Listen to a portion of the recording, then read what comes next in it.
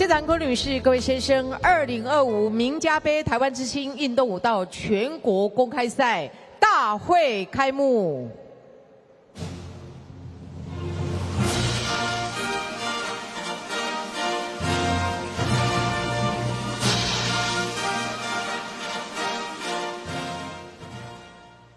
跳出名堂，留下佳作。在这个地方，代表我们名家杯2位主办人，欢迎大家的光临，也感谢大家这么热情的支持。大家知道，名家杯是我们台湾具有指标性的一场活动，也是我们所有选手心目中非常期盼的一场比赛。因为名家杯每一年都提供高额的奖金来鼓励我们所有的选手，希望我们所有选手能够用最漂亮的舞剧来争取这个奖金。如同我刚刚跟王建武老师在聊我们5届要做到像我们主办人陈进忠、谭碧霞这样的贡献实在真的也不多因为2位不是大企业家，2位就是年轻的时候爱好舞蹈，然后身为选手代替我们国家征战世界各国非常非常优秀的一对舞者。那么跳到巅峰成为我们东南亚摩登舞冠军之后，就退役下来培养很多的选手，也把舞蹈的美好传递给所有很多爱好舞蹈的一个好朋友。那我常常在想，人生的长河当中，到底要留下什么为后人来歌颂？让大家在茶余饭后津津乐道的事情，当然就是我刚刚所说的人生的价值，就是在您被需要的时候，我们才有存在的价值。爱也是在大家需要的时候，然后看到自己的一个责任。再次的代表我们2位真的来感谢大家。我常常说，2位能够做到这样这么不简单，因为我们陈建忠老师背后有一个非常好的贤内助。那老公做什么事情，他总是在背后默默的来支持在这个地方再次感谢2位。大家刚刚也看了他不但是提供给所有选手优厚的奖金，连我们所有小朋友入围决赛颁了奖之后还加码奖金。那今年的名家杯，我们事先就花了好多的金钱，做我们宣导的一个影片，做得相当好。今天我们整天也是从9点钟开始直播，希望把这种热情传达给所有的好朋友。那当然，比赛一场比赛的成功也需要好多好朋友来支持。最要感谢的就是我们今天大会会长，全场热情的掌声来欢迎我们贺可亮夫人。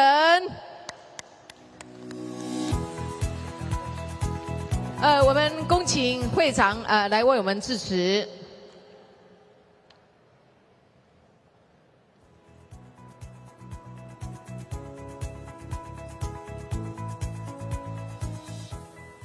会长是义祥建设的董事，老公今天刚好有事，我们夫人代表出席。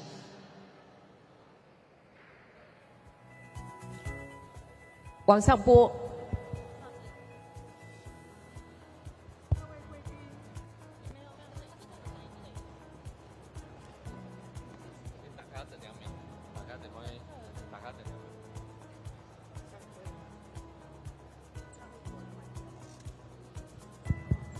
各位贵宾，各位参赛的选手，很荣幸今天来参加这个盛会。因为会长他今天身体有点状况，所以很遗憾他没有办法来参加。我现在代表他跟各位说一下说他现在呢的心情就是非常的遗憾，因为他很想来参与这个盛会。因为每次来呢，看到这些这么优秀的选手，这么精彩的表演，所以他现在没有办法过来，他心里非常的遗憾。那我在这边呢，也预祝各位选手今天都能够表现出你们最好的你们的表现。在这边恭喜各位，祝各位旗开得胜，谢谢大家。谢谢我们大会会长每一年这么盛情的一个支持。那紧接着也请大家用我们最热情的掌声来欢迎两位主办人，热情的掌声欢迎陈金忠、谭碧霞老师。来，陈老师跟大会讲几句话。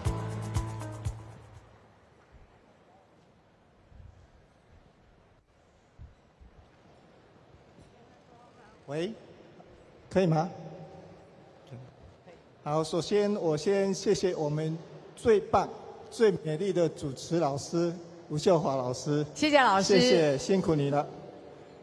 那我仅代表我们这个名家杯的比赛团队，首先谢谢我们今天的大会会长跟大会会长夫人。其实昨天晚上我还跟我们的大会会长贺可亮贺先生啊，还在通电话。他其实呢是战死了，在这个荣总医院，他还是牵挂了今天的比赛。这种支持我们舞蹈界的爱好朋友，非常的感动跟感谢。我们给他鼓掌一下，好不好？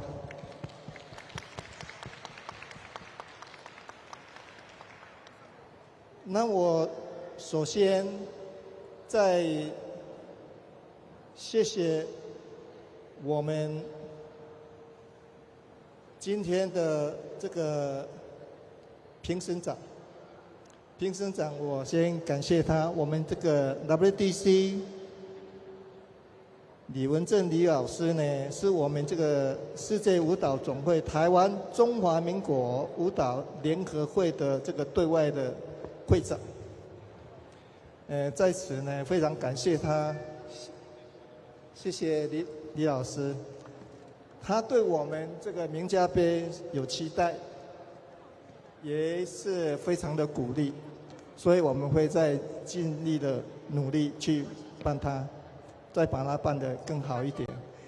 那我因为我近期才知道，我们许明才老师呢，也是 WDC 的副会长，特别感谢。那当然也要谢谢我们在座的所有的评审老师鼎力的支持，来鼓励我们名家杯可以办得更好。其实我们名家杯只是在这个明日之星跟这个台湾之星的一年度的比赛项目一个项目之一而已。我们真正推动幕后的这个推手啊，是我们台湾体育运动舞蹈发展协会的发起人王建富老师。非常感谢。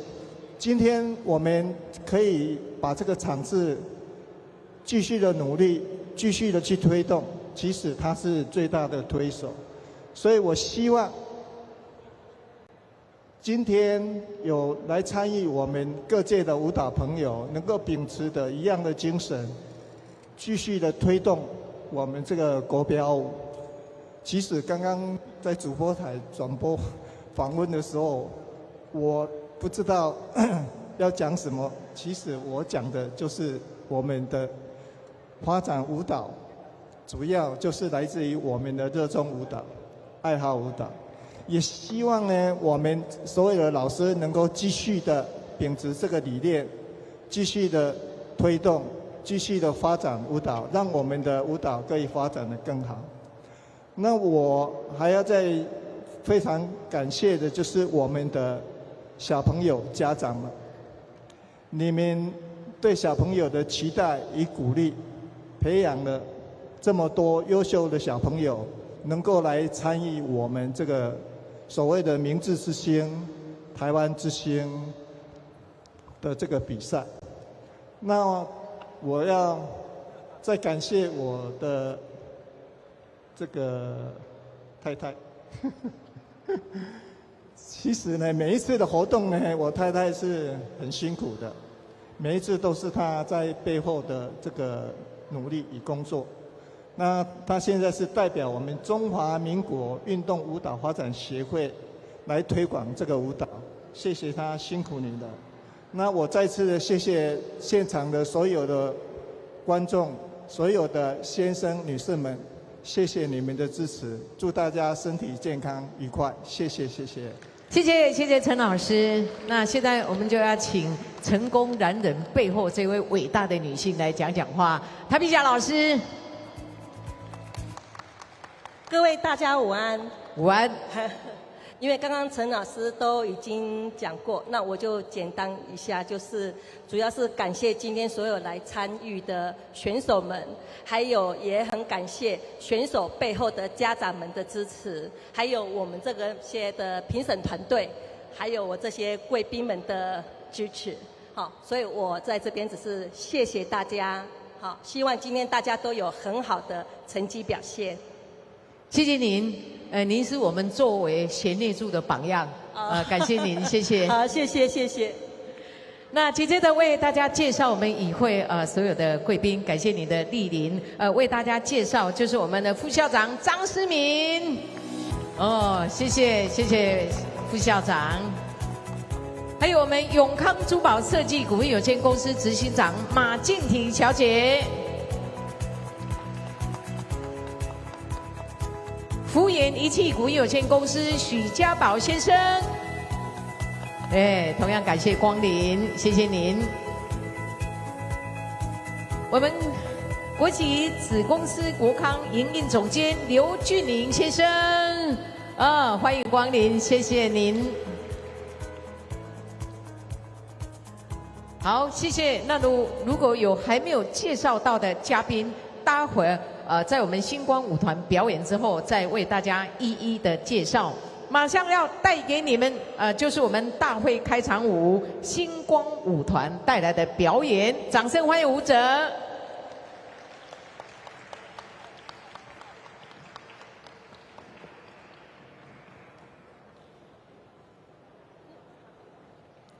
要好好的展现，相信很多位刚刚都领了奖金。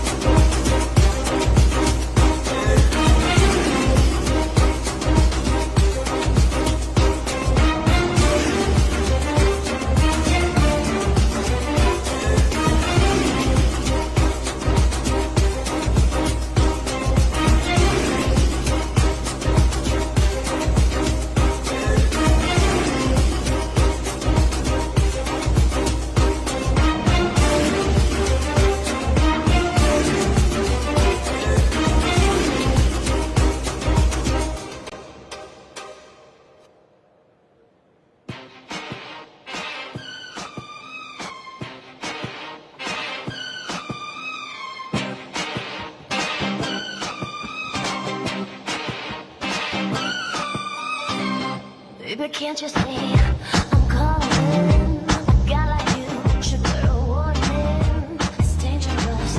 I'm falling. There's no escape.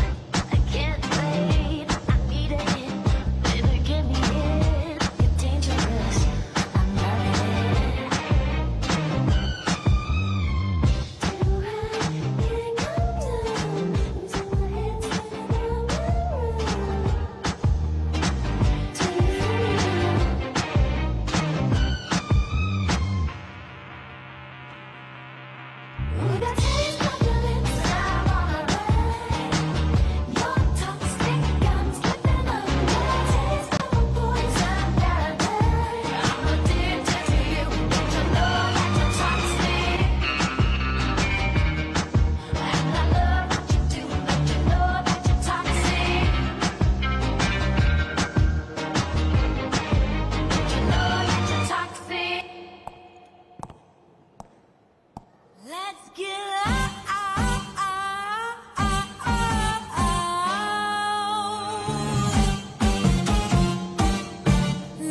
get loud, let's get loud. Turn the music up, let's do it. Come on, people, let's get loud. Let's get loud. Turn the music up and hear that sound. Let's get loud.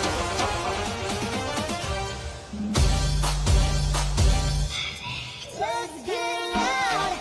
Let's get loud. Ain't nobody gotta tell ya. What you gotta do if you wanna live your life? Live it all the way and don't you waste it. Wasting no. Every feel and every beat can be so very sweet. You gotta taste it. You gotta do it. Don't you let nobody lead you astray. You gotta mean what you say. Da da da da da da da da da da da. 哇，谢谢星光舞团带来这么精彩的一个大会开场舞。那场中这些舞者今天一整天参与比赛，摩登、拉丁这样不断的交替，还要来筹划这个表演舞，真的非常不简单。来，留在场中，我们有请指导老师赵新年老师、王静月老师接到场中，陪着我们所有的舞者一起来合影。我看看新年老师慢慢要退居幕后了，把这个棒子交给这个儿子媳妇来承担了。谢谢背向我们主席台所有的贵宾，2位主办人、会长，还有所有的贵宾一起到场中来陪着我们所有的舞者来合影。大会会长，还有我们的马静婷小姐、许家宝先生，我们张思敏副校长。所有的贵宾一起移到场中，一起移驾到场中，陪着我们所有舞者，也算是对我们舞者的一种鼓励。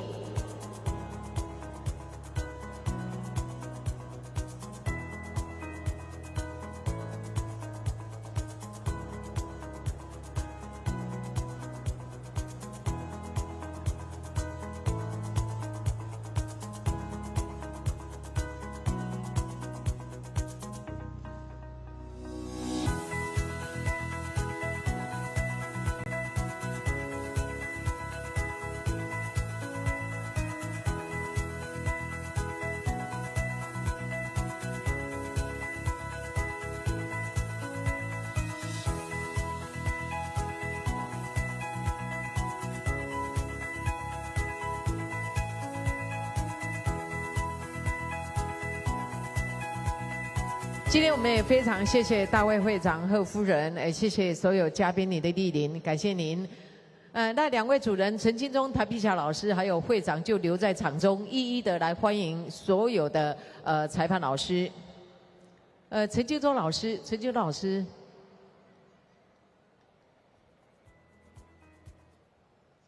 来，我们把他请一下。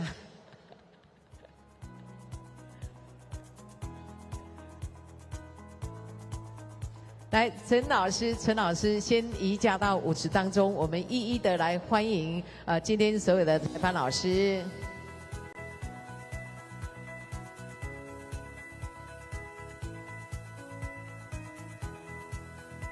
首先，第一位要为大家介绍，就是我们今天大会裁判长，也是世界武道总会中华台北总会的会长李文正老师。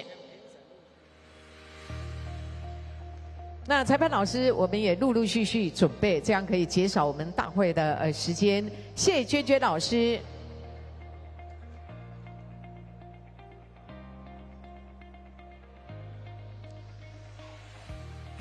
许明才老师，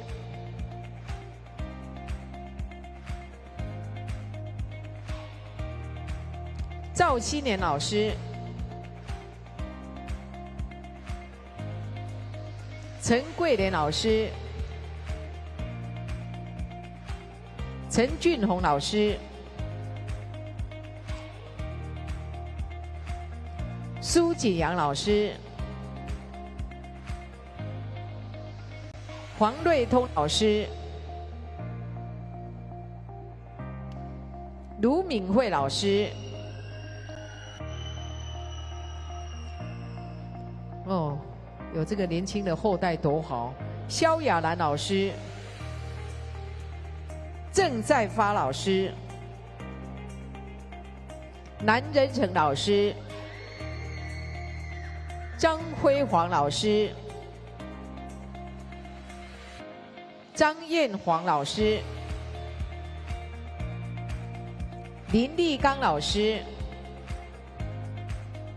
谢淑华老师、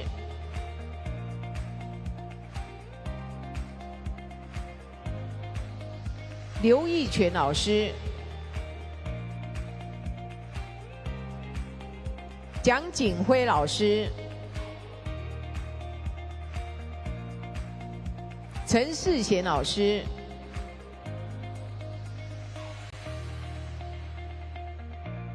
黄文乐老师、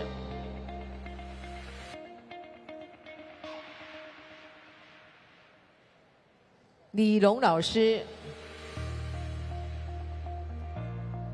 庄教官、陈伯任老师、邱义芳老师、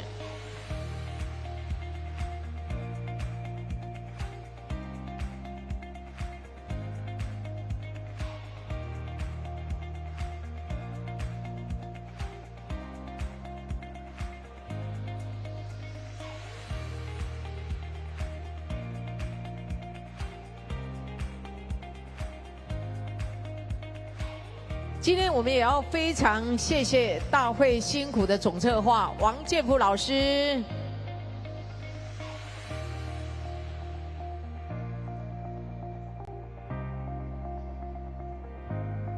来，我们贵宾在前面。来，我们前面这3位贵宾，麻烦你移驾到场中，陪着我们一起裁判老师一起来合影。辛苦了，谢谢你们，谢谢。稍待一下，我们贵宾正要步入舞池。稍待一下，稍待一下，我们贵宾还没有到齐，贵宾还没有到齐。来，贵宾，我们移驾到场中，谢谢你们，谢谢你们对名家杯的支持。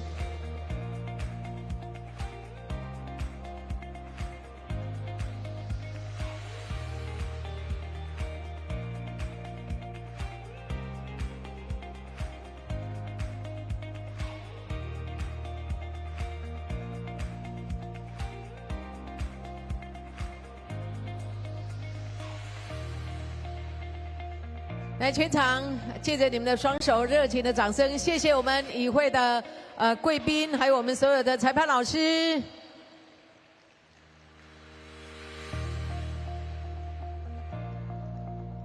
职业公开拉丁在点入地区来点入准备。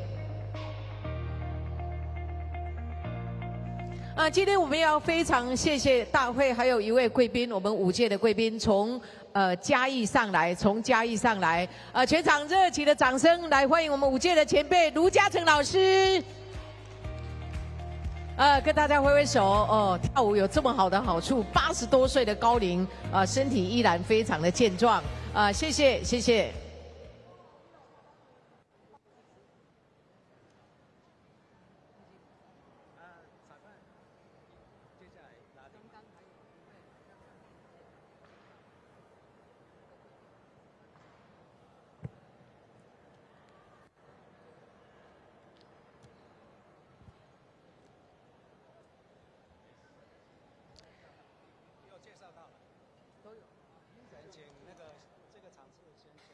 职业公开拉丁，职业公开拉丁。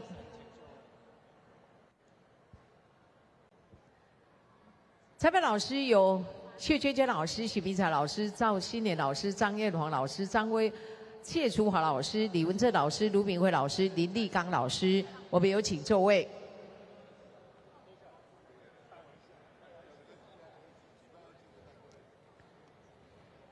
下半场的比赛，职业公开拉丁。第一个场序，掌声欢迎选手，请进。稍待一下，我们应该有单独的一个 solo。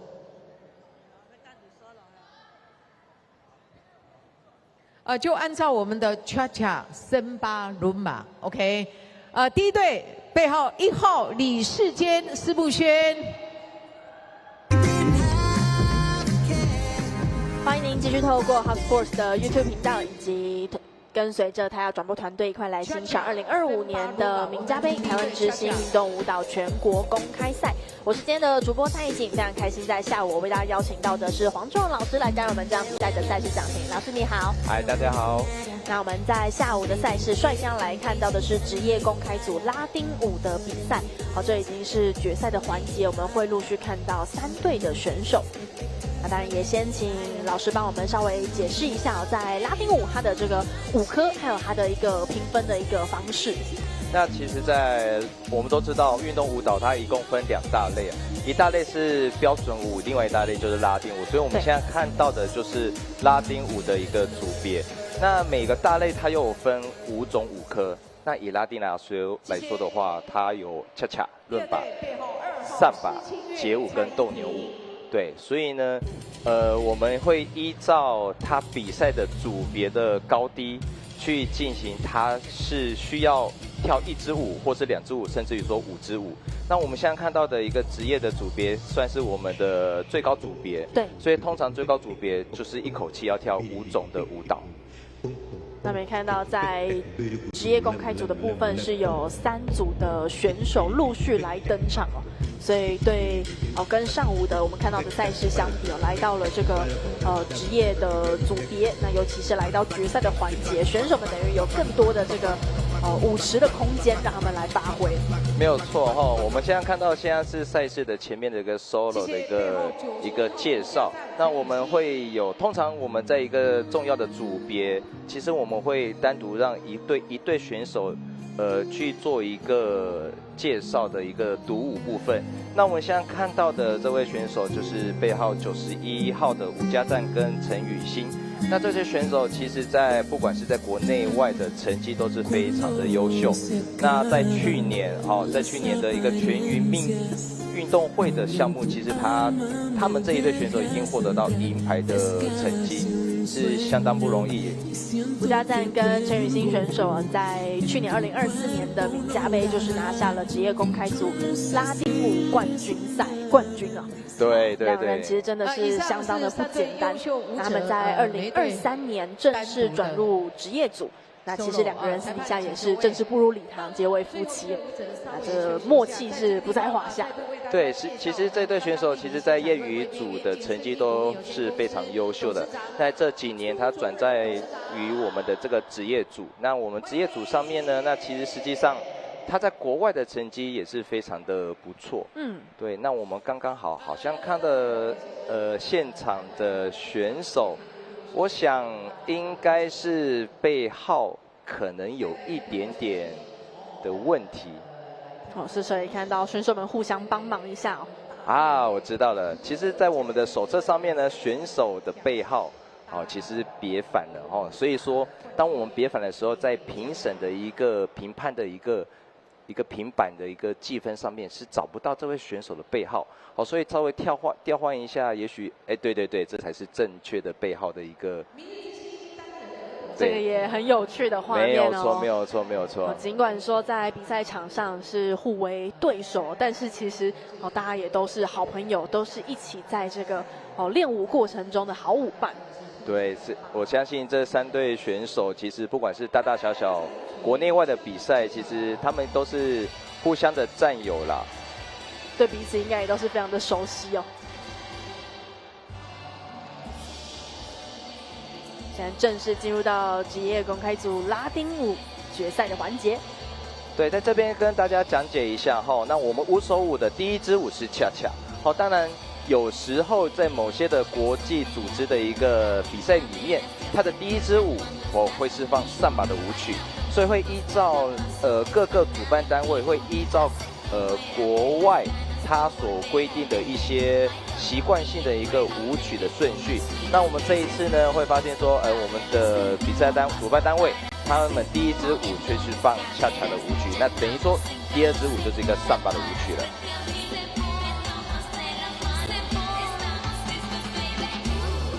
好，我们看到刚刚这个2号选手苏清渊跟蔡依婷选手，那他们这2位选手其实也是非常的出色哦。他们其实是10项，好，我们所谓的10项5科就是代表说，我们刚刚有提到拉丁有5手舞，摩登有5手舞，所以2种舞加起来一共是10种舞，等于说这位选手其实他是有跳拉丁，也有专攻摩登，所以我们会俗称的10项5科的一个选手。那这位选手呢，其实他也是曾经是2019年时候的一个10项选拔台湾职业组的季军，其实成绩也是非常不错的。就像老师刚刚提到的，其实如果能够成为这种10项的选手，横跨摩登跟拉丁2种不同的这个大舞风，其实真的是很不容易哦。因为这个技术之间其实是有很多的细节要去琢磨的。对，那其实我们常常大家都会认为说拉丁舞跟摩登舞会差很多。那我相信在早上有看到很多摩登舞的选手，他们舞蹈的风格，不管是男女生之间的一个互相的关系，搭在一起或是分开来，就是很明显发现摩登舞都是搭在一起的。对。那拉丁舞的它的一个空间的延展性，它就会比较足够。那当然，它的舞蹈的一个方式跟运作的方式有很大的不同。与其说不同，倒不如说很多的不同，其实都有很大的相同。你只要把很多的不同转换一个方向，其实都是可以去了解，可以去在不同的舞种里面得到你练习的一个方式。这个基础的底子其实是同一个方式出来的，但是当然各个舞种都会有它各自要去雕的地方。是的，是的。好，我们现在看到的这对选手是1号的李世坚选手以及石木轩选手。好，这2对选手也是一样，是我们的台湾非常优秀的10项5科的选手。这位选手呢，在2023到2025年都是我们台湾世界锦标赛的10项的一个代表队，而且他在今年是代表我们参加世界锦标赛的一个拉丁舞的代表选手。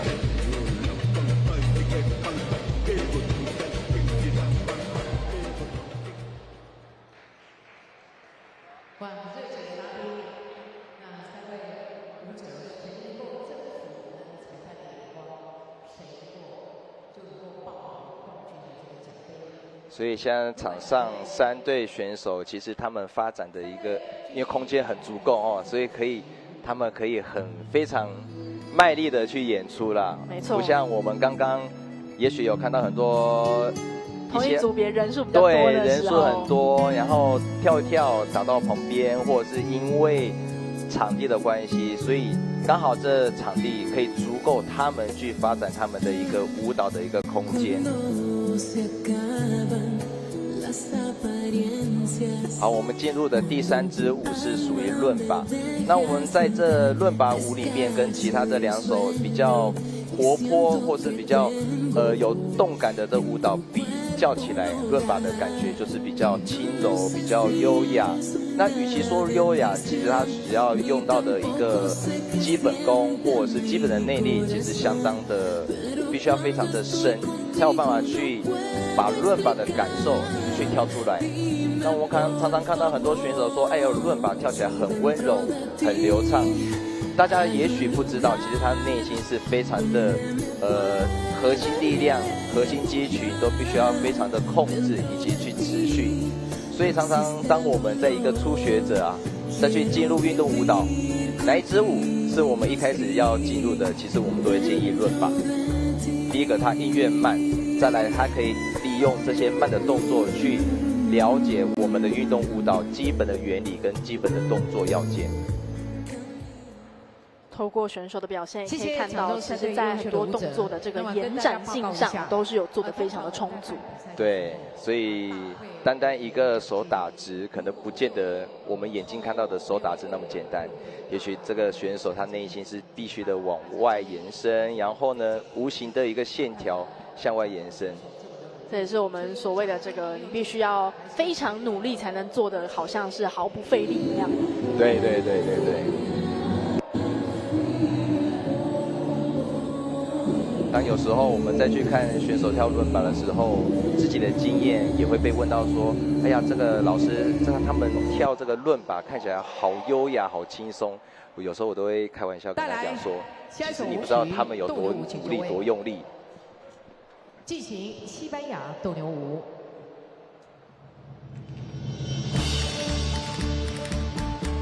接下来进入到第4首，对，我们的舞蹈顺序，第3首是伦巴，是非常的罗曼蒂克，非常的优雅。马上进入到斗牛舞，那斗牛舞我们听到音乐就是西班牙的进行曲。那斗牛舞它呈现的就是我们的舞蹈的一个力量跟一个决斗。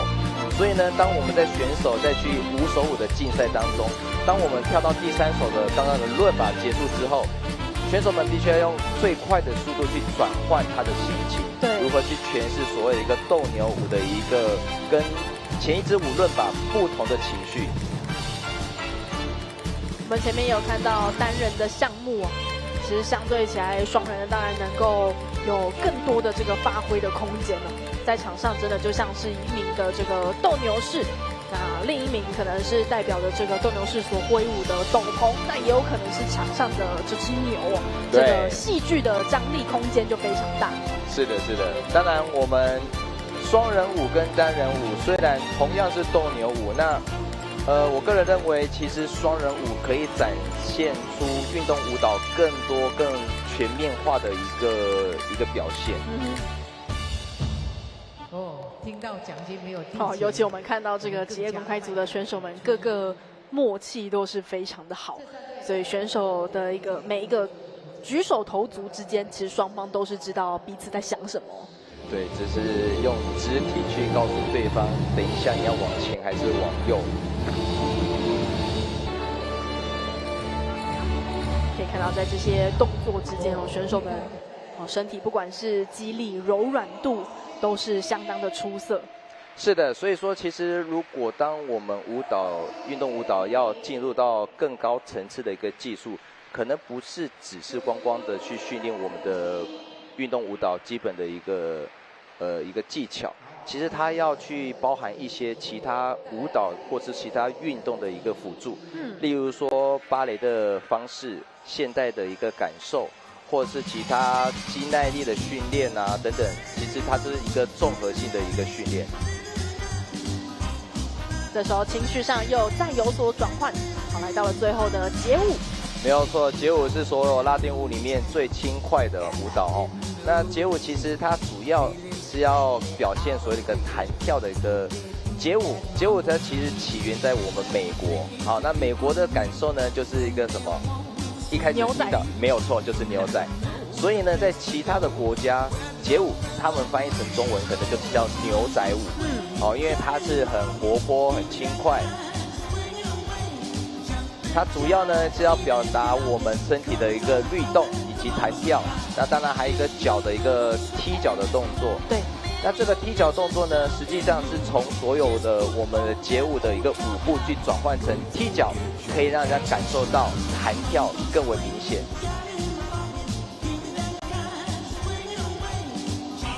所以曾经我们在去做一些教学或训练的时候，选手都问说，老师或是教练，街舞难道一定都要踢脚吗？他有问到这个问题。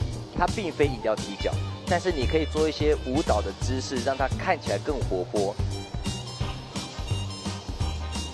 好，所以你看这个选手，他不管是观众还是他舞蹈还是他舞伴，都有很十足的一个默契跟一个戏剧上面的这个张力。没错，而且我们可以看到，因为今天早上比较多是这个儿童啊、幼儿、青年组的选手，对，来到下午我们看到职业组的选手，真的整个上场之后，这个气势就完全不一样，包括在面对到镜头的这种自信心，这种会散发个人魅力的这个特色，其实都非常的明显。所以刚刚看到在职业公开组拉丁舞的排名，那第1名呢就是吴家赞跟陈雨欣选手，所以等于他们在名家杯也是完成了卫冕，连续2年都在这个组别来拿下冠军。对，这个选手吴家赞跟陈雨欣选手，成绩其实都是相当的不错哦，甚至于说他在国外也有不错的一个成绩，甚至于说在去年在我们台湾举办的一个亚洲巡回赛的一个亚洲组的部分，其实他也进入到我们的决赛，所以他也是算是我们国内数1数2的选手。刚刚老师其实有提到吴家赞跟陈雨欣选手在上一届的全民运113年的时候，他们是拉丁舞5项全能的银牌，代表台北市来出赛。这个全民运其实因为现在运动舞蹈也算是全民运的正式的比赛项目，而且我们在2020的时候也正式拉到了这个第一类群的比赛项目里面，所以全民运也是我们国内运动舞蹈选手们很好去争取、去发展的一个舞台。是这个，其实也仰赖于说，不管是我们全国的舞蹈单位，或者是说我们政府单位，能去重视这种多元化的一个运动，可能不再是所谓的一个传统的运动，就是当道。所以说，其实这也是我们在这里一个很幸福的一件事情啊。我们有多元化的运动，不管是给孩子们，或是给年长者，其实都有很多不错的选择。老师真的很会衔接因为我们马上就要来看到的是壮年 A 组的赛事。前面我们看了非常多这个小朋友或是青年、青少年层级的选手们的表现。那我们接下来稍后要来进入到的都是年纪比较稍长一些的。不过在这个之前，我们先来看一下刚刚在职业公开组拉丁舞获得冠军的组合。好，现在他们要进行的是一个冠军舞的答谢表演。抱歉，这是恰恰。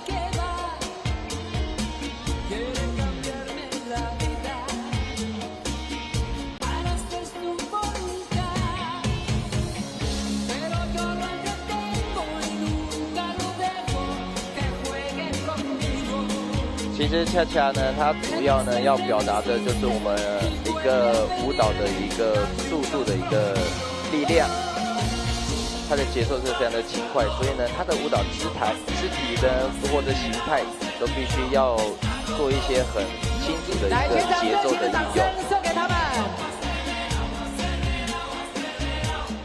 那要再次恭喜吴家赞跟陈雨欣选手能够在今年的名家杯来完成连霸。这个谢舞的环节其实也是运动舞蹈很特殊的一个算是文化的感觉在这个比赛的过程中，除了是竞技之外，当然也是希望能够透过这个艺术的展现，跟现场的观众或是跟这个透过镜头来关注比赛的观众来做一些互动，所以有所谓的这个谢舞的一个小环节，让选手们能抛开比赛压力之后，好好的来展现一下他们的这个个人的魅力。对，没有错。其实这能到不管是哪一个组别啦，能比到一个冠军，因为我们都知道比赛冠军就只有一位对。所以当他是成为冠军，我相信他背后的一些努力啊，一些付出，我相信可能一般人也许很难去体会，当下的选手才可以知道他自己多努力。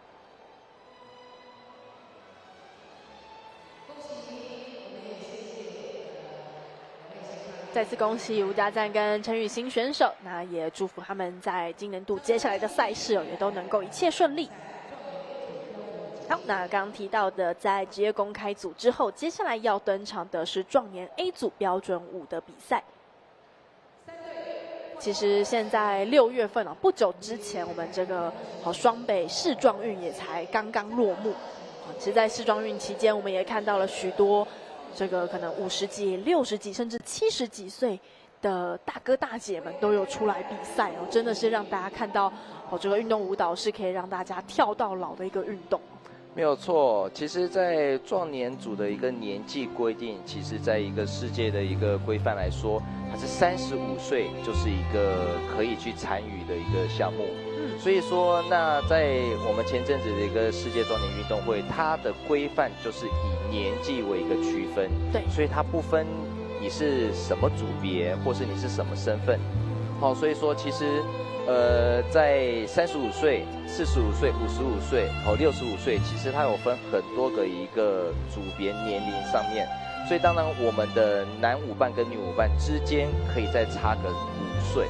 所以其实最年轻的选手可能是30岁的女生，因为她可能会达到所谓的30岁的一个35岁的选手，对，所以其实很多时候，当我们看到所谓的壮年，它其实不在一个是属于一个高年龄，其实当我们在35岁、45岁都属于一个壮年的一个年龄层。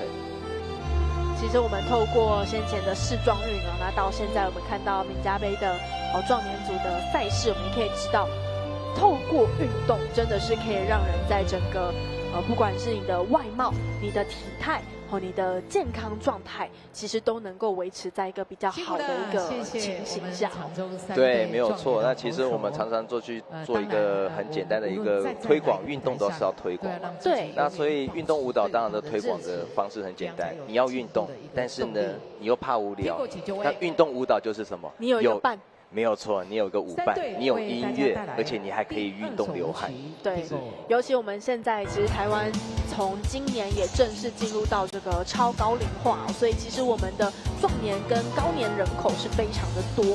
那大家在推广运动的过程中，其实我们也都会尽量去提倡说，可以多参与这种需要用脑袋的运动。这个运动舞蹈其实就是。是的，是的，所以其实呢。有时候我们也都会去推广说，其实运动不是只是光靠你的身体再去执行你的身体动作，它必须要透过你的头脑去控制。就像运动舞蹈来说，如果有些时候我们在去推广的时候说，你们可以多跳舞。当年纪大了说，你怕忘记，你怕老年痴呆症，好，那你可以多去记东西。那你在运动的时候，你就必须要去记这些舞步。没错，对，这个其实在许多的这个学术研究里面就有提到，很多像这样需要去思考的运动，其实它是能够去增进你的认知功能。所谓的我们随着年纪越来越大，可能记忆力会越来越衰退。那透过像运动舞蹈这样的一个运动的一个养成这样的一个习惯的养成，其实是能够让你的大脑跟你的身体都是能够去动到，那去让它尽可能去保持一个比较年轻的状态。没有错，没有错。我们都看到现在场上的选手虽然是壮年组，我相信我们可能我们猜测到的年龄可能比他实际年龄会年轻很多。对。这个从他们的舞步动作。跟他们的这个姿态上，可能真的很难猜到他们实际的年龄。是的，那其实当我们再去做壮年组的，不管是竞赛还是教学还是运动，那通常我们除了我们国标运动舞蹈的一个基本上面一个技巧的教学，或者是从事这个运动的一个训练之外，当然很重要的就是要依照自己身体的能力以及他的状况去做适度的调整。没错。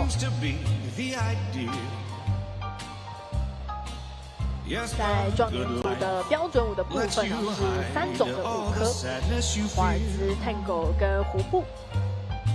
当然，我们这边也顺便也是提一下自己的经验啦。很多时候呢，有时候也会有遇到一些想要从事运动舞蹈的一些年纪比较大的一个朋友，他就说：“哎呀，跳舞会不会伤膝盖？”我们常会说，做什么运动都会伤膝盖，但是跳舞好像会不会伤膝盖？那其实我相信啊，如果你用正确的一个方式，其实它是训练你的肌肉，而不是伤害你的膝盖。其实大家都会随着年纪增长，都会希望说，膝盖的这个保护啊、保健很重要。但是其实换一个角度去想，当你的肌群够强壮的时候，其实它就会去保护到你的关节。没有错，没有错。其实我们不管是在从事一个推广一个壮年的一个运动舞蹈，或者其他运动，其实我是非常的去注重每一个参与运动的这些壮年的朋友或者年长朋友，必须要很了解自己的身体的状况。对，所以说不管是跟教练的沟通还是自我的认知，其实要非常的清楚的了解，我们才有办法去帮助他们达到运动这个效果。当然，这个过程很重要的就是要找到对的教练，有对的教练带领，其实就没有太大的问题哦。因为有什么问题，你都可以去问教练。是的，是的。刚刚看完了壮年 A 组的标准舞之后，我们接下来继续要来看到的是拉丁舞的赛事哦。这边是明日之星单人儿童 A 组拉丁舞的比赛。那这是半决赛的环节，12位的选手会有6位能够进入到决赛。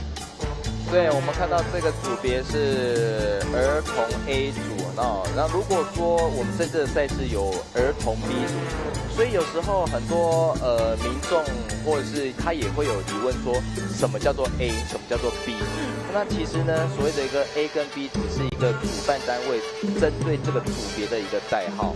那通常 A 就是我们所谓的一个最高组别，所以我相信这个儿童 A 组，它最高组别就是要一口气要跳5支舞了。没错。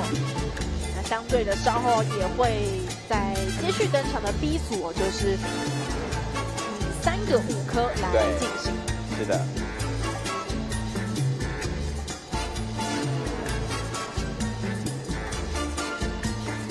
好，我们现场看到的是儿童 A 组的比赛，会发现，他们的服装也都是非常的花俏跟华丽哈。那其实呢，我们的在针对儿童组的部分，其实有相关的规定。好，那有时候有些比赛或是有一些舞蹈的一个规定是，服装必须要是素色，不能有所谓的一个水钻、流苏或是装饰品，甚至于说脸部不能化妆。头不能有额外的发饰，这是我们每一个不管是任何一个比赛或是其他的比赛都会有写个相关规定。那这次名家杯这个比赛啊，原则上它是没有去所谓的一个规范儿童组的一个服装规定，所以你会看到他孩子们啊家长们就会帮他准备一个华丽的舞衣，然后帮他化妆，或者是头饰都有很多的一个亮晶晶的一个饰品。那这个就是针对各个不同的赛会，它会有不一样的一个规范的规定。是的，是的。当然，这边也想要问一下老师哦，其实，在像我们看到的这个儿童组的部分，他们在拉丁舞的养成之中，这个年纪的时候，可能在什么部分会是他们训练中最需要去注意的？其实以我的个人认为说，其实。儿童组它是属于算是比较从小去学习这个舞蹈的一个年纪。那当然我们是希望可以他从所谓的一个拉丁舞基本动作，所谓常常说的基本功。那基本功又是什么呢？例如说拉丁舞的每一种舞科的它的特性，还有呢它的脚的动作，它手部动作以及的身体动作。好，那其实呢，当那么小的孩童在去学习的时候，通常我们都会希望他有一个很单纯的一个基础动作，然后进而可以养成他正确的一个基本动作。因为我们都知道哈，当我们的舞蹈年纪越高，你的技术越高，你想要呈现的舞蹈技术越难的时候，它必须要透过非常深厚的一个基本动作或是基本的功力去呈现它。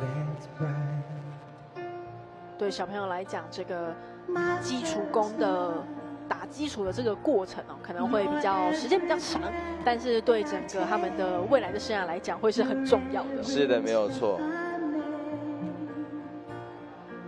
通常我们再去推广孩子这个区块来说，我们不管是教练啊，或是老师，其实都希望从小的基本的功力一定要非常的扎实。那当你的基本动作扎实之后，接下来当你听着音乐，随着音乐，你就可以延展出你自己个人的特色。好，当我们再去看各位这些孩子的选手去跳舞的时候，那通常以我的一个经验来说，我都会专注到他们的脚。然后我们都知道，我们国标舞最重要的是从一开始的脚步动作。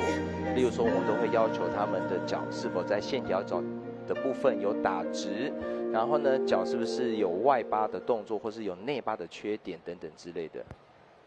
谢谢潮州的小朋友斗牛舞起就位，带来单人儿童 A 组拉丁第4首舞曲西班牙斗牛舞。好，我们看到的是斗牛，还发现孩子们一个人跳斗牛，好像跟我们刚刚看到那个职业组的这个斗牛好像少了5半。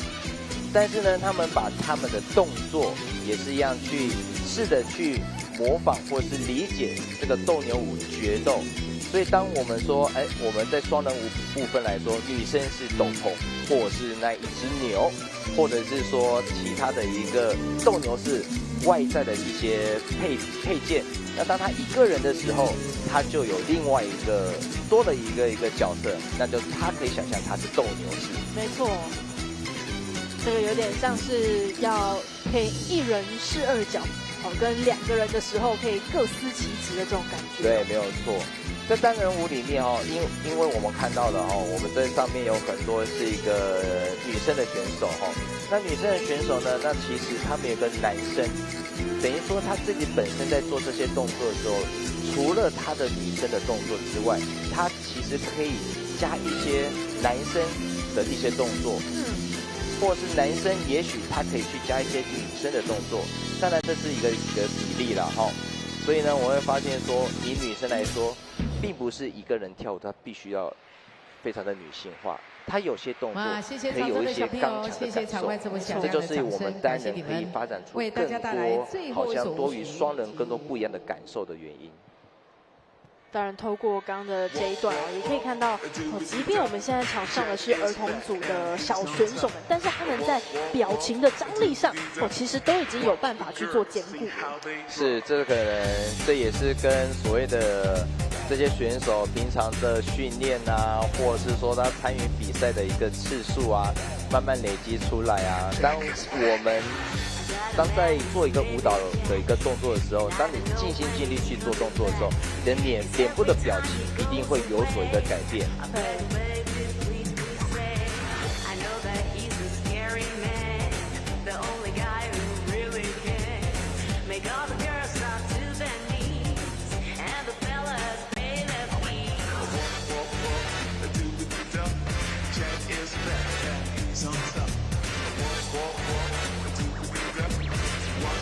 所以刚刚有提到表情动作，有时候有很多家长啊或一些小选手都说，那我要如何练表情？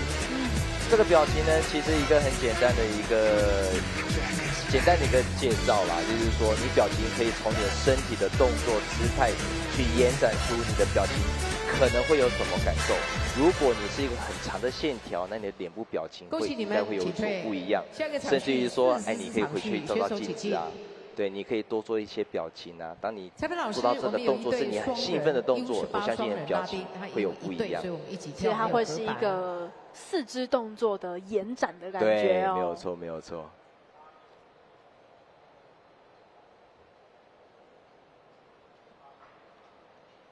好，场中对进行第一首舞曲《枪拳拳》。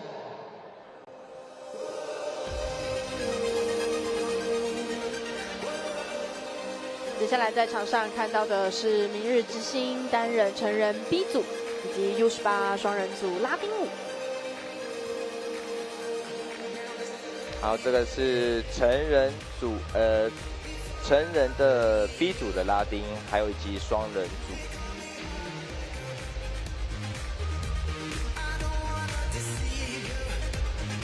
那我们在这个赛事，我会发现说，我们有一些赛事会分所谓的一个 A、B 的场地那同时进行那我们如果在现场看到，就会看到一个很有趣的画面，就是有一半是有舞伴的选手，那有一半是单人的选手，那所以有时候呢，我们再去看电视转播啊，或者说现场可能一些有兴趣的一个民众来看说，为什么有些人有牵舞伴，有些人不牵舞伴？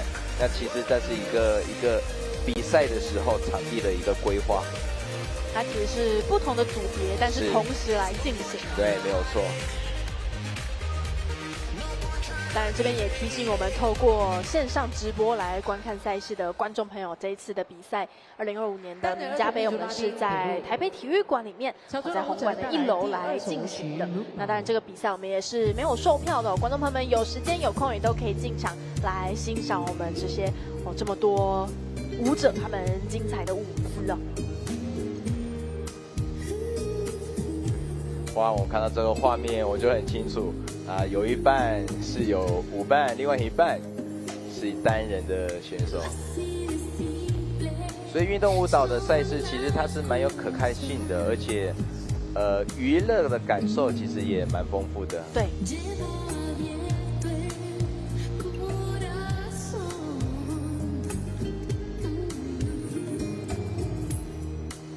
我们刚刚看到的双人，然后是18岁的一个双人的选手，对，我想年纪应该是高中生左右啦。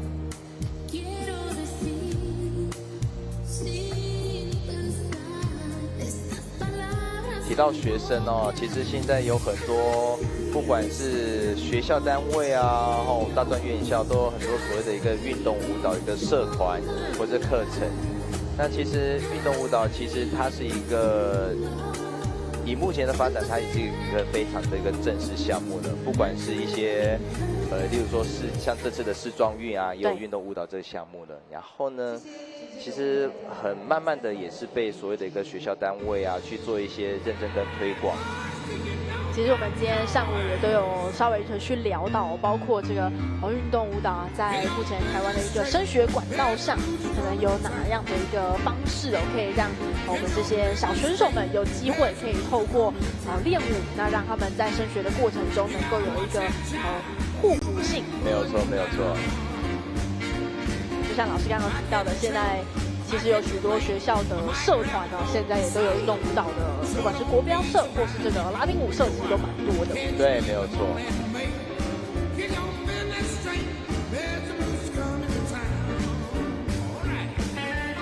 好，让我们看到这个年纪比较大一点的组别哦。老师怎么看我们台湾的选手在拉丁舞？我们如果说要到国际上，我们可能在拉丁舞这个部分呢，有什么样的优势，或者说还有要怎么样的一个进步空间？其实我觉得，以优势来说，我觉得是环境造成我们选手有这个优势。简单一讲说，我后来我有发现说其实在我们国内的选手跟国外的选手一个比较来说，我们有个临场感的优势。什么叫临场感的优势？就是意思是说，我们的选手，因为我们现在有很多的一个运动舞蹈的一个竞赛活动，对，所以这些选手已经在国内已经有训练说如何在比赛当中得到一个很好的一个发挥。临场感，临场的这个发挥哦。所以我们大家都知道，练习要当比赛，比赛要当练习。对。但是当以往我们的运动舞蹈的竞赛没有到那么的发展的时候，可能你练习很认真当比赛，但是一比赛的时候可能就会失常。那为什么失常呢？因为太想表现了。对。因为呢，当我们受到了教育说这是唯一一场的机会，所以呢，这个心理压力很大。没有错。所以呢，他可能为了要让自己表现更突出，反而你的身体僵硬了，或者反而你没有预期的一个很好的表现。所以说，我认为说现在我们的选手到国外比赛的话，我觉得临场的感受，我觉得是比较跟其他的选手有很大的一个抗衡的感觉。那也是在于说他们的平常的训练，在竞赛的训练底下。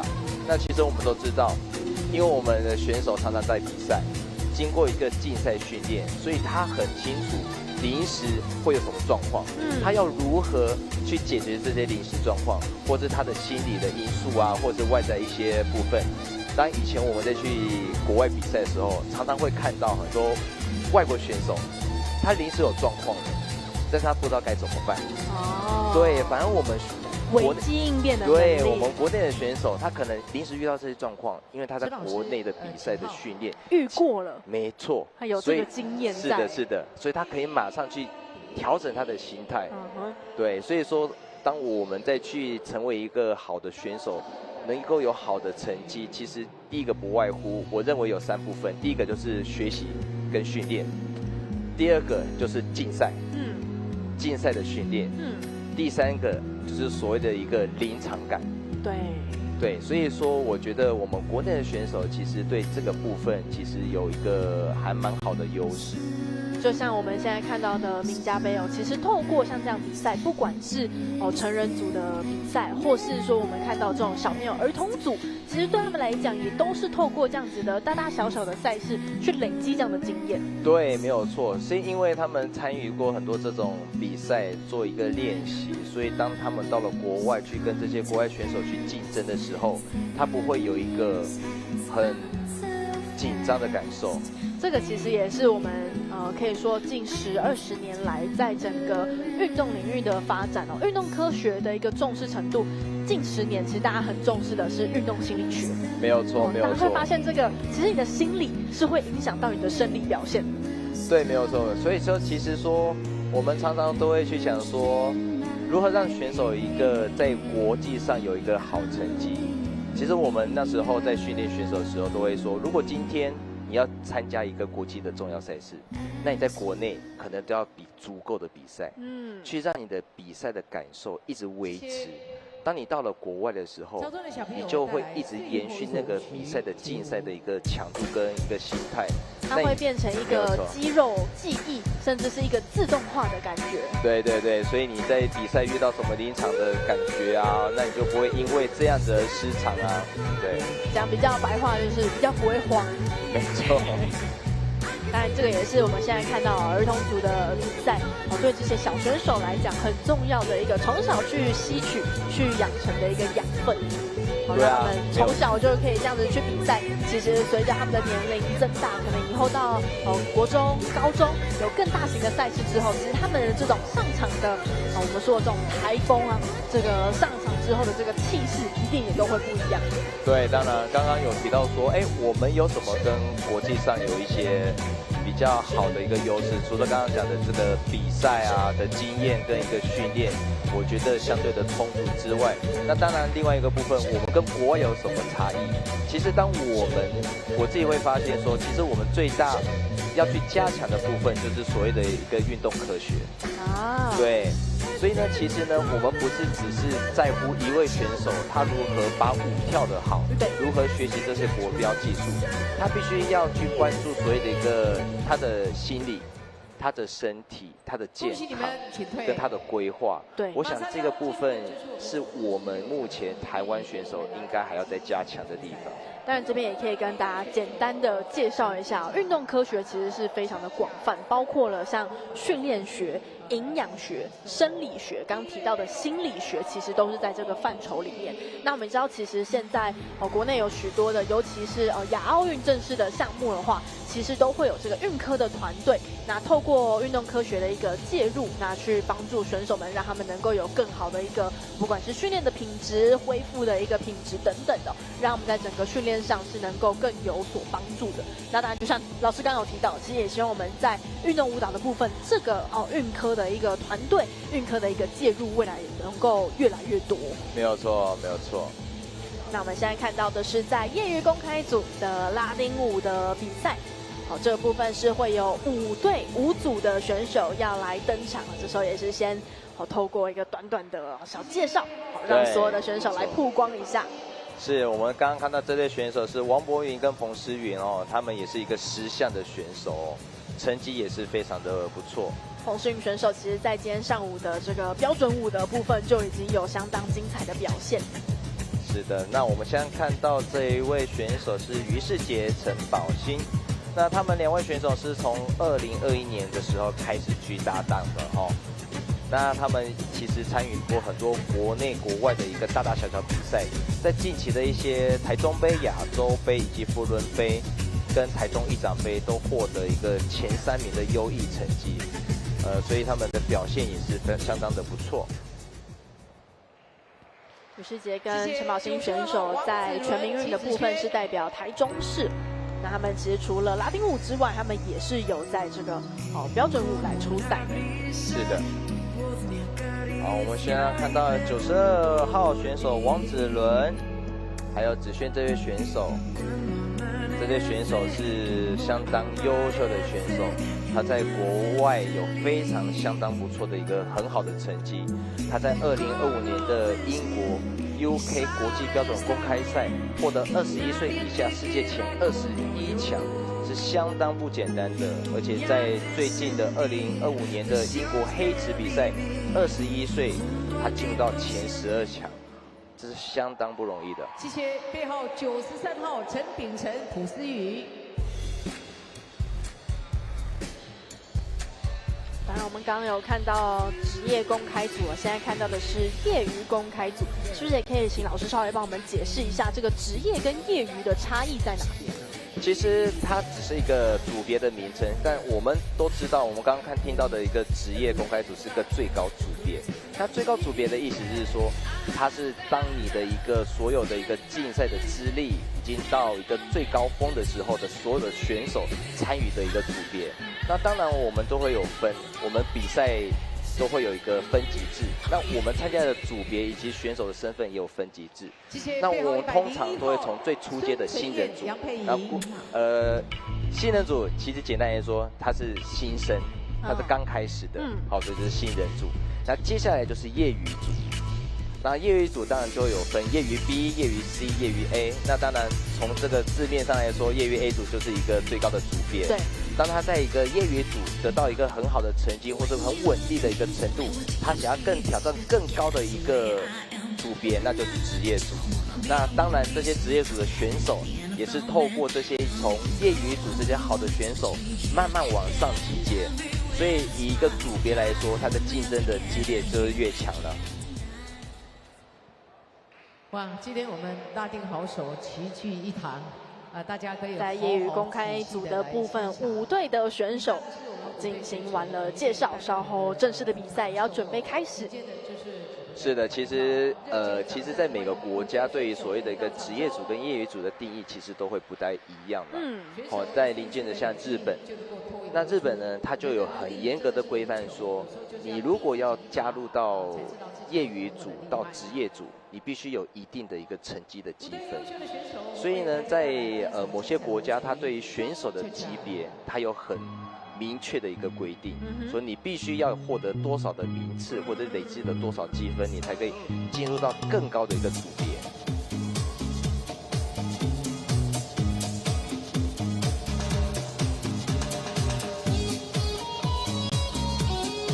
我们看到这对选手陈秉承跟朴思雨这位选手，他也是相当不错了啊，他也是我们的中华舞种的一个国手。那我们看到的王子伦选手，然后刚刚对我们的陈秉承选手，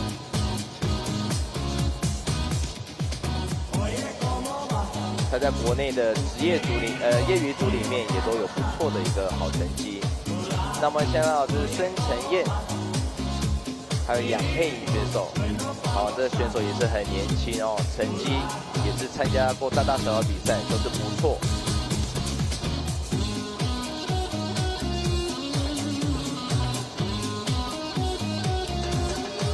好，我们看到38号的王国明、洪诗云，他们两个搭档参加了，也是有很多的竞赛活动，也出国参加比赛。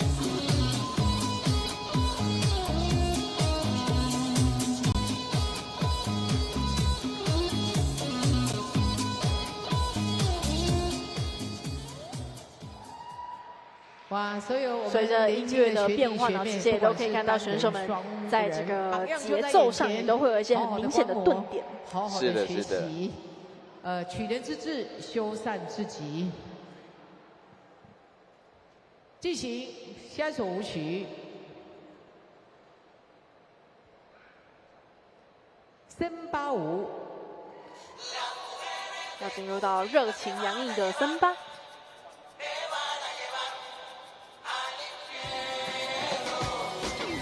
我会发现，在跳桑巴舞里面呢，我们的选手都会绕着舞池去做一个行进的一个舞蹈，所以在拉丁五手舞里面呢，我们的桑巴还有我们的斗牛，它的规范就是要绕着场地逆时针去进行舞蹈的一个移动。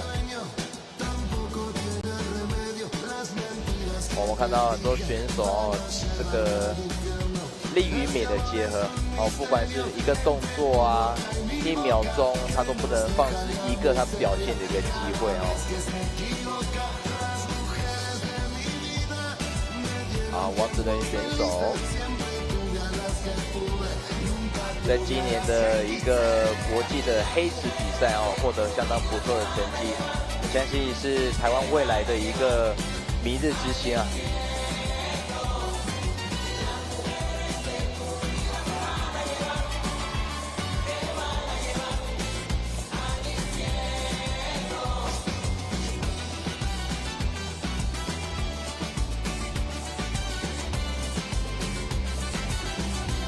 其实当我们再去做一些介绍的时候，这个是3把舞，很多时候很多民众都会问说，哎，这个3把舞是不是那种巴西嘉年华会的那个3把舞？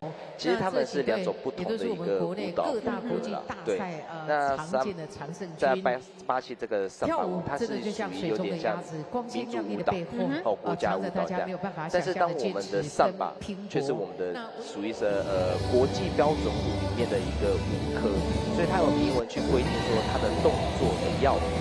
所以呢，有时候呢，很多民众会想，哎，这个国标舞的3把或者运动舞蹈的3把，哎，是不是就是那个巴西那个3把舞的那个？那其实他们的2种舞蹈的风格是完全是不一样的。它应该是有一点源自于，但是不等于。是的，没有错。那就像老师前面有介绍的一样，现在马上情绪跟节奏要快速的变化，来到了这个比较抒情、比较慢一点的润把。对，没有错，润把舞，我们在评判的条件里来说，音乐的折点以及身体的线条，以及男女生的关系，其实都是一个很重要的一个评判的一个依据。那我们讲到运动舞蹈，其实它当中的这个艺术成分都是非常的重要。润把里面其实就会看到选手们很像是透过这一支舞啊，在男女选手之间会有一些对话感的感觉。没有错，没有错。所以他们可以透过舞序的编排，还有一些动作的肢体的一个表现，2个人的情感的表情等等之类的。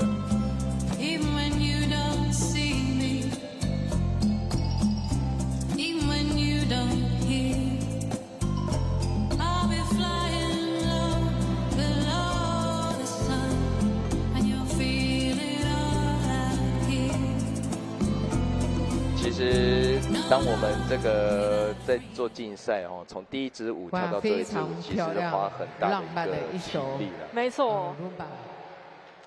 前面也有稍微提到，其实随着选手们的这个年纪增长之后，也可以看到选手在比赛过程中能够在动作里使用到的这个力量、力道都会越来越大。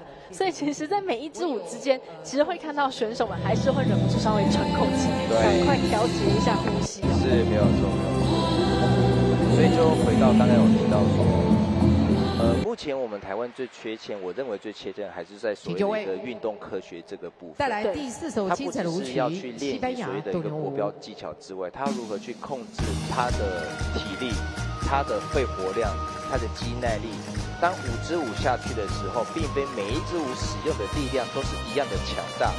当有一些舞蹈，它可以不需要用那么强大的力量，或者是说它有一些动作它不需要，它必须透过所谓的一个科学的训练，你要如何控制你的身体，在非常剧烈的动作底下缓缓的呼吸，或者是急促的呼吸，得到大量的氧气去执行下的动作。其实我觉得这个可能也是我们要去，不管是任何的一个舞蹈团队，或是一个舞蹈教练群，必须要透过这些细部的动作去告知选手。所以一个选手的养成，他不是只是他只会这些技术，他必须要透过这些技巧，再加上我们竞赛的环境，给予他们有能力、有成长的空间。当然，老师刚刚提到的比较偏向的是训练学这个部分。那当然在运动舞蹈，大家也可以看到选手们在身材上都是相当的精实，在这个营养学其实也应该要去涉猎哦。对，没有错。怎么吃才吃得对？那怎么样吃才能够让他们在整个运动表现上是能够有所帮助的？对，所以我们就会提到一个例子啊，就是我们男生舞蹈的男生必须要练身体。这个身体又不能乱练。对，有时候呢，有些男生他为了要练他的身体，为了要练他的肌肉，他可能练的肌肉太强大，太僵硬。对，他会反而说他的动作显得很僵硬。所以呢，不管每一个的练，就算一个练肌肉、练身体，他必须要透过一个马上为大家带来业业余公开拉丁去练习他的某个部分的部位。对，因为这个我们最主要追求的还是功能性哦。是的，这个你不只是看起来要有线条，其实还是要在你实质的运动表现上能够有所帮助，其实才是最重要的。是的。好，我看到刚刚一个选手陈秉承，刚刚晃过去了，也是马上进入结果都很有一个活泼的动力哦。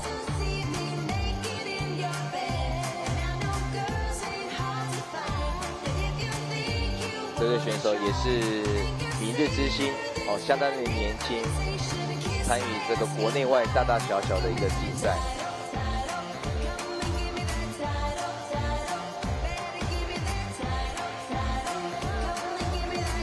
其实，在场的这些选手也都是从小哦，我们常常从小看到他们从单人组、儿童组、幼儿组一直跳到青年组，到现在业余组。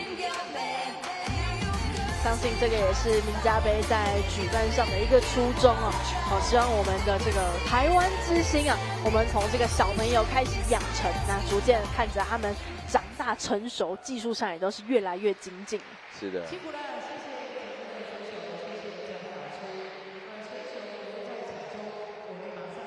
在每一次这个舞蹈结束之后，看到选手们其实都是有一点喘气的。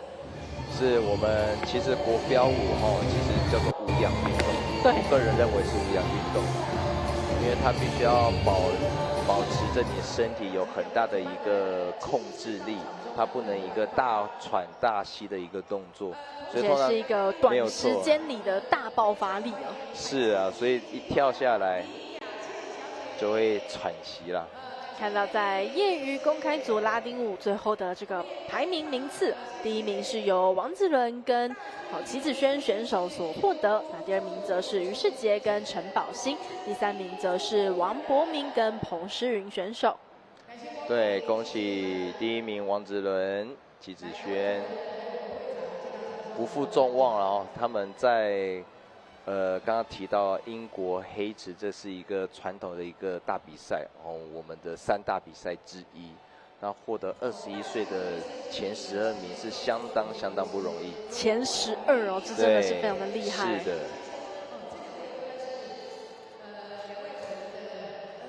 老师是不是也可以帮我们介绍一下这个黑子赛这个 Blackpool 嘛，对不对？对，没有错。那它是我们俗称的一个三大比赛啦。那与其说3大比赛，好像去把一些比赛归类成不是3大，好像不是很好。那我在这边去讲是说，黑池比赛是一个传统的比赛。对，是一个传统大赛。对，传统大赛。好，那它是在英国的一个 Blackpool 黑池这个地方，去一个举办的。那它每年都会吸引所谓的一个全世界爱好国标舞，不管是业余还是职业的选手，他们都参与在英国 Blackpool 这个地方参与这个黑池比赛。那这个比赛呢是维持1个礼拜。因为来自全世界各地，所以每个组别是相当多人。对。几百队的选手在同一个时间里面，当然是比不完，我们必须要拉长在1个礼拜才有办法去消耗完这些赛事。所以呢，除此之外，这个黑子 Blackpool 这个比赛不只是赛事，其实它周边有很多一些舞蹈的一个相关活动，例如说，国外一些资深的一个老师的一个研习的一个课程，对，然后呢，或者是一些舞蹈的一些服装的最新设计，以及服装的一个布料或者水钻或者是音乐等等一个相关。周边那我们知道亚军的这位选手最近研究所一直在写论文，嘉年华要到8月11号才能够指标性的一个国标的一个大比赛。对选手来讲，是不是能够有机会到黑子赛去比赛，其实就已经是一个很困难的事情。对，其实当我们通常在去训练选手，音响准备恰恰，给予一个选手一个梦想来说的话，当然，我觉得去黑池比赛是一个最大的一个目标，跟最大的一个想法。他可以去，你可以去体会，在这个一个你喜欢的一个运动舞蹈一个部分，你可以站在一个世界一个大舞台。大比赛去体验所谓的一个 breakball 的一个黑池的舞蹈节，对，是相当难得的一个体验了。之前其实也看过许多的选手到黑池之后，其实也是把握这个机会，可能前后都会多待一点时间。那趁着这个，既然都去一趟英国了，多去找老师，多学一点东西哦。没有错，没有错。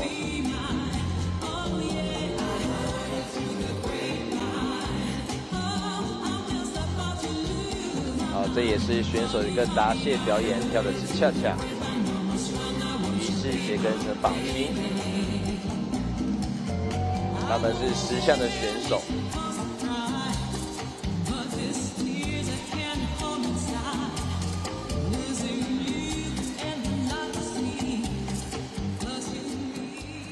哇，恭喜于世杰、陈宝兴！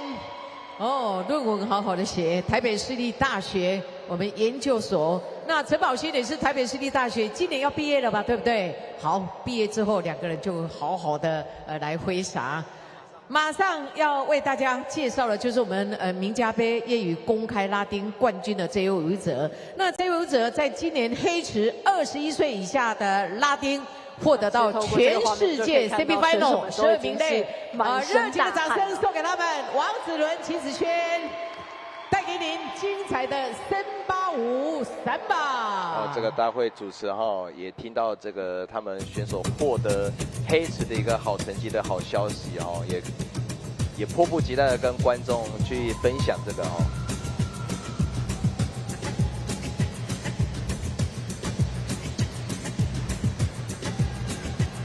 我们看到选手他的身体运用他的肢体的一个震动，去配合音乐的一个速度的快慢。当我们知道上把的节奏，它有很多种变化，透过男生以及女生的一个身体的一个动作，可以从他的身体去读到音乐的一个不同的一个快跟慢。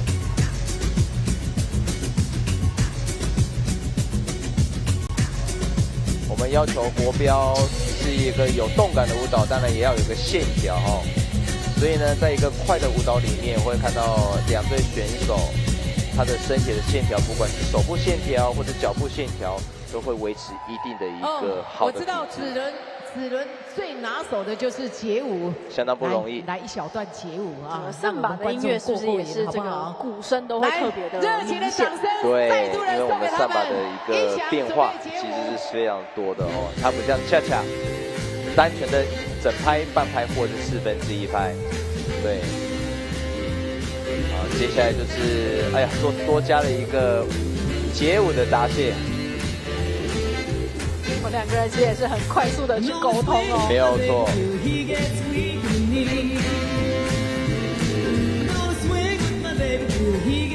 好，我们再看男女生2个人互相的一个搭配，会发现这个王子伦选手他的一个个人特色就是他的一个爆发力或者舞蹈的一个可看性是相当的足够。那齐子轩的选手也是相当非常是，谢谢，来很有趣，哇，真的太可爱了。是的，是的。在这一段街舞里面也看到比较俏皮可爱的这个铺陈有这个子轩，对子轩选手也是一样，不管他的舞伴怎么样的活泼，他还是保有他一个女生的一个稳重。他的这个魅力也真的是相当的吸引人是。不会又进去写论文了吧？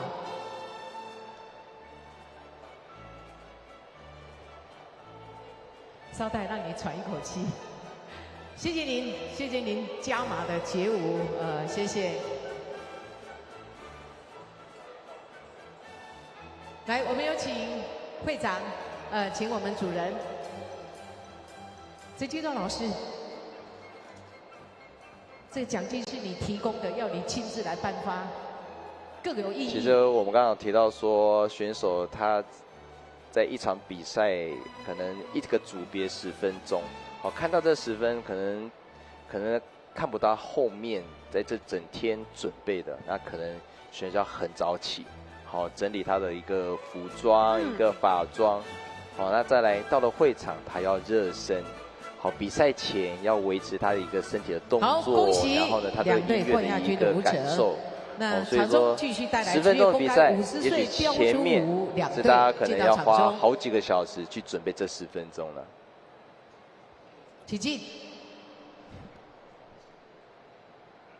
老师，其实我也很好奇哦，在对运动舞蹈的选手来讲，他们的这个尤其是妆法，好，两队带来女生我们看到尤其到成年组的这个选手，其实妆相对的都会比较浓一些，这个都是需要自己来打理的吗？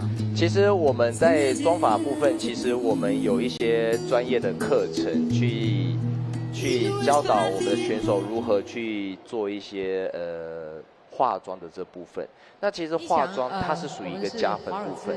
什么叫加分呢？那例如说，当我们的脸部可能因为每一个人的脸型会有所不一样，那当我们在做一个竞赛来说的话，我们要求我们的一个感受是有强而有力的。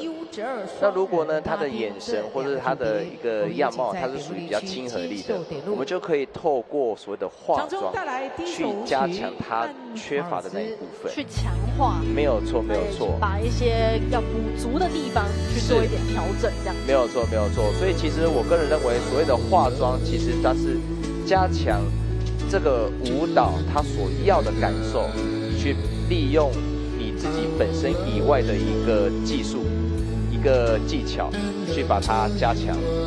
这个其实也是在运动舞蹈里面很特别的一个环节哦。是。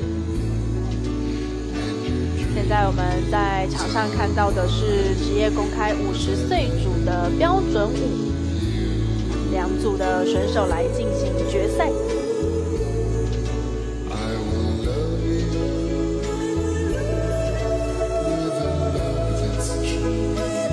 所以你会发现，其实现在以赛事来说，它会分得越来越细了哦。那刚刚我们一开始我们在下午的时候有看到一个职业组哦，在职业拉丁。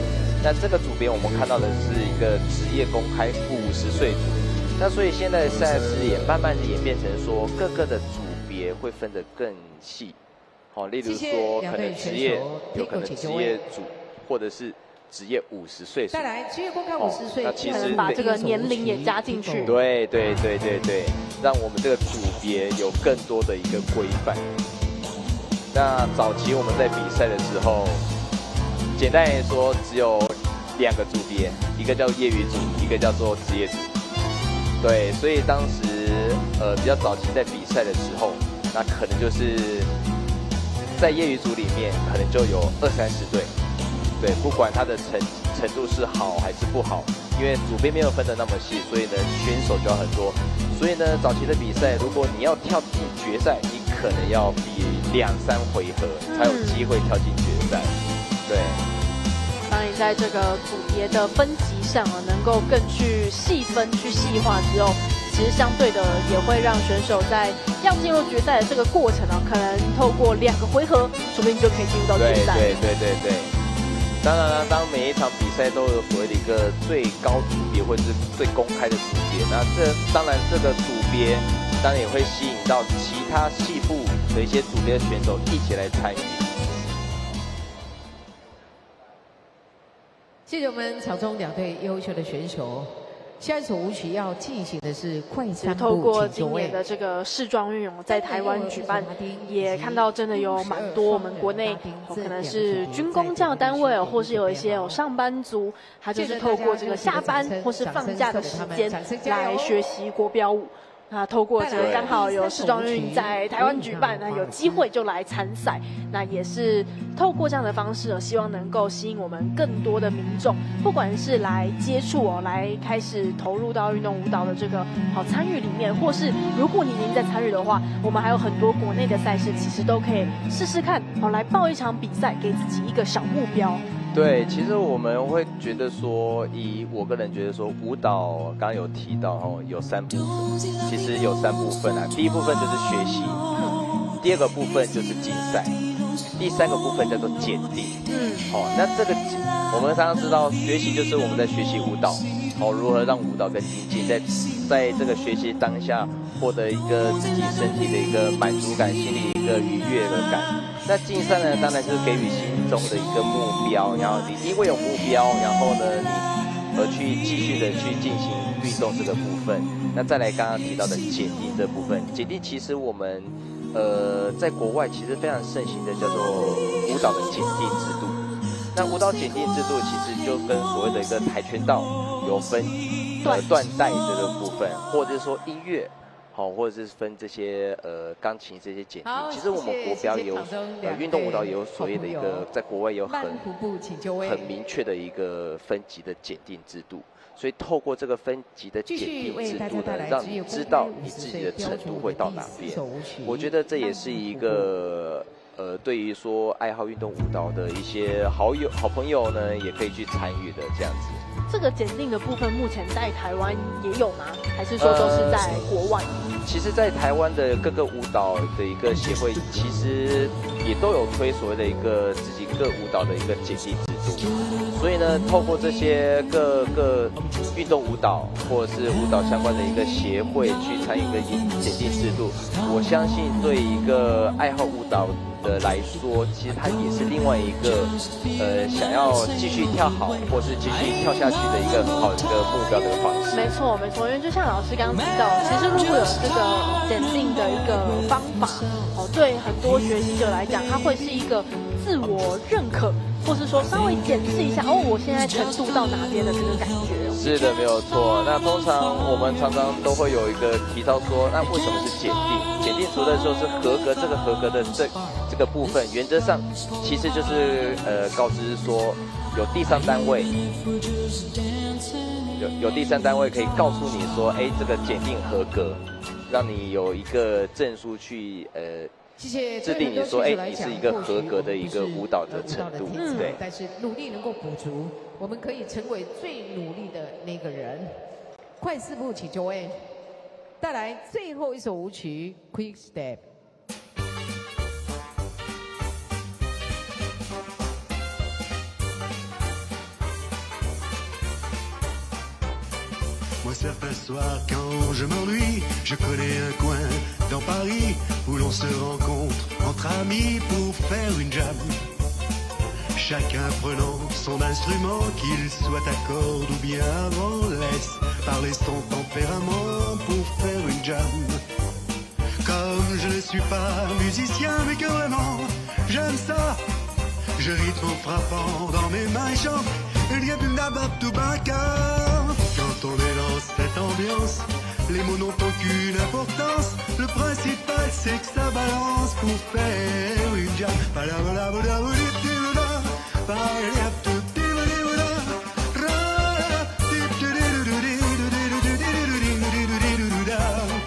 On perd en éclair un instant la notion du lieu et du temps, et l'on oublie ses embêtements pour faire une jam. 好，谢谢，直接移驾到颁奖区来领奖。48场序，选手请进。来，小跑步进场，20号背号20号也一起进场。裁判老师，20号是 U12双人拉丁，我们一队，所以一起在场中来进行。这是48A，进行 cha cha cha。Right now.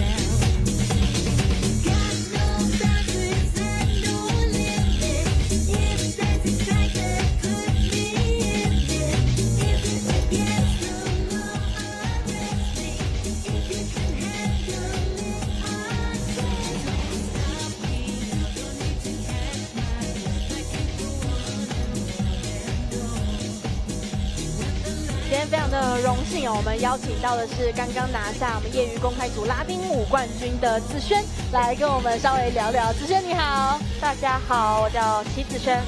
子轩可以先帮我们聊一下今天的一个比赛的状况吗？从早上的一个准备啊，到今天比赛的发挥如何呢？可以，今天的这个比赛呢，我对我的自己的状况呢，不是到非常的满意吧，可能是因为这个礼拜就比较忙，然后练舞的时间就相对比较少。但是从国外到回台湾的调试的话，我觉得目前我们调试的还算完整，因为毕竟很多时候选手经过大赛再回来台湾，都会有一个所谓的怠惰期，或者是所谓的一个冲劲期，每个人不一样。那能维持这个冲劲期有多久，就是看自己选手本身对于自己舞蹈期待有多大。那当然，今天这个比赛的状况呢，音乐也非常的棒，舞蹈的地板也非常的好跳。我相信台北市体育馆是非常不错拿来参与比赛的地方。那当然，主办单位也很用心，提供了竞赛的这个场地，然后也提供了冠军发挥了一个冠军答谢，对我们来讲也是相对来讲不错的展现自我的地方。我们刚才看到，其实，在答谢的部分，你们是跳了2段，这个是临时多加的吗？对，这个街舞对我们来说是一个非常临时，不过对于我们拿手的舞蹈街舞来讲，也是让男舞者发挥得非常好，因为毕竟它有很多的地板动作是超乎街舞原本该有的规则，也是带给新一辈选手有一个创新的感觉。感觉子伦其实在刚刚那一段街舞应该也是蛮享受的。对，当然也是会有小失误嘛，毕竟没有很熟悉的这个段落的章节。但是我觉得以现场的状况跟观众给我们的鼓励，我觉得非常的棒，那种失误感不是非常到很致命的失误感。对。子轩可以稍微帮我们聊一下，因为其实你们前一段时间有到这个 Blackpool 对比了这个黑子赛哦，这个经验应该是一个蛮难得的一个状况，可以跟我们分享一下吗？可以，因为这个是我去黑池 Blackpool 的第3次吧。那我们一次比一次都更进一步，然后进的 round 数也比较多。去年我们是进到了48，因为有那种紧张感吧，因为我相信台湾选手去得多的时候，自己本身的压力会比较大。应该是说大家同台到这个国际赛是有很多的未知数跟变数，所以大家会有一种不确定的紧张感。我不确定我在这一轮的发挥是否跟其他人运气也有问题。如果在比较强的选手里，比较弱的选手里，可能发挥的看起来就会不一样。那当然。这种未知数的应变也造就了台湾选手热爱去的原因，是因为有很多的未知。我可能会进到某一轮，我有可能会哪一轮下来，不一定。但这个都是给台湾选手一个很棒的就是共同竞技的感觉了。因为毕竟能大家一起到一个国外赛，其实是很难得的，不是每一个选手都可以到国外比赛这样。一起拼的那种感觉是不一样的。没错，没错。你们这一次是进到了12强嘛？对。这一次的比赛，你们有预期到你们的状况能这么好吗？还是这是有一点出乎预料的？以今年来说的话，我觉得进到12名内算是一个很不错的，因为我们在1月的 UK 其实我们就已经进到12名内了。那我们没有预期到黑池也会。进到这么前面，所以我有今天穿了这个绿色的赛服，是我的赞助商 M Design 给我设计的舞服。然后呢，他也很支持我，所以呢，他在24名内、48名内的时候，他就有帮我做了一件白黑色的衣服，他希望我可以进到 Final 或者12名内。对，那我也很符合他的期待，也进到了很不错的轮次，所以我对于我的赞助商，我的 Team Michael Chen and Focus 就是一个很棒的。交代了吧，我感觉。那对于老师他们的交代，我相信我们一定还可以再更好。那未来这一年的话，我们也希望能多推进自己一点，去达到大家对我们的期待，或者是我们对我们自己的期待。今年还有哪一个赛事是你们主要的目标吗？今年还有一个9月份的一个 International 的比赛。那个9月份的 International 比赛的话，其实对我们来讲，它也是一个新的开始，因为我们搭档的第一个国际的赛事就是这个。International， 所以我们其实去 International 应该也是去了4次到5次的时间了。那当然，我们对这个比赛的竞技的氛围，甚至是地板的运用、音乐的分享，我们其实都掌握度的算相对来讲相对的其他人高。那我们也希望我们可以利用我们平常就多比别人参与比赛的机会，达到更理想的成绩，也为台湾争光。谢谢子轩，非常开心有这个机会，我可以跟子轩稍微聊一聊，说从前段时间到今天的整个一个心路历程啊。再次的恭喜你们，那也预祝你们今年的比赛都能够一切顺利。谢谢大家，谢谢。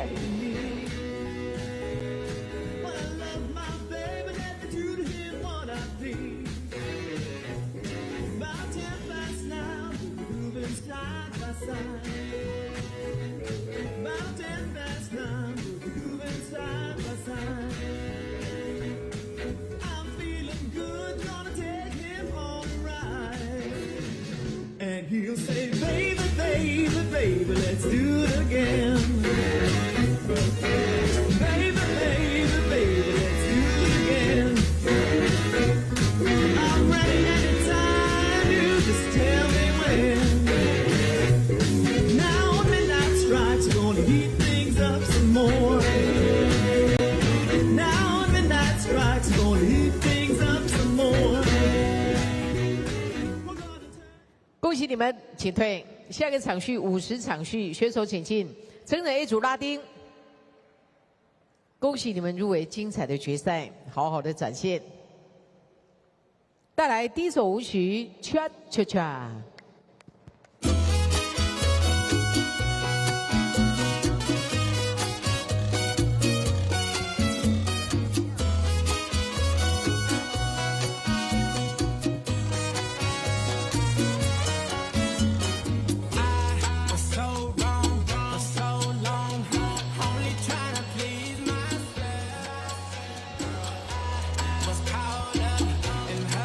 为大家邀请到我们业余公开组拉丁舞的冠军选手王子伦，子伦你好。Hello。子伦，其实，在今天的比赛，我们可以看到你跟子轩的发挥其实都蛮不错的。可以帮我们稍微讲一下，你们从今天早上的一个准备，或者说近期的一个状态，跟今天实际的发挥有没有什么样的落差？还是说有没有觉得哪边是有点不如预期的吗？没有，就是还在调试它。对，从国外回来，现在在调试它。对，现在就要稍微比较晚睡一点，有点睡不着。对，所以今天早上起来是还有点昏昏的吗？对，今天起来头蛮痛的，10点吧，10点才起来。对，那起来的时候就一定要赶快准备，因为时间来不及。对，这样的状况对你们来说，因为你们现在其实也有蛮多国际赛事的一些经验，这是不是一个要长期去克服的情形？对，其实基本上是因为你去国外也是会有时差问题，所以你基本上在国外也要另外的去把睡眠时间调整好，让你早上起来比较有时间可以去准备。像这样子，今天的一个身体状况不是到最好的情况，你有什么小 tip 或什么小方式可以让自己赶快进入状态？哇，打鸡血真的就心理的打什么？打鸡血，对，就给自己一点心灵鸡汤啊。对啊，那身体上的热身的话，就是跟往常一样，就是做一点身体上的热身，对，那个不会变。但是我觉得最主要还是心理上的准备，在时差的情况下会比较没有办法集中，对，所以你需要一些心理的掌控，去让自己更专注这样子。对。其实刚刚我们也有跟子轩稍微聊到说，你们在这个 Blackpool 的比赛的一个状况。这一场的比赛，你们能够进入到12强，是不是对你们来讲，你们的这个搭档过程算是一个很突破性的赛事？这一场比赛呢，对，就是我们换了一个舞蹈方式，对，更准确点是我自己有改变我的舞蹈方式，对，就是因为我以前跳舞的时候就是比较嗨，然后比较疯狂一点点，对，那现在就是比较稳定冷静。对，像如果你们回放看一下刚刚的比赛的话，我其实也是没有太多的疯狂的表情啊，或者是疯狂的心态，对，就比较稳重、比较沉这样子。对，所以这个是经过讨论之后决定去做的改变。是被一群老师骂了一下，骂一骂之后就对必须得改，对，就是这次出国1个月上课的时候把它调整过来的，对。哦，所以除了这个之外，其实这一趟去英国还有学到什么比较特别的东西吗？哦。有，要讲得这么深吗？可以分享一点点，没关系。就是很多人都会觉得带领的时候是男生在带女生嘛。对。那我们这次去有学到的就是，其实女生可以让男生知道你需要什么，对，那女生让你知道你要怎么带他。对，这个是我们这次新学到的一个东西。在这个互动感上再去做加强。对，因为女生被带领嘛，那他应该要告诉男生就是怎么样带领，怎么样让我带他会比较好跳这样。子伦现在跟子轩配合多久的时间？3年。3年，所以其实你们现在我们其实之前有跳过那个无力全开的时候，很小的时候，所以那中间有断了2年3年。但正式的合作算是这3年，就是开始出国比赛是3年，对。所以你们现在应该在整个默契上，其实应该都是还蛮好的。就是跟很多人比起来，对，像我们出国的时候，那老师就说你们是WI9的一个 couple， 对，所以你们会比较好跳，对，就是会默契上面的什么的调整上面都会比较快。对，那今年接下来还有什么样的一个规划跟目标吗？其实我们的计划是在明年黑池100届的时候可以进21岁决赛。辛苦对，了，谢谢。这次是第10名，所以还有一段距离。那我们还有1年慢慢调整。对。在技术方面，你们有没有哪些部分是想要在今年特别去做加强的？其实我们一直都在调整的，就是舞伴关系。对，因为我们在跳的时候，因为从小台湾就是一个单人体系，对，那我们就会比较多的是在练习自己。对，那我们2个有讨论，就是希望在1年内可以把双人的关系建立更好。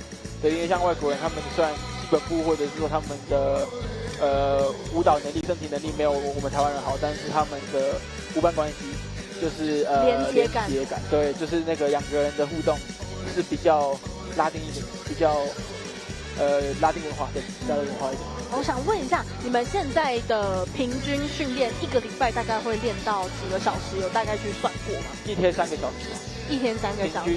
对，每天都练吗？还是会有练休息？比赛就休息。对，那反而是比赛是休息。其实这个礼拜有一个比较麻烦的，其实我们这礼拜都没有练。对，就是因为这个礼拜这个7月小巨蛋的活动，对，那我们教室就比较忙碌一些，所以这礼拜有练，但是没有像我们刚刚说的这么多这样。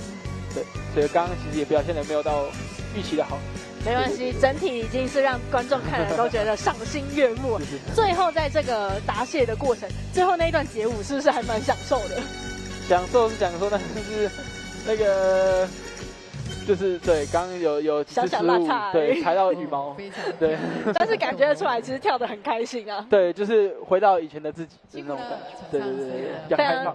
非常感谢主任今天有空可以坐下来跟我们来聊聊这一段的一个心路历程，然后自己一些内心的想法。那当然预祝你们2位在今年的比赛都能够一切顺利，明年顺利的达成你们的目标。谢谢，加油！谢谢。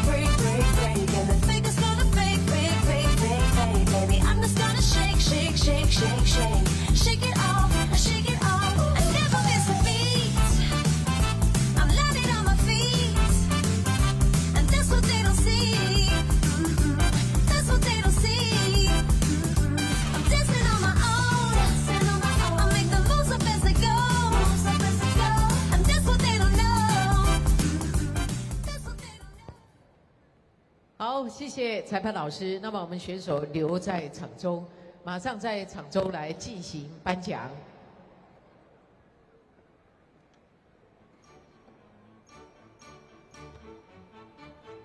成绩出炉了，第6名是3号。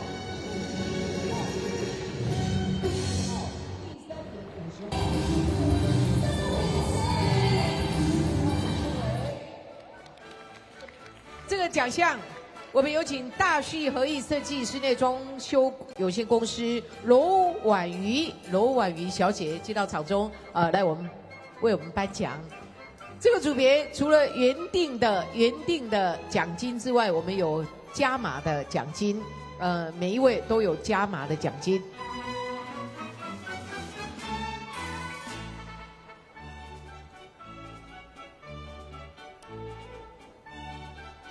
职业青青 A 组标准舞，在点位地区准备好。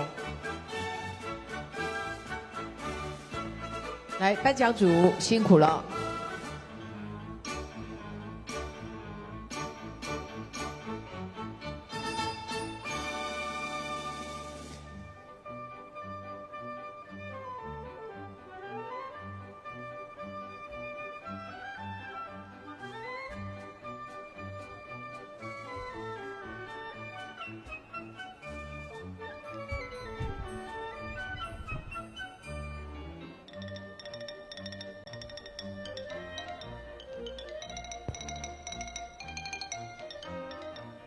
1到6名，我这边的资料全部都是星光，不简单。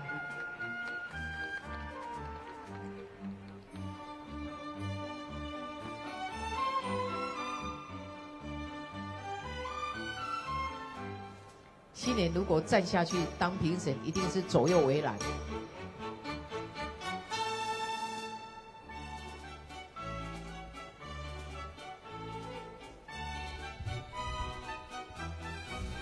好，热情的掌声，恭喜他们！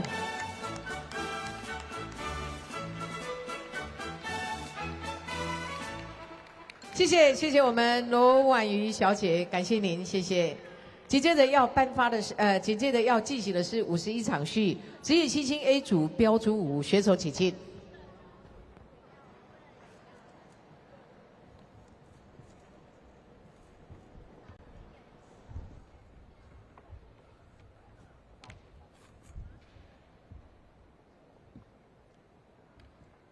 场中舞队带来第一首舞曲《曼华尔兹》。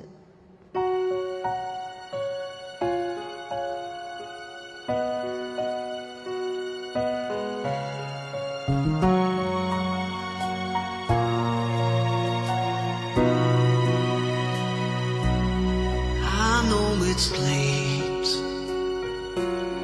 I know you're weary.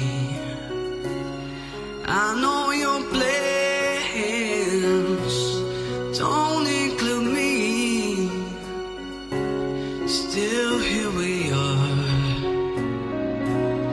both of us lonely, longing for shelter from all that we see. Why should we worry? No one will care, girl.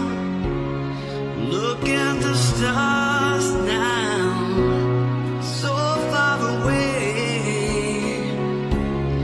We've got tonight. Who needs tomorrow? We've got tonight, baby. Why don't you stay?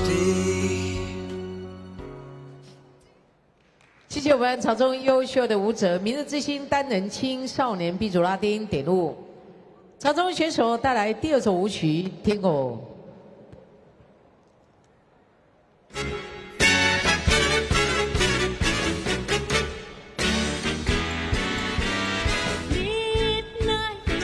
Not a sound from the pavement as the moon lost her memory. She is smiling alone in the lamplight. The withered leaves collect at my feet, and the wind begins to mourn. Memories all alone in the moonlight. I can smile at the old days. I was beautiful then. I remember the time I knew what happiness was. Let the memory live again. Every 辛苦了我们场中舞队优秀的选手。当然，在赛场上的每一滴汗水都是通往胜利的一个阶梯。人生的经历、人生的历练大于物质的拥有。所以我们每个人要不断的学习，不断的带有好奇心，不断的接受挑战，带着求知欲来过生活。人生有一个目标，生活就会充实。再度的借着大家的双手，热情的掌声送给他们，掌声加油！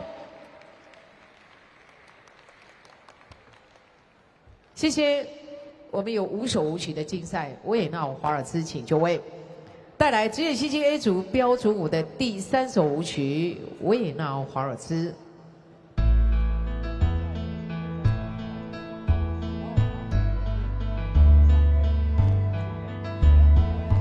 2 a.m. and she calls me 'cause I'm still awake. Can you help me unravel my latest mistake? I don't love him. Winter just wasn't my season. Yeah, we walk through the door so accusing, their eyes like they have any right at all to criticize. Hypocrites, you're all here for the very same reason. 'Cause you can't jump the track, we're like cars on a cable, and life's like an hourglass glued to the table.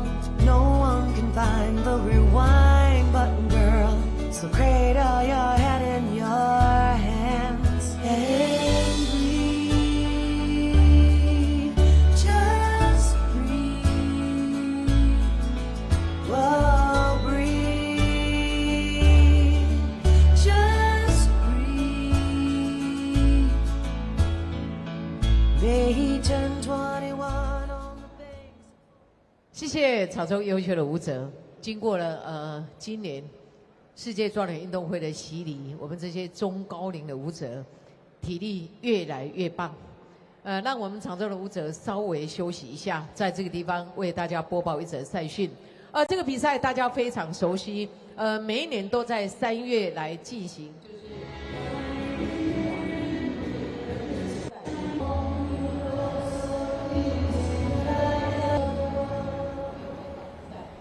谢谢潮州优秀的舞者，经过了今年世界杯8号11月8号，一样在台北小巨蛋要隆重的来进行。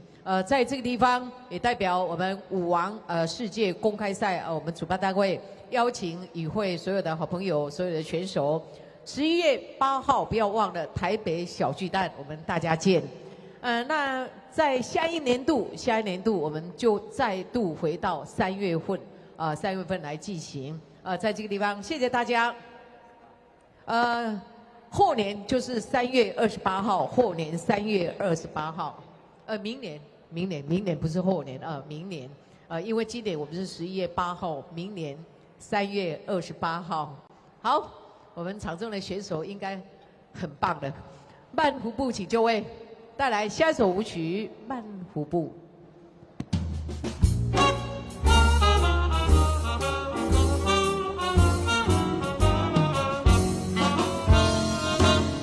Now look what you started. I can't believe I fell for that. I was just about to leave you. I already grabbed my coat and hat. Turned back for a second look. Saw you walking my way.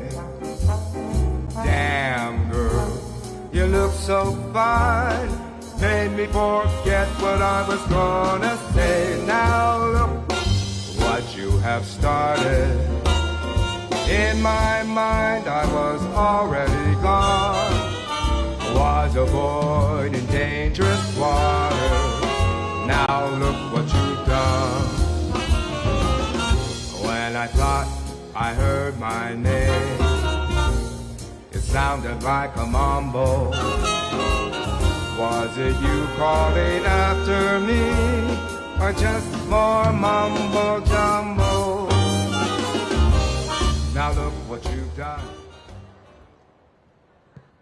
辛苦了，谢谢我们场中职业新星 A 组标准的好手，快4步比请就位。在下个礼拜6月22号是2025台湾之星国标舞全国年度排名赛的第6站。新北中正杯，新北中正杯，地点在新店高中，在新店高中，时间是6月22号，也期待大家盛情的光临，谢谢。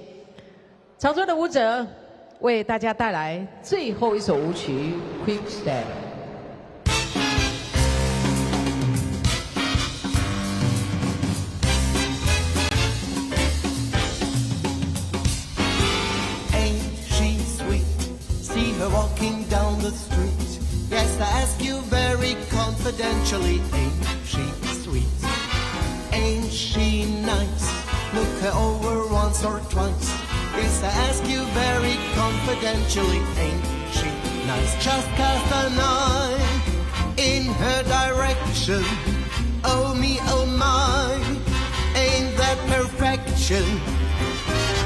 I repeat, don't you think that's kind of neat? Yes, I ask you very confidentially, ain't she sweet? Ain't she sweet? See her walking down the street.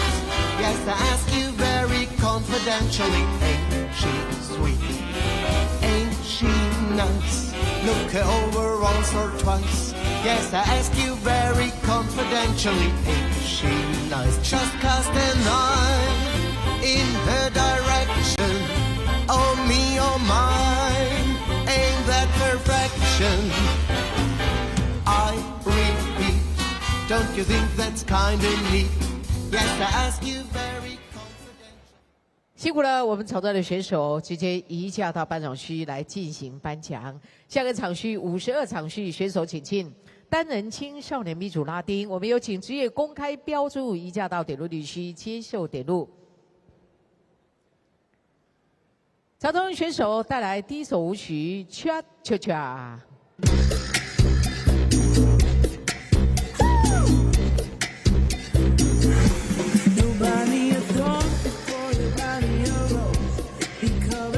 我们现在画面上看到的是明日之星单人青少年 B 组拉丁舞的决赛。在青少年 B 组的部分呢，是有3个舞科。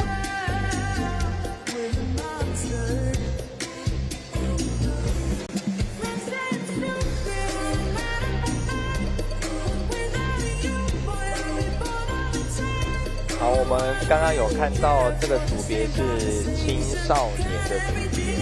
那青少年组别原则上它以年龄来说，应该就是13岁以上了哦，已经13岁以上。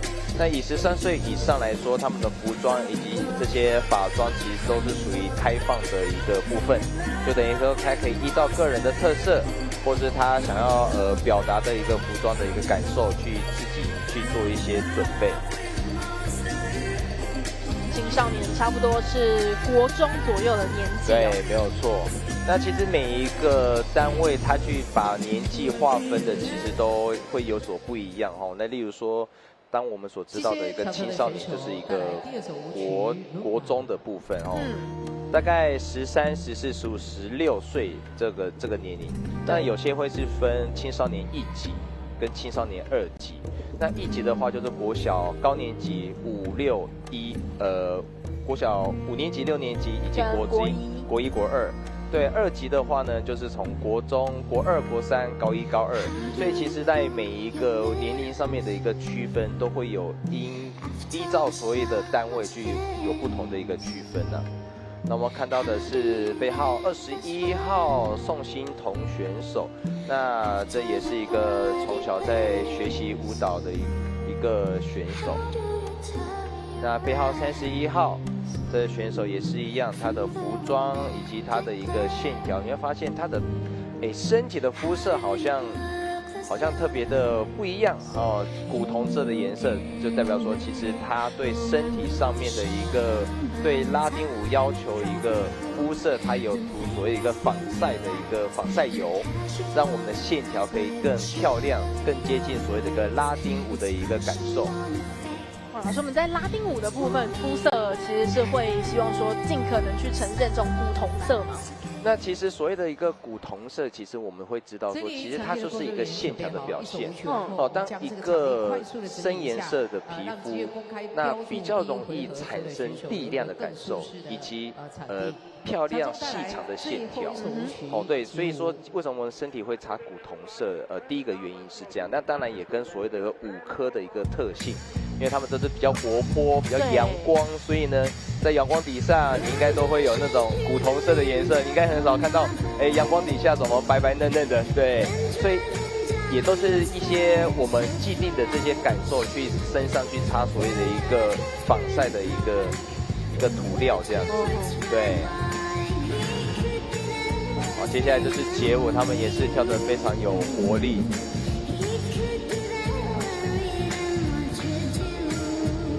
老师刚刚也提到，其实来到我们看到这个青少年组哦，其实选手们也都开始会有一些个人风格、个人的特色。那其实，在训练的过程中，选手们可能要怎么样去兼顾？一方面要发展这个个人特色，一方面又要去兼顾他的这个技术细节。好，那其实这个部分，其实当我们在第一线的教练以及我们的评审，他其实都会在左右为难。那与其说去兼顾个人应该是说你要有个人特色，要兼顾所谓的一个你的技术的一个标准来说，我倒不如我会分两类了。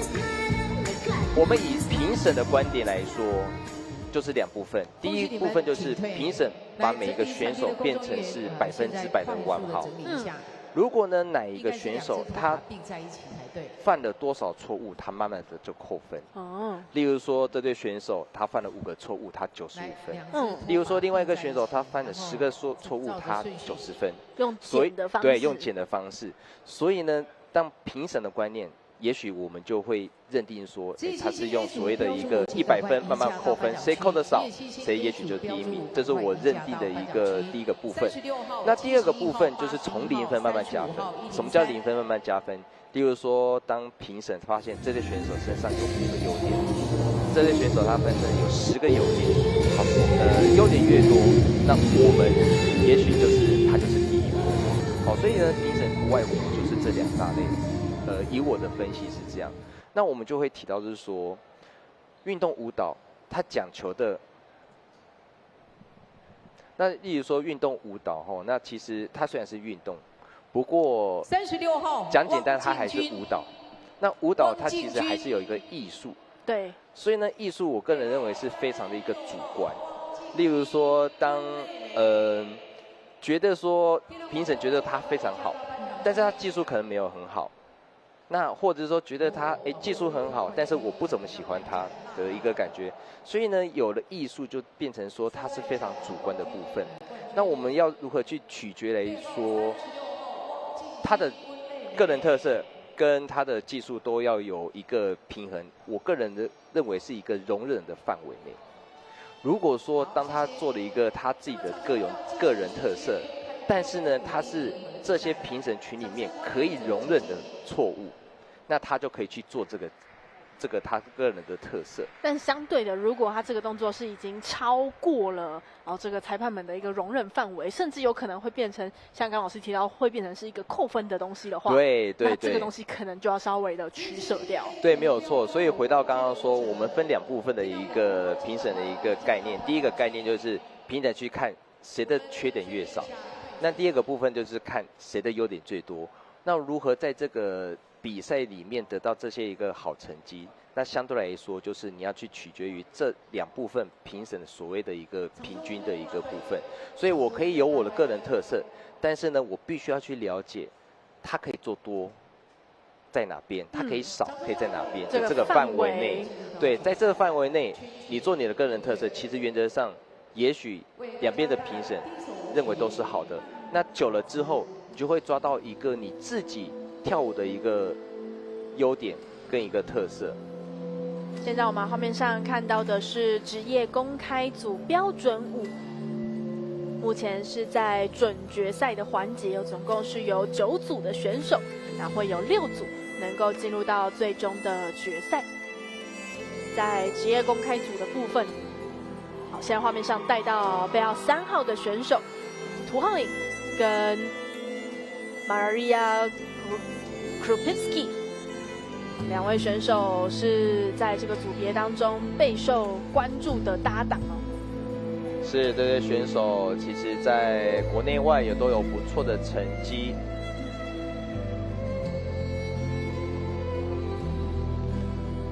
女选手马尔亚，也叫凯雅，她是来自于乌克兰。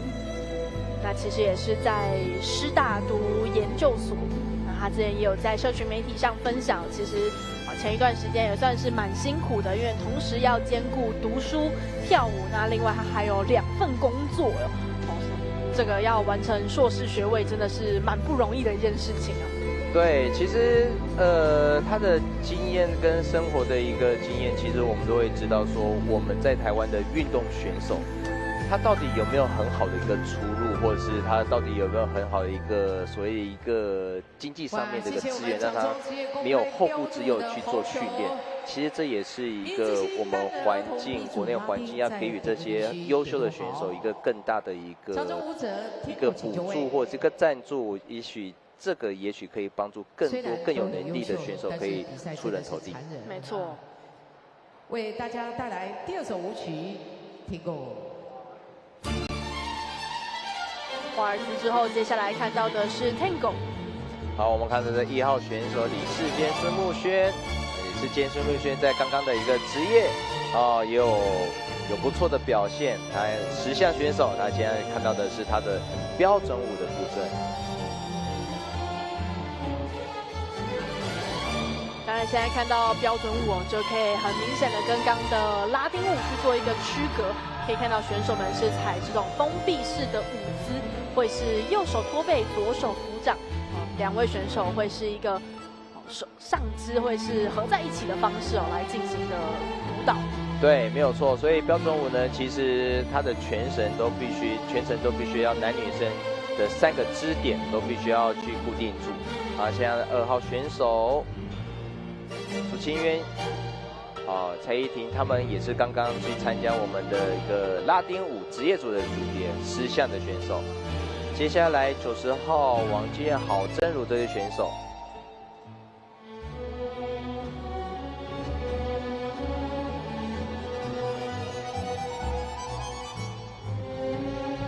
所以这个标准舞跟我们刚刚看到的拉丁舞的风格其实是相当很大的不同。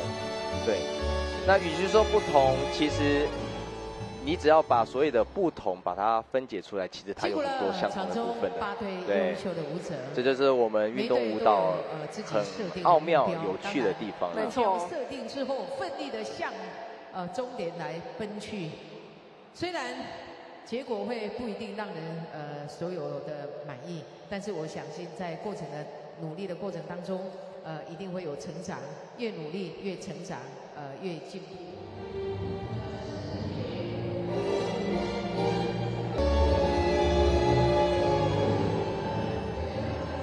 你可以看到每一组的选手其实各自在自己的这个服装的设计上都是各有所巧思的。对，其实常常会说，这个服装是不是一个得分，或者是选手为大家带来应该去讲服装是一个加分。那如果你穿对了服装，那其实它会把你的优点更能展现出来，那它也会把你的缺点去掩盖出来。那当然，一个服装适不适合你，必须要透过专业的一个服装设计师，或者是当你在穿不同的服装，得到一个不同的一个感受，慢慢的你就可以接受到，你适合哪一种形态的一个舞衣的样貌。当然，我觉得舞蹈有趣的是，你每个时间点你的感受会不一样。对，可能这时候你喜欢比较合身的，可能过了半年之后，你又喜欢比较宽松的。其实在运动舞蹈，它的周边的这些准备的东西，其实它是非常丰富化，也非常多样化。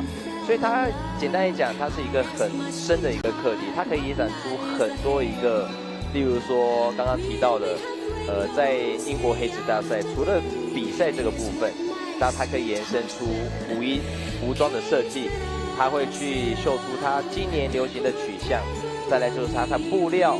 它的这些周边的这些所有的一个物品，它的舞鞋，它的鞋跟的高度，或是它的鞋板的形状，它其实每一个小细节都会影响到选手他自己内心的感受，然后就会影响到他的表现了。辛苦了，谢谢我们场中。刚刚看到的是相当精彩的维也纳华尔兹。真的舞蹈的改变不是靠着瞬间的爆发。对，我们刚刚提到拉丁舞有5种舞科，那摩登也有5种舞科哦，就是华尔兹 Tango、维也纳华尔兹、胡步还有快步。当然，刚刚老师有提到这个服装的部分哦，这个设计上其实很多的巧思，很多的专业在，这个其实也都是属于另一个这个发展的市场跟这个专业度哦。对，其实我相信不同的运动，它的周边一定会去发展出不同的一个事业或是一个市场。那其实，在运动舞蹈，我们往往都只看重的一个舞蹈的一个好。那当然，其实它细部其实它可以发展出很多独特的一些，其实这也有一些规划说，我们如何让这些运动舞蹈周边的这些，不管是商品还是用品，或者说整个产业，对，其实这都是一个很大的一个市场，或是有一个很大的可以再去研发或去发展的一个空间啊。那他们现在跳的是胡步，那胡步呢，它比较特别的是它的舞蹈特性是行云流水啊，所以你看它的动作。好，我们看到90号王君燕跟郝真如，他们也是一个国内的10项的选手，一个非常优秀的选手。场上选手比较多的时候，多少也还是会有一点小碰撞。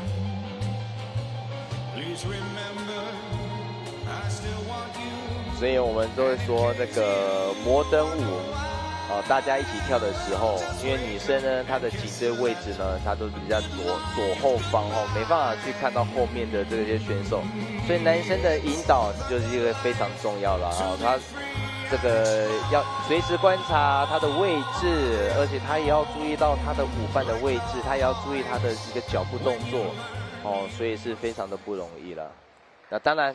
男生很重要，女生也很重要。女生要如何学会跟随男生给予的方向？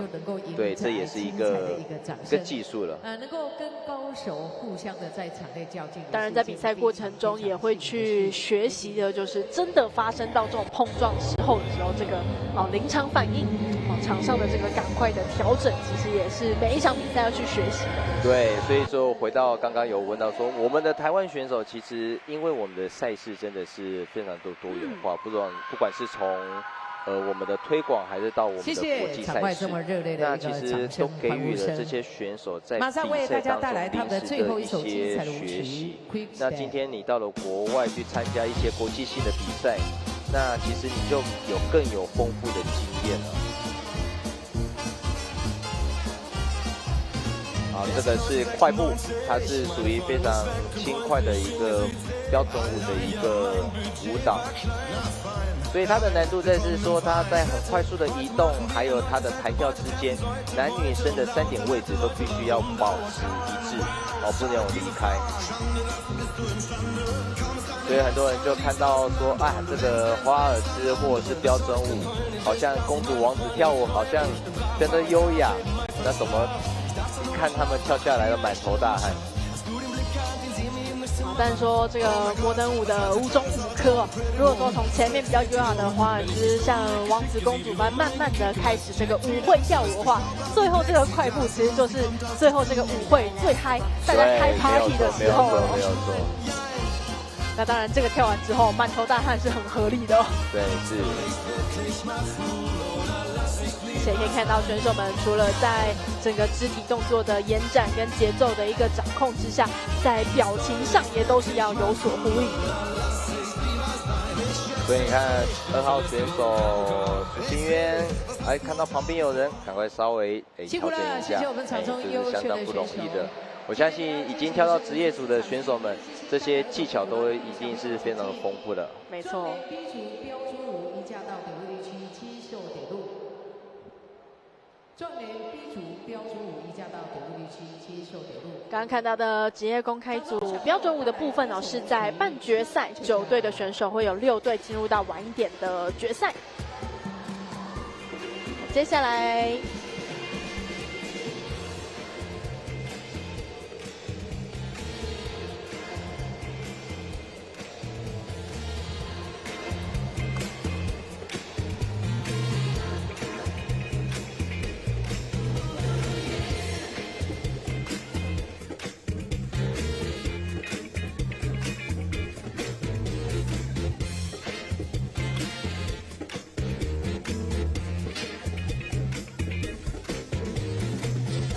明日之星单人儿童 B 组的拉丁舞。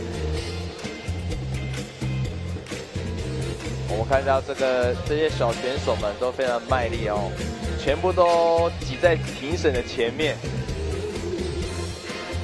其实我们在很多选手都会询问说，哎，我们要不要站在评审的前面哦？这件事情。其实对评审的观点来说，其实评审的眼光它是远方的，他要看到每个选手一个大方向，一个整体的。那其实你一直靠近的选手，其实对评审来说，他很难去看到你的优点。所以呢，其实我会去建议在场的这些选手，其实你应该去找寻一个很空旷的位置。那至于说，你要离评审越近，越有优势吗？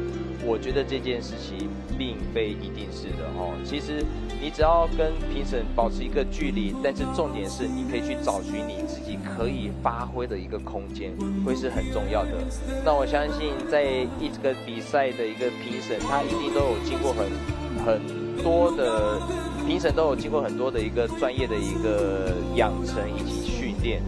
所以呢，不管选手再多，你位置站得再远，我相信这些选手是非常有经验的。哦，我们在场的时候，我都看到这场边都有很多我们的舞蹈的前辈，对，哦，很多理事长级的，很多会长级的这些评审老师，啊，这些老师评审老师其实都非常厉害的。哦，他只要一看到你，大概就知道你的程度在哪边。反而你应该去找到一个你适合你自己可以施展的一个空间。我觉得在这场比赛，刚才在画面的这个有几对孩子啊，小选手挤在一起，就相对可惜了。比起说想要去找到这个裁判面前的位置哦，不如说找到一个更适合自己发展的空间。没有错，没有错。辛苦了，谢谢。带来第3首舞曲街舞。所以有时候我们在去分享一些评判的一个部分啊，跟选手、小选手啊去分享一些，你比赛要站在哪个位置？通常我们会说站在一个不被人家挡到的一个很大的空间的位置，因为在这个位置你才有办法去施展你所有的一个肢体动作。对。那相对来说，评审都有经过专业的素养的一个养成啊，所以说其实你站着在哪个位置，其实他都可以看得到你。但是反而你站得他越近，因为毕竟评审要看到的是一个整体的姿态。对，你站得越远，也许。可能，当然评审可以看到你的身体的一个表现会越精彩。这边想要问一下老师，在国际赛事的时候，我们的裁判们其实也都是像现在画面上我们看到这样站在舞池旁边吗？对，其实，在不管是国际还是国内啦，其实我们就会有分2种状况。一种状况就是评审都会站在四周围，那当然有一些赛事它会规定评审只能站在长边，舞池可能会有一个长边跟一个短边，可能固定在长边的位置，或者固定在短边的位置，甚至于说有些比赛赛事它可能会规定评审坐着评判。对，但是相对来说，因为评审他经过很多的一个专业的一个养成，不管他是在哪个位置，原则上他都可以很清楚看得到选手的一个表现的。一样3队舞者在场中。进场华尔兹请就位，带来第1首舞曲《慢华尔兹》。接下来看到的是壮年 B 组标准舞的决赛，还有3组的选手。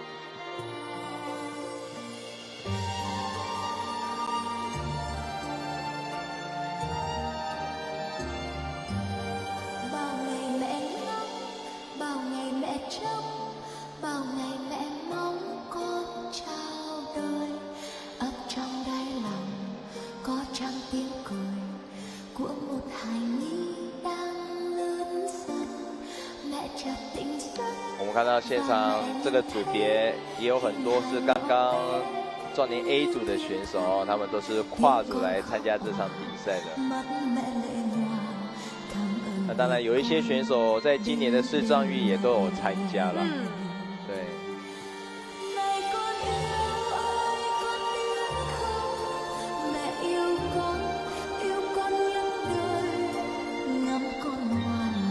所以我们刚刚有提到说，当我们这个对于说比较年长者的想要从事我们运动舞蹈的这些民众啊，那他要如何用一个正确的方式去进行我们的这个运动舞蹈，而不伤膝盖这件事情？那其实也会依照所有所谓一个专业的一个教练啊，或者是说他自己本身的一个身体状况，循序渐进的去做一些动作的一个练习，或是一个舞步的一个编排。所以说，在壮年组的一个舞步的设计，或者是甚至于说是在业余组或者儿童组这些舞步设计，都会有一些因为年纪上面，或者是因为他的能力上面，他的教练都会有一些不同的一个安排，或者是一个排列一个编排的一个部分。对于这个舞蹈编排的配置上也会有所不同哦。对，其实像在运动舞蹈来说，其实它的一个要注意的项目是很多的哈。那其实以目前世界运动舞蹈组织协会里面，它有提到，我们一共有4个一个分级项目和评判项目。第一个就是所谓的一个技术，那再来呢就是舞伴关系，再来呢就是音乐以及移动的部分，最后就是我们的一个表演部分。所以呢，这4大项呢，就是我们所谓的一个裁判的一个评判标准。我们可以借由裁判的评判标准来去告知选手如何针对这4项可以做得更好。对，所以当我们不管是在教练或者在老师在去教学的时候，也会依照这4个一个评判的一个标准，去告知选手要如何去增进自己缺点的地方。其实刚刚在这个访问的过程哦，这个子伦也有提到，舞伴关系其实也是他们这一组搭档目前目标，希望能够再去做加强的一个主要的方向。对，所以其实舞伴关系这件事情，在我们会发现说，现在的比赛，像今天这一场比赛，我们看到的这个是双人组，当然我们看到有很多单人组。那单人组它不外乎就少了一个舞伴。对。那这个舞伴要如何去训练呢？其实它就要必须透过所谓的一个想象，透过所谓一个你在学习这个舞步，想象一个舞伴，你的身体应该怎样去呈现这个舞步，而去养成这个习惯的。对，所以说其实不管是单人还是双人，其实它都会有一个舞伴的关系。那当然双人舞呢，它是一个实体的舞伴在前面。那我们常会说跳舞自己跳很简单但是跟别人跳就很难了。因为2个人的第一个身高不一样，力量不一样，如何去取决于说2个人的一个平衡位置以及中间值，这就是不管是选手啊还是教练都必须要去琢磨的地方。老师刚提到这个身高，如果身高落差太大，是不是不太适合呢？当然，也许在某些的观点是它不适合去做这样子搭配，或是说它不适合去做这样子的一个编排动作。但是我一直的去相信说，我们的运动舞蹈的很多技术，其实可以透过它去解决一些先天上面的一个不足。那例如说2人的身高落差很多，那它可以透过舞步的设计，或可以透过男生降低他的身高视觉，跟女生增加他的身高视觉的方式，去弥补这个身高差。其实它都有一定的一个方式，都有一些解决的这个没有错，对策啊。是的。那接下来看到明日之星单人青年 A 组拉丁舞的决赛，6位选手来到了舞池中。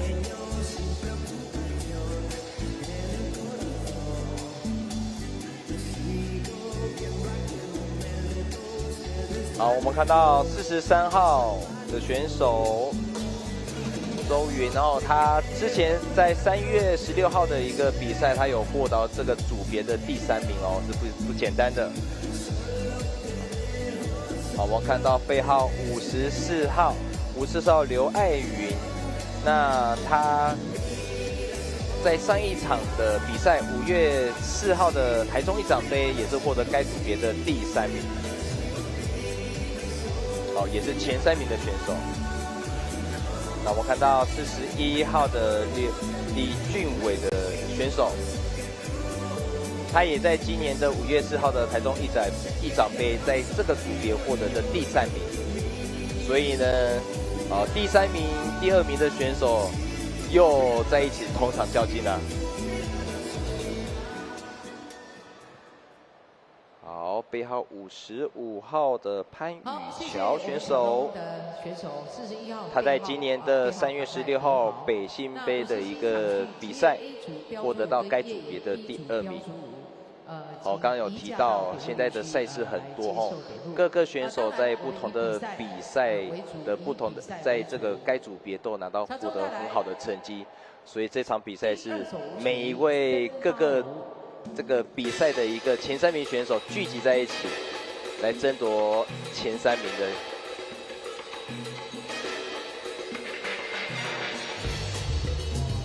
来到第2个5颗38。好，这是刚刚背号55号潘宇乔选手。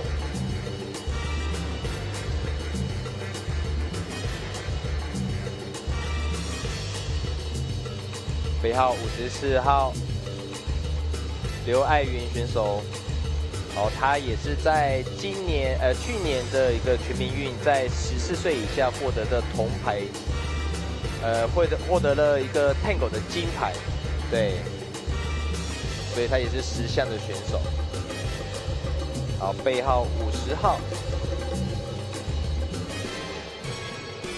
曾林珍选手，哦，表现也是非常好的。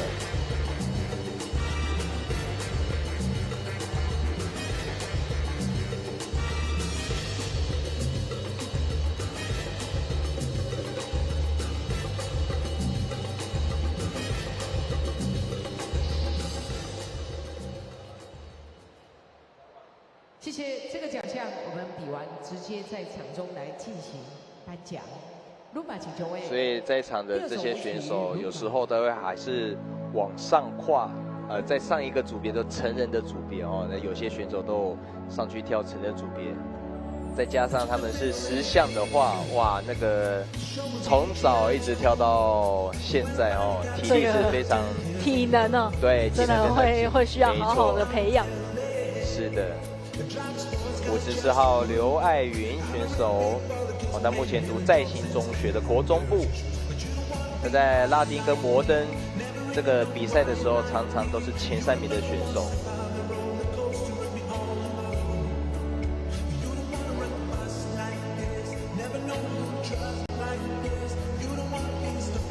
好，他的线条跟身体的延展，哦。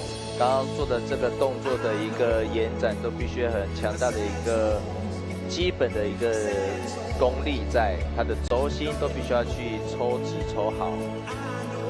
背号56号戴同慧选手，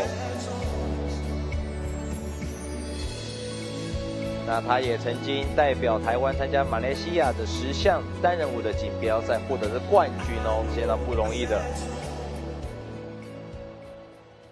哦，这对选手特别介绍一下哦，戴同慧选手，他在113学年度哦，利用运动舞蹈的独招，好的榜首进入了大直高中。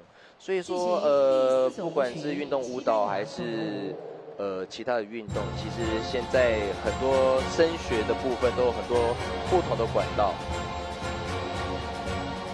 现在连高中端哈也都会有这些运动专长。予以可以去申请啊，去做一个独立招生的部分。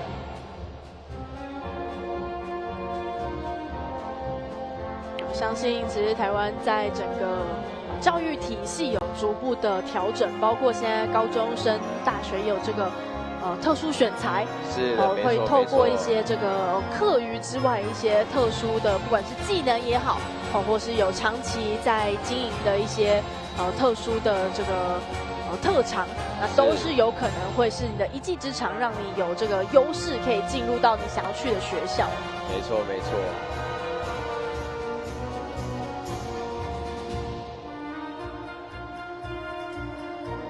好，背号50号曾丽珍，个子虽然不高，但是她的动作的延展非常的充足。背号54号刘爱云选手。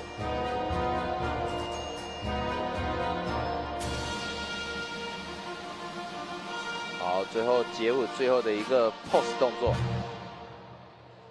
非常好。辛苦了，谢谢。接着为大家带来最后一首舞曲，最后一个舞科，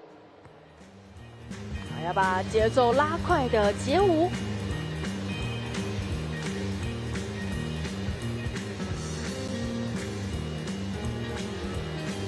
好，你会发现这个组别是青年组，对，青年组就比较多丰富的经验哦。你会发现他们在准备在比赛的这个舞者场地都运用的非常好哦，大家都是站在一个自己可以去可以发挥的一个空间，不会受到其他选手的一个影响。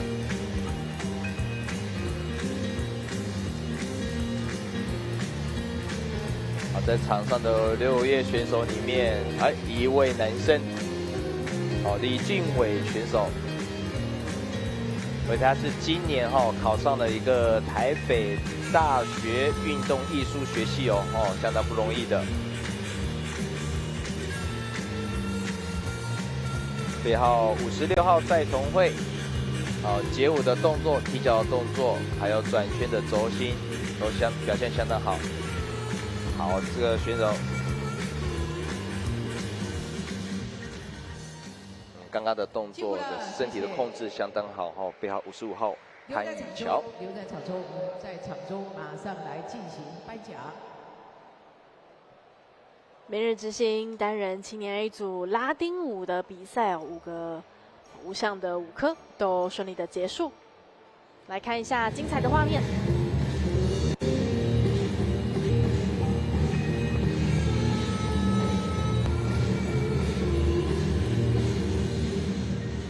在单人舞里面，其实相对来说难度也高啦，有一些街舞、一些动作路，在双人舞里面可以互相去平衡身体，但是在单人舞里面，你要做到相当难的高度，也是不简单。自己要扛啊，对，这个没有停下来的空间。没错，他的轴心力量跟一个非常要训练好。看到在刚刚的这个青年 A 组拉丁舞的部分，是由李俊伟来拿下第1名。戴同慧第2、第3名则是刘爱云。恭喜他们！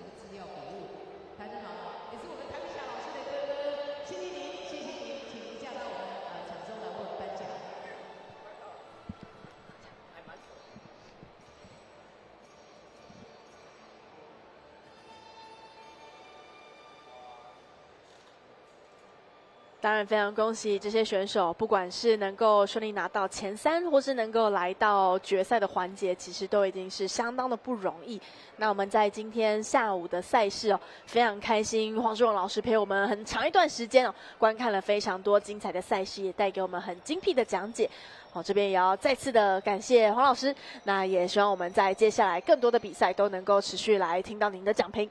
谢谢老师。好，谢谢大家。今天我们主人陈金忠、谭碧霞老师真的很幸福，办一个活动，亲朋好友都来共襄盛举。哥哥也来了，儿子也来，媳妇也来，孙女也来了，还有所有的好朋友都来了。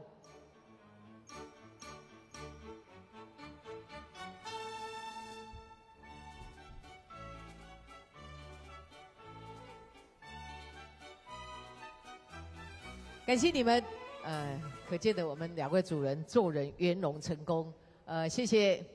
马上要进行的是57AB，57AB，我们不要隔板，让所有的选手好好的来挥洒，一起进去，然后57A，就判职业 A 组标准舞，全部进场，全部进场。裁判老师，我们两组并在一起来进行。那如果您是判职业 A 组标组5，就判34号、65号、71号、95号；如果您是判业余 B 组标组5，就判33号、66号。我们一起没有分场地，一起。不用分场地，我们让他们好好的来挥洒，好好的施展。但是您就判您平板上面的背号。接下来的比赛，我们非常开心为大家邀请到的是我们的5世界月刊的发行人跟总编辑李尚华老师来当我们的讲题。李老师你好，再次见面了。那我们接下来要看到很多的标准舞的赛事哦，也要请李尚华老师再来帮我们仔细的来讲评一下。好，没问题。我们现在画面上看到的是职业 A 组的标准舞的决赛，有4名。第一首是华尔兹啊。老师可以稍微帮我们稍微介绍一下，我们可能在看华尔兹比赛的时候有哪一些的主要关注的点呢？他们到职业 A 组就是一些基本的哈，比如说拍子，他们是一定会也会有走拍啦，因为你在不停的在跳哈，人有失手，马有失蹄，都会有的。然后最重要的话，你要得到好成绩嘛。你要让裁判看到，裁判怎么样吸引裁判啊？那个2个人的身形就搭配很重要，就是正确的身形就是搭配很重要，然后要很固定。摩登舞跟拉丁舞差别在，你看从头到尾都是2个这样子，闭锁式的一个手势，也有侧面的啦，但是这一个说，以专业来讲说叫闭式舞姿。几乎在整个跳的当中都是闭式舞姿。对。所以你2个人的搭配怎么样能够保持住，然后都不能说有什么闪失啊什么谁保持的越久，就是成绩好的机会越多，越久跟越稳定。对，因为裁判那么多个，为什么要那么多个裁判呢？跟别的运动不一样，别的运动就有一些仪器啊，什么跳高跳远的，那个表一看就知道这个不是，这个是艺术又加运动，然后每一个裁判欣赏的又不一样，所以麻烦就在这里。所以你选手本身就是要自己保持好，你保持的越久，然后就，裁判就能够看到这个你的表现，接下来第2个舞科，我们进入到 Tango。比如现在看到这个95号在里面应该看起来就是，比较抢眼一点还有就是说我说的保持舞姿很多方面的，比如说男生女生有没有？这个男生是这样子，女生是那样子，是这样子的面向的位置，就是有一个错开的。你如果说几乎要面对面就不好看。对，像66号这个有没有？有没有？几乎都是你看这个90几、95号你看2个人就很开，有没有？2位选手的这个脸部面向其实是要有点交错的。是然后他保持的蛮好的就是以现场比赛来分啦，因为每一场比赛对手也不一样。对。所以你这一场如果说成绩很好，拿到好成绩，也不一定下一场就好成绩。谢谢业余组标组舞的我们刚刚看到背号95号的是陈荣孝跟冯秀玉选手，这对选手也蛮资深的，跳很久。可以看到职业 A 组其实有蛮多选手都蛮资深的，都是50，已经是蛮久的选手。桃红色那一队有没有？那一队也跳蛮久。还有一个比较特别的跳这个标准舞又叫摩登舞啦。对。它这个特色就是说不在于身高。不是说我身高我就能够怎样就会赢，不一定，有的矮就会也会赢。老师，其实，在摩登舞是不是会尽可能找舞伴是身高比较相近的呢？对，一般正常就是说男生跟女生差距在8到12，都还算合理的范围。就是说8公分啦比如说8公分左右像我以前的舞伴，我以前165嘛，啊，我的舞伴我最喜欢的就是158。哦，配起来可能最刚好。7公分加上他的鞋子，差不多啊这样子。但是也有很多偶尔不过这个例子很少。我曾经发现说，男生跟女生差20几公分，对但是又跳得很好。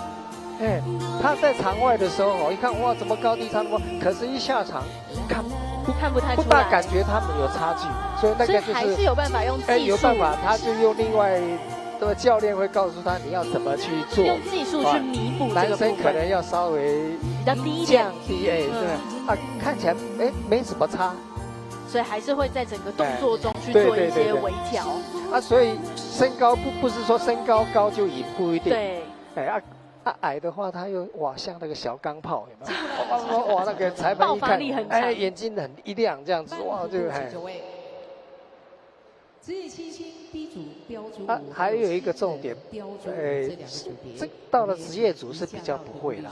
你如果看到刚刚比较低组别偶尔会拍子乱，节奏可能会有点没有抓到，跳错拍子。严格来讲，就是说你拍子跳错，等于就你跳怎么好也没有用。以那个世界的那个标准的舞蹈大师他说你这个拍子错了，那什么都没办法弥补了。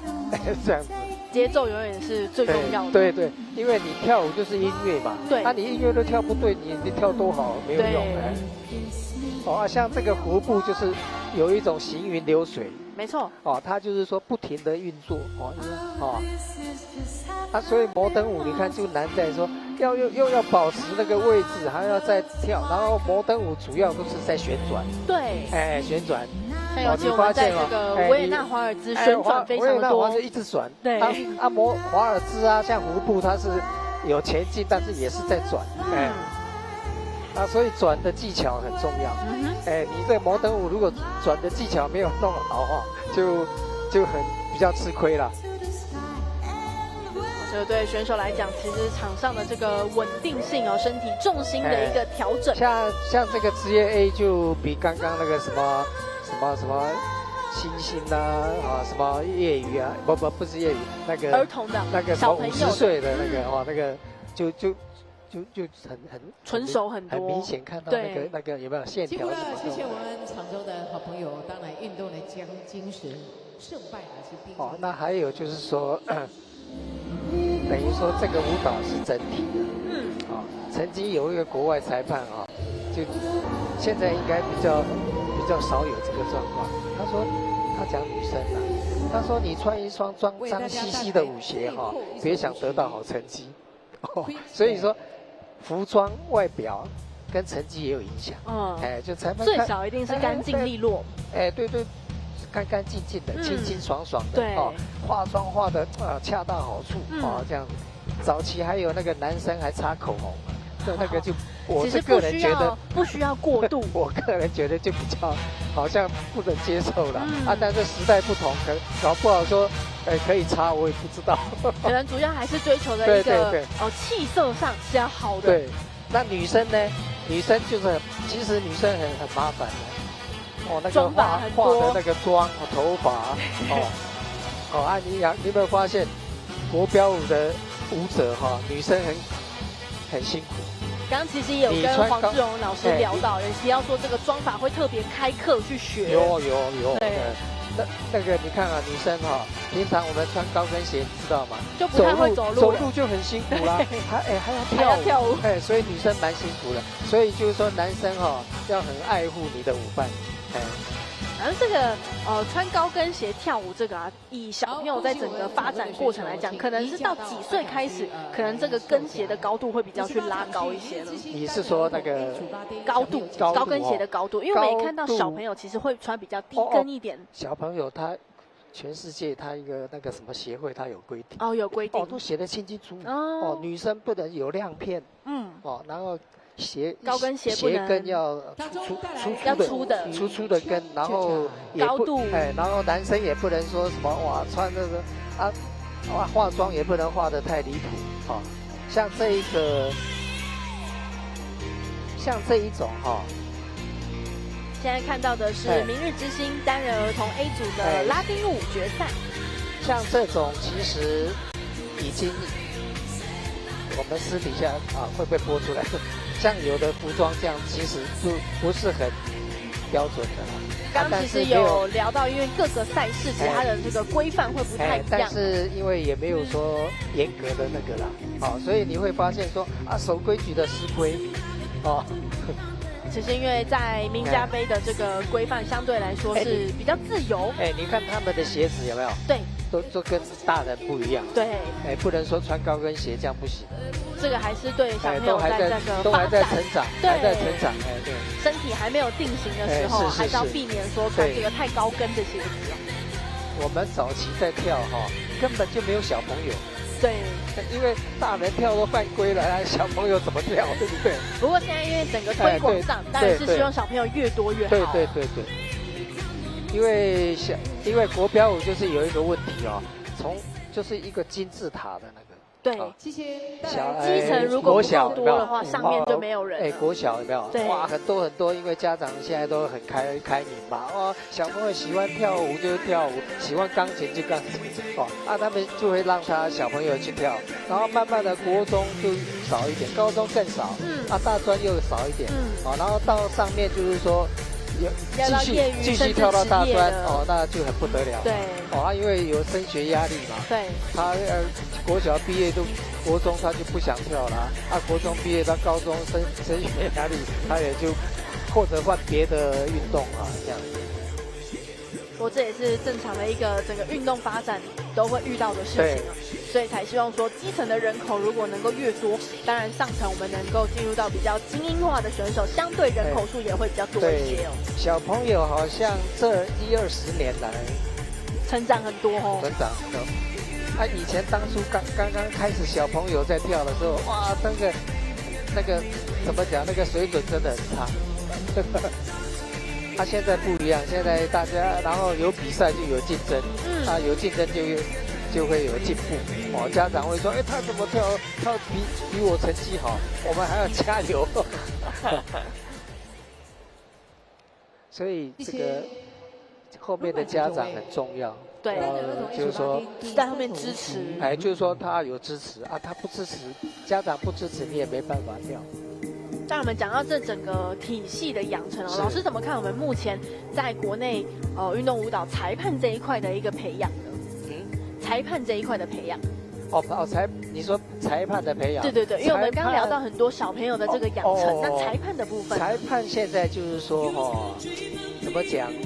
因为这个东西就是自由行政啦，自由行政。那我喜欢的你并不一定跟我一样喜欢，但一般现在的裁判就是说，都是有在这个圈子比赛有资历或者他有念书，他要参加什么考试什么都有这样子的一个过程那尤其那个什么有分。也有分级数什么国际裁判什么。对，我们也会去考这个裁判证。对，考。那但是呢？裁判的资格是可以用考的，用他的资历来去那个。最重要就是你裁判要老实，要诚实。对，以前一个世界冠军，英国世界冠军，他就讲一句话，他说，裁判如果不诚实比赛就像一场闹剧。就没有意义了。他就讲这一句短一句，所以我常常就是用这一句跟那些当裁判的人讲，你一定要用你眼睛看，你不能有别的色彩。这个是我阿姨的小孩，开玩笑，私人的这个都要抛开。开玩笑就是说有亲戚关系的还不能去当裁判。对，像他有规定我儿子在比赛我去判他，这个都有个人利益的问题大家都会。对，所以他们都有规定不能说判自己的那个这样。所以尽管说在整个运动舞蹈其实算是比较主观的判决，但是我们都还是说尽可能客观的方式。然后还有就是为什么裁判占那么多个？对，比如说9个11个都是基数，人数很多，基数，就5、7、9、11这样子那就是说为什么要基数？就是成绩是以过半数。比如说我决赛对不对？比如说举个例子，16号11个裁判，有6个给他1，另外5个说给他6啊5啊，那个都没有用，因为我1已经超过半数，类似这样子。有一个状况就是说，每一队选手都没办法到那个11个裁判过半数是6，对。什么8号2个1，他3个1啊，几号都分散掉了，没关系，看谁拿的2，1加2，1加2谁比较多谁就还是会以裁判的一个多数决，对多数决，所以你一两个裁判说，你说有私心没有用，因为毕竟还是要以大整体来看。整体来讲现在因为就是说网络发达，民风很开放裁判也不敢说，对，大家其实都会讨论，说都规规矩矩的。对，你都判得太离谱，人家旁边观众有的也看得出来。对，没错。主办单位也会帮你做参考。尤其我们现在也看到很多的，我们都有直播。对，所以其实一播出来，大家都看得到。那个人跳那么好，你们给他第6名那这下砸了自己的。对，没错。跟早期不一样，我们那时候真的比较封闭，那个也没有什么用手机记的，打成绩，都是写在纸上，就上，然后写在纸上纸然后送到那个气温那个过程，还要等一下才出来，然后那个流程也不知道会不会被狸猫换有没有？对，以前真的，但现在就很透明，大家成绩按出来了就直接出来了，对。所以这个也是科技的变化，整个环境其实都有进步。所以我中午就在讲说，整个舞蹈的环境真的跟我们以前差很多。对，不断的在进步。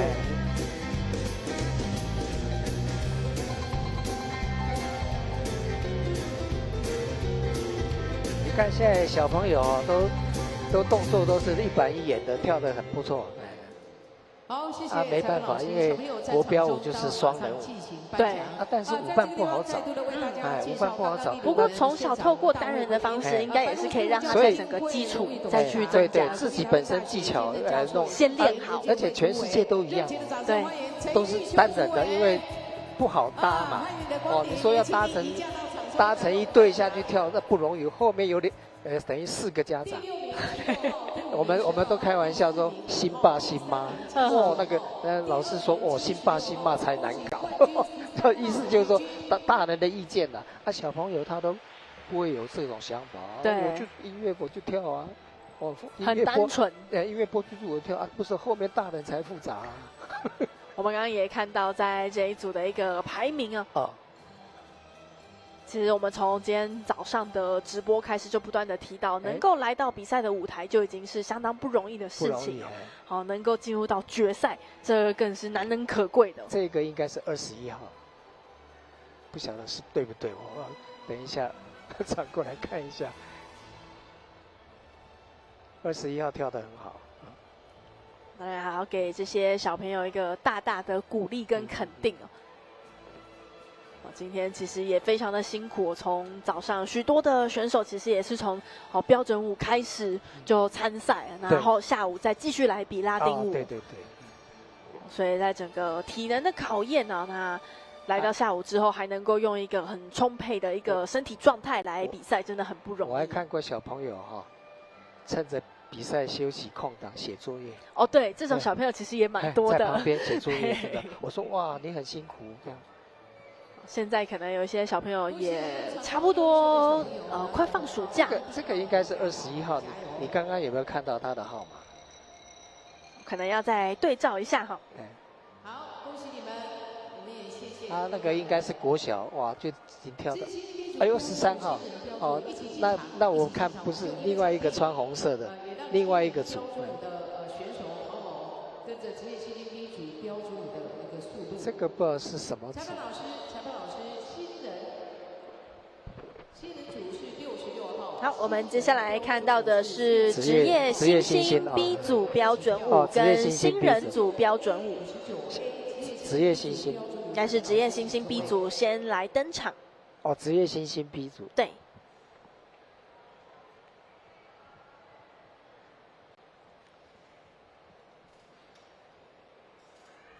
你包括说带舞伴进场，那个都有影响。成绩。就是说从一上场就开就是始算说，就是说你进去要给评审看到说你很有自信，对，哦，一副很有自信那个样子，不会说啊怕怕的这样哦这样。老师，这个职业新星组是指他们是刚开始学习吗？就是要，成绩跳个几年，成绩好以后，他就升到刚升到职业组，就升到职业组，等于职业里面的新人组这样。对对，就等于是好像进阶了，就是说，刚升上职业组算起来应该是职业新星职业组的摇篮啦，这样子。经过这一关，他才会上去跳职业组。了解。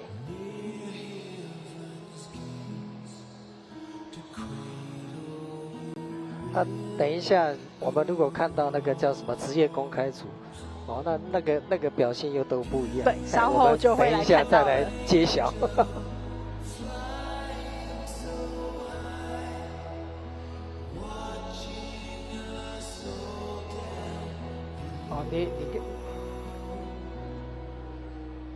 我们这边这样子，他们裁判不会听到。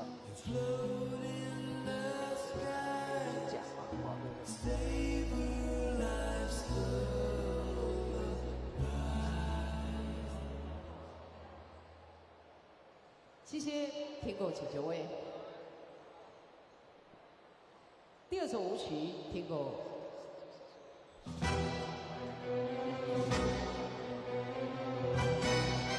对，对对对。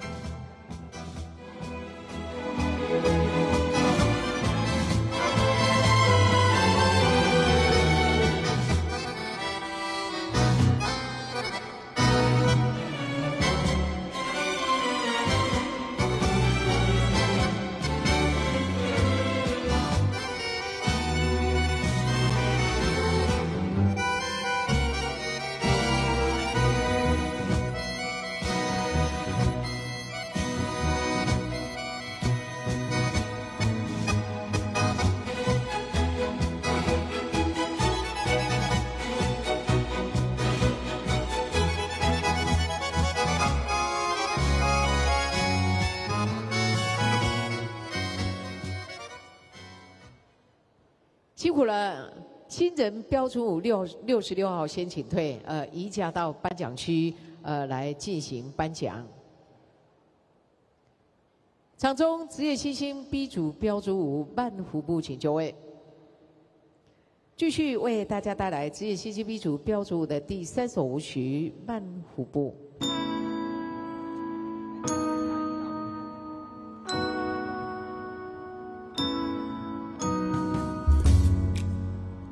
Remember those walls I built?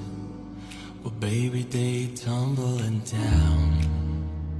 I didn't even put up a fight. I didn't even make a sound. I found a way to let you in, but I never really had a doubt. Standing in the line of your hello, got my angel now. It's like I've been awakened. Every rule I had to break it. It's the risk that I'm taking.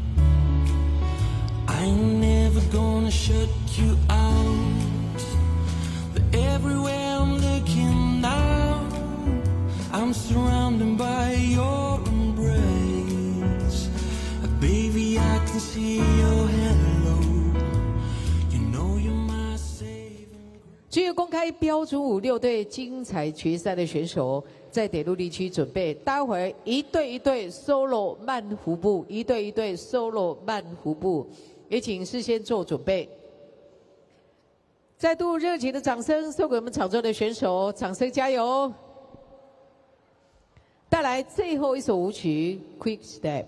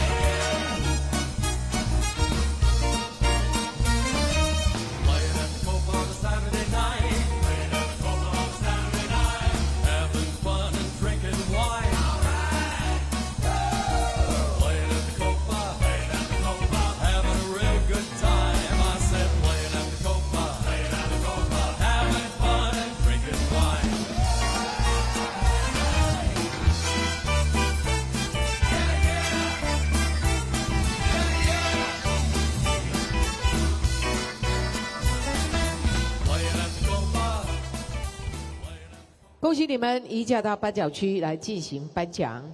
现场各位女士、各位先生，马上要进入的是60场序职业公开标准舞，我们一对一对 solo， 一对一对 solo 慢舞步。背号1号李世坚、施木轩。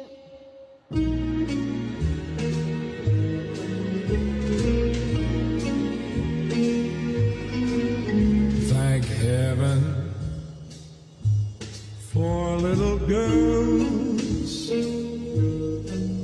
for little girls get bigger every day. Thank heaven for little girls. They grow up in the most delightful way. 谢谢背后2号施清月、蔡依婷。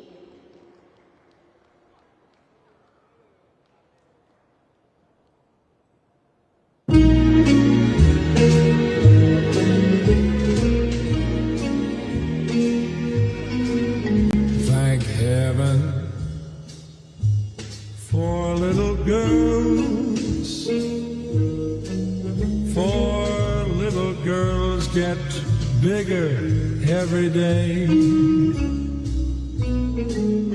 Thank heaven for little girls. They grow up in the most delightful way. 谢谢背号3号涂浩颖 Maria。Thank heaven for little girls, for little girls get bigger every day. Thank heaven for little girls. They grow up in the most delightful way.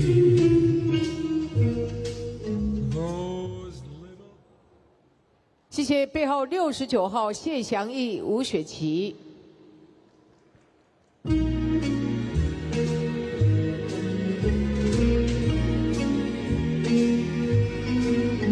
Thank heaven for little girls, for little girls get bigger every day. Thank heaven for little girls. They grow up in the most delightful way. Those little eyes. 谢谢背后90号王静燕、郝真如。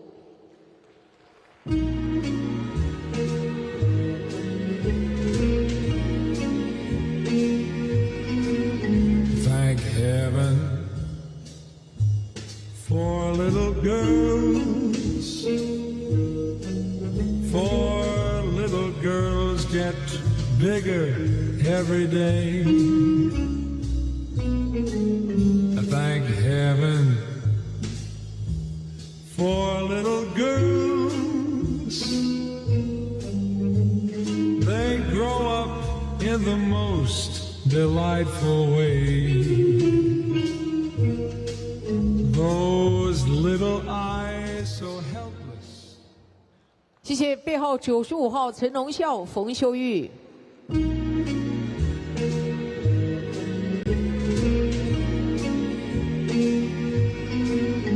Thank heaven for little girls, for little girls get bigger every day.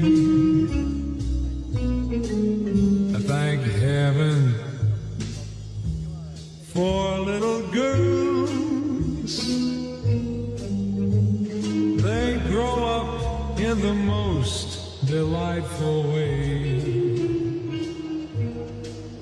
Those little 现在看到职业公开组标准舞的决赛哦，刚刚看到的是6组的选手登场来进行介绍。那其中在背号90号的王俊彦跟郝真儒选手，好是去年2024年名家杯的冠军。好，所以其实，在他们刚刚登场的时候，也听到现场有这个欢呼尖叫声哦，大家应该也很期待他们今天的表现。谢千娟老师、许明才老师、陈桂莲老师、陈俊宏老师。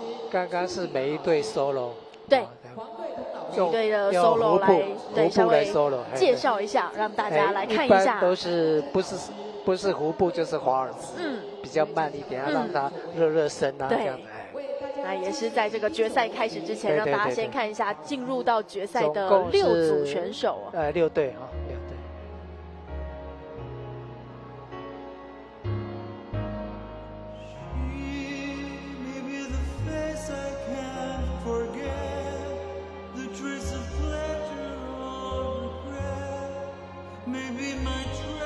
所以能够进到决赛哈，都，怎么讲？我刚刚在说决赛哈，拍子都没问题啦。到了这个组别，如果拍子再有问题，就评审大概是看走眼了哈，所以拍子就不用去考虑了。但是为什么要怎么样去吸引裁判呢？就是你要跳出那个旋律，啊。虽然华尔兹是慢，对不对？比较好的舞者，他会在那一个拍子里面，他会快，加快，然后后面慢，突然间又，那种很强烈的让裁判一看到他这样节奏的一个变化，但是并没有拖拍，对，所以这个就是到了这一个层次，他就是必须有这样的表现，才能够赢人家比较多一点。甚至说2个的位置啊，那个都差不多，都没有什么差别了啦。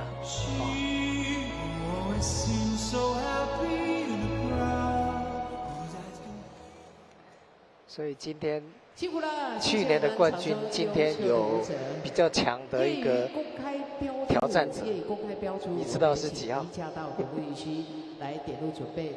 去年的冠军是90号的王俊彦跟郝真儒。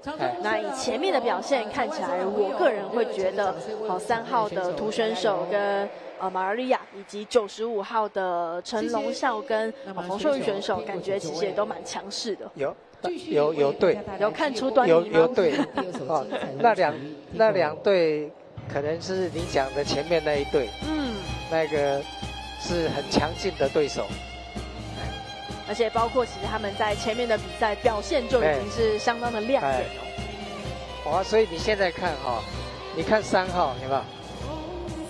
他那个动作就是很刚，但是又不硬，然后又有流动性，就是在我刚刚讲的旋律，他把那个音乐解释那个音乐没错你看他在动有没有？2个人的位置几乎是保持着，但是那个动作就是有没有静如人家讲什么静如处子，对，动如兔脱那个我们来到第2个舞科 Tango。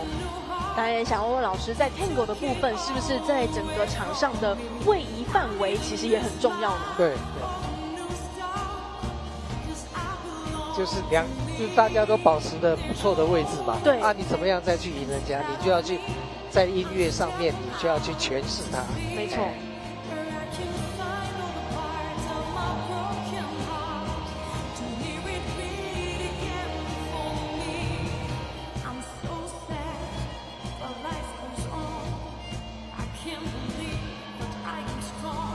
所以可能没有看走眼的话，应该是3号跟那个去年的冠军，有机会一拼啊！他们俩在拼。因为以多数决嘛。高手较劲，真的是画面，甚至有时候哈，1、2名差一个，所有成功差一个裁判，哇，就是非常的接近，对，赢的可能。国外也是这样子。暗自努力的这些时光，最后都会照样。刚介绍到的背号90号的选手王君燕跟郝真汝，他们是去年名家杯的职业公开组标准舞的金牌得主。那他们其实，在上一届的全民运113年的全民运，在标准舞的城市对抗、跟单项弧步，还有标准舞的这个团体队形舞，都是替台中市拿下了金牌哦。所以他们这一队，现在画面上带到的这个王君燕选手跟郝真汝选手，他们在113年的全民运是拿刮了3面金牌哦，相当的不容易。然后这一队选手还有一个地方是怎样不一样的？他是10项全能哦，对，10项全能的。他们不只是在标准舞，他们在拉丁舞的表现也很亮眼，经常出国深造啊。那个要花钱的嘞。确实。所以你要跳得很好，真的要下一番功夫。没错。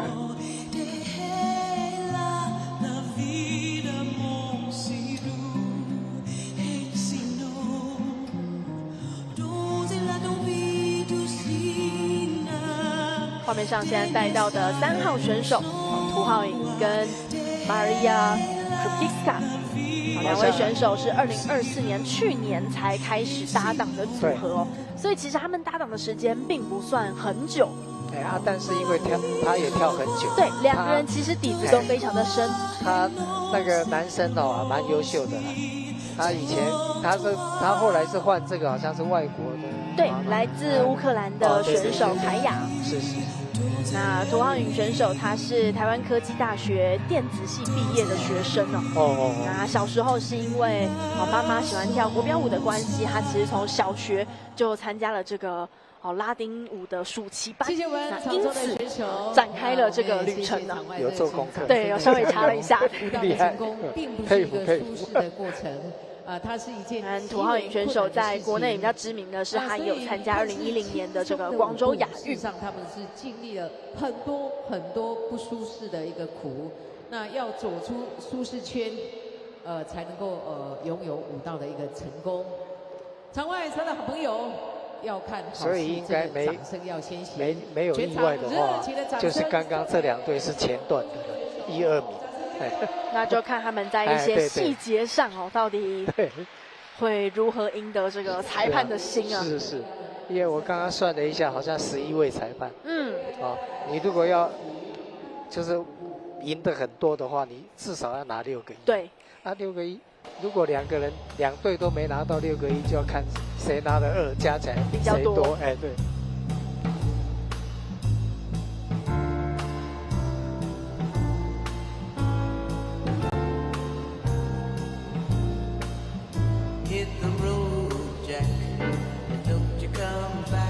倒是那个69号还不错。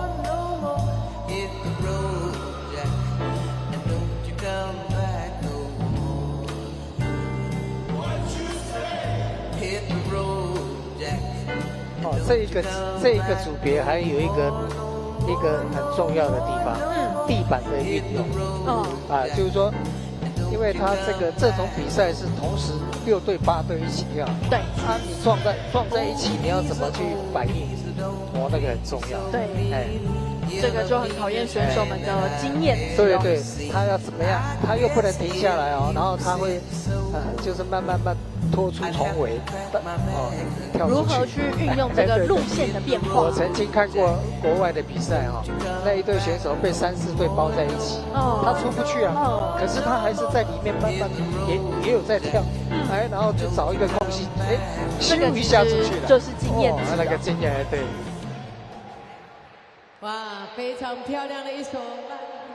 背号69号的是谢祥义跟吴雪琪选手，感觉他今天不错。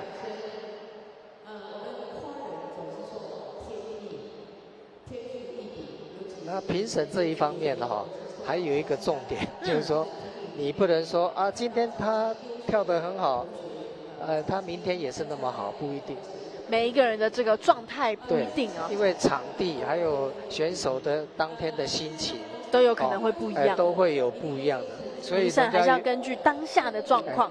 任何比赛都一样啊。我们每一次说啊，这一队什么什么乒乓球选手啊，什么今天好像比较失常，有没有？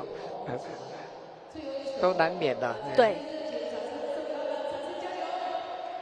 就像老师刚刚提到的，这个裁判的评断都还是会根据选手当下的表现来看。对。所以以前那个比赛前有一个评审会议，他就说，各位评审不要以那个印象分数，对，不要说啊，请根据今天的状况，不能说上礼拜他第1名，今天不一定哦，看现场哦。我们进入到标准舞最后这个节奏比较快的快步环节。他那个有没有动的，就是说，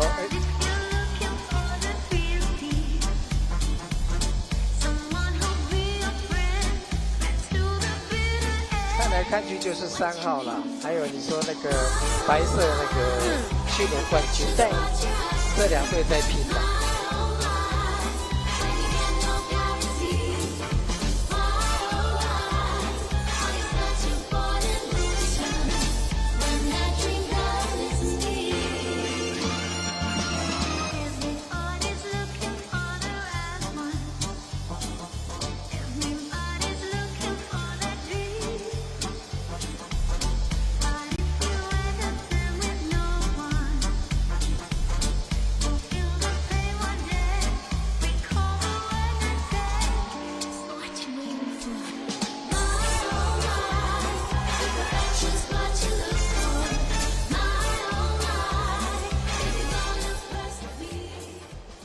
辛苦了，谢谢我们场中的选手，谢谢我们场外的加油声。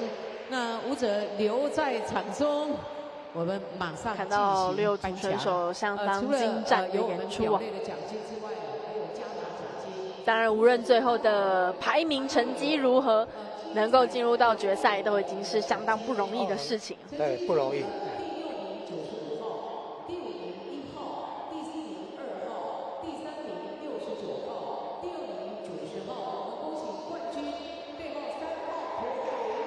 所以，就像刚刚老师有提到的，确实是背号3号的涂浩颖跟 Maria Krupska 拿下了这一组的冠军。2人真的今天的状态其实是蛮好的。那去年的冠军选手汪俊彦跟郝真如选手差一点点，他们是以第2名来坐收。然后69号第3名。我刚刚说69号。对，谢祥一跟吴雪琪选手，对，没错，他们是以第3名来坐收。没有查得到。老师讲的非常的精准，还好没查到。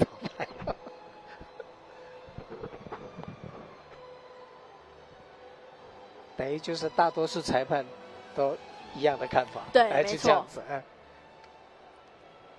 刚刚有介绍到涂浩颖选手跟 Maria Krupska， 他们是2024年开始搭档来练习。那涂浩颖选手因为过去其实在国内有蛮多的参赛经验，那过去有一些受访的记录，他过去其实也在访问中是有提过，跳舞让他是变得更有自信哦。那过去比较害羞一点的个性，也是因为跳舞的关系，那让他是比较善于社交。那当然，他也参加了很多的这个国际赛事。那这些比赛、出国比赛的这些经验，其实也是让他能够更勇敢的，可能去用英文去跟国外的一些这个其他的舞者朋友们去沟通。所以这个其实也是运动舞蹈能够带给选手很不一样的地方哦，能够让人稍微的更有办法去跟其他人去跟陌生人或是新认识的朋友去接触。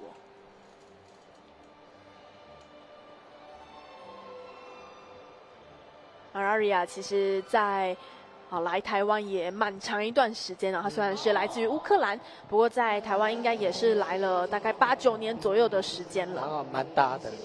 对，2个人其实身材上也蛮相近的，很搭。对。这个都是怎么讲视觉啦，视觉的成绩。在穿上高跟鞋之后，2个人身高差应该是在5公分左右，很搭，真的很搭。好，所以先来看到的是这次的银牌获得第2名的汪俊彦跟郝真如选手。Thank heaven for little girls, for little girls.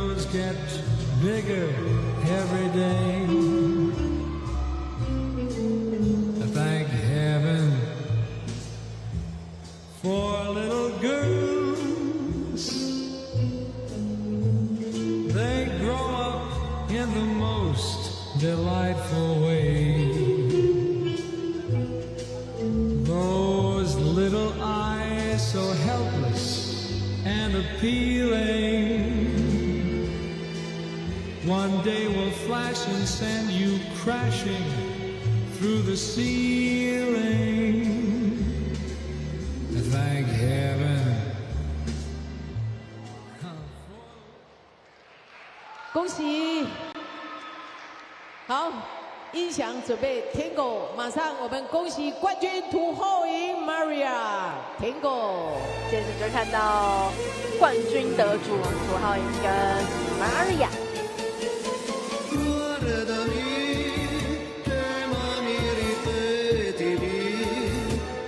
不要带口。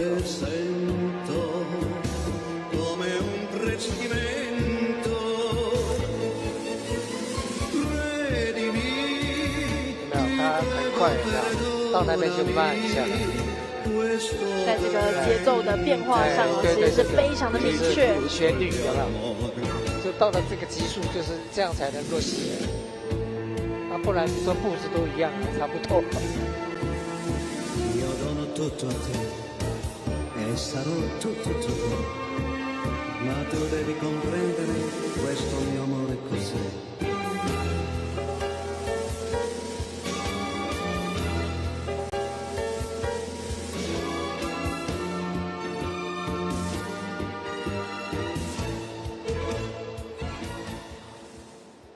哦，恭喜！相当有张力的一段 Tango 演出。选手一起到场中，我们主人有一个答谢特别的奖金要颁给您。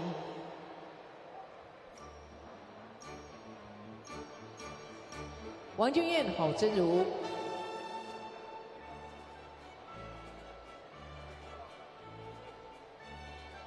大家都忘了我们还有这个演出的奖金哦。差一点衣服就脱下来了，对不对？这个表示他们专注在比赛，已经忘记奖金这件事了。这个也是身为选手的好处。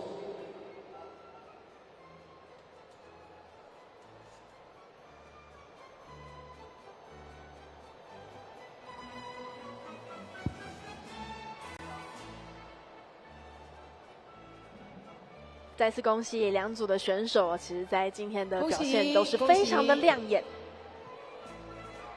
看完了职业公开标准舞精彩的决赛，马上要带给您就是业余公开标准舞的比赛，同样一对一对让大家来 solo Tango。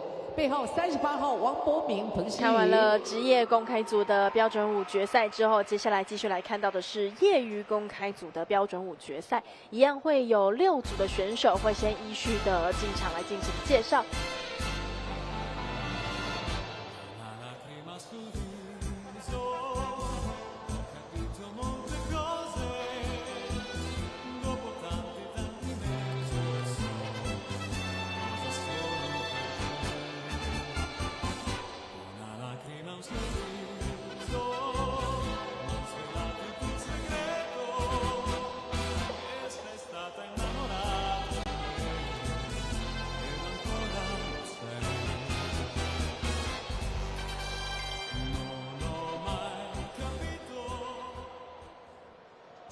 背号38号的是王博明跟彭诗云。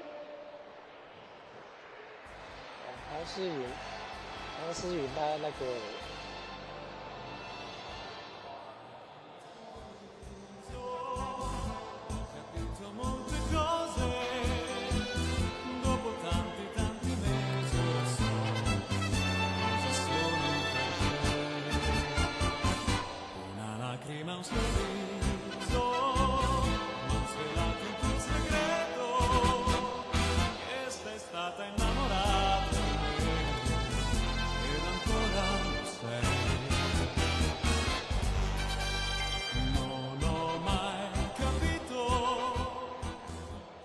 背号42号的则是李俊伟和曾玲珍。从小朋友开始，小时候还矮，他现在拉高了。老师看着他们从小到大，从小那个男生，我说哇，你真的运气真好，你长大以后都拉高。现在看到的背号47号的则是于世杰跟陈宝兴，这一队蛮厉害的。他们同样也是10项的选手，在拉丁舞也是有所造诣。他摩登，比较起来，他摩登跳的比较久。好，他那个什么，男生好像是研究所吧，是吧？谢谢背号70号汪永义、陈小云。女生是大学。嗯，对，就是小孩子开始跳。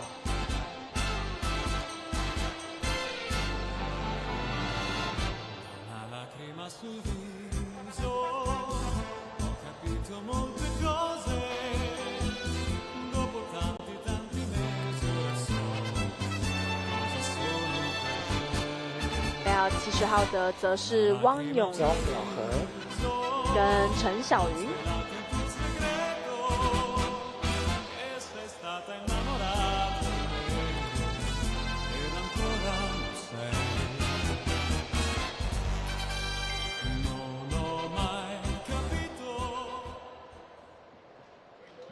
谢谢背号93号陈秉辰、朴思雨。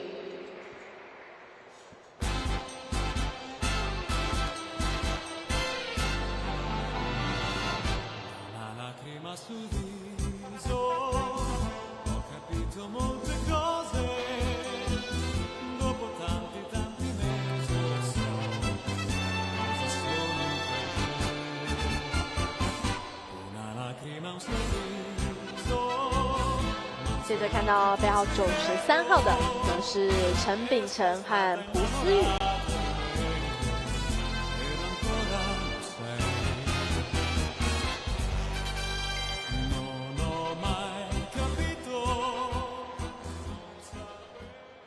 谢谢背号94号林丽、谢文心。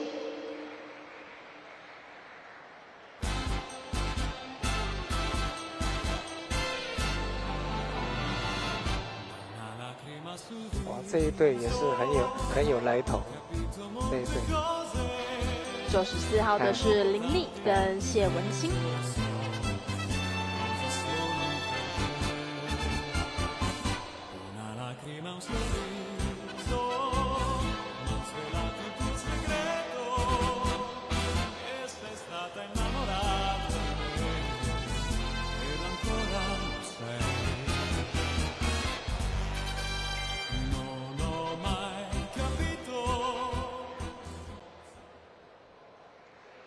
以上是我们6队优秀的选手，一队一队 solo。现在我们热情的掌声欢迎6队选手一同进场。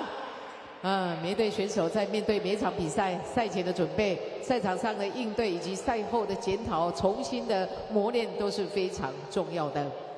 裁判老师辛苦了，我们也请就位。现在要来进行的是业余公开组那我们标准最后一舞的队选手决赛稍微休，6组息一下的选手借着我们场外所有观众，您的双手，用我们刚刚最后长进长热情的行介绍掌声来的选手送给他们林立。跟全场掌谢文清声加油！选手，其实在国内许多的赛事表现都是对相当的出色。好，包括他们先前这个在组别全国总同样我们统杯冠亚军是夺下了都有6连精彩霸的一个达，去年阵演出在这个中明日之正杯也星几乎是包揽了这个请标准舞点入的所有金牌场中带哦，来最实第一首舞力曲非常华尔兹突出的一对组合。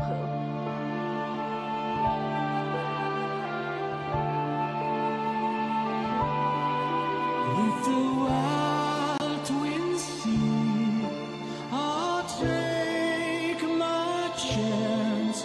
With the wild wind sea, I'll treat more beds and leave my home.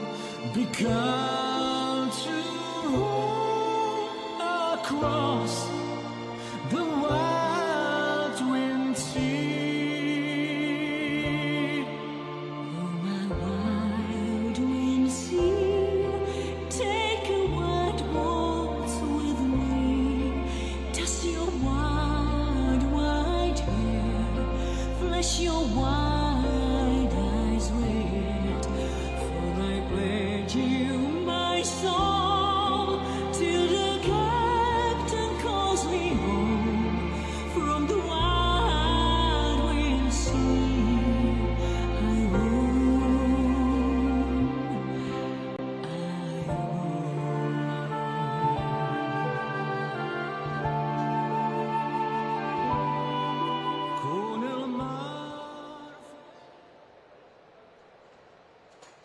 谢谢场中优秀的舞者。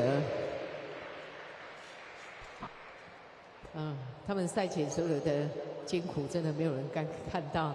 赛场上，面对仅有一次，他们也相当的把握。场外所有的好朋友，热情的掌声再度送给他们，掌声加油！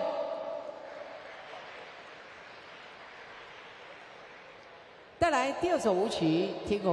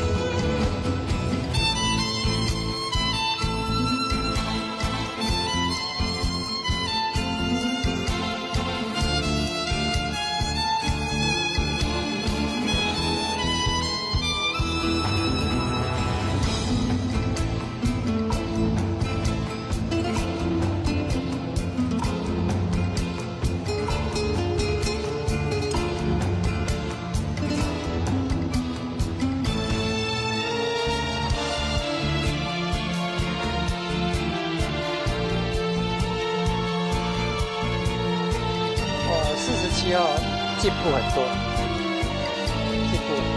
47号是于世杰跟陈宝兴。对。哇，那个都从小孩子开始跳，哇，实在太厉害了。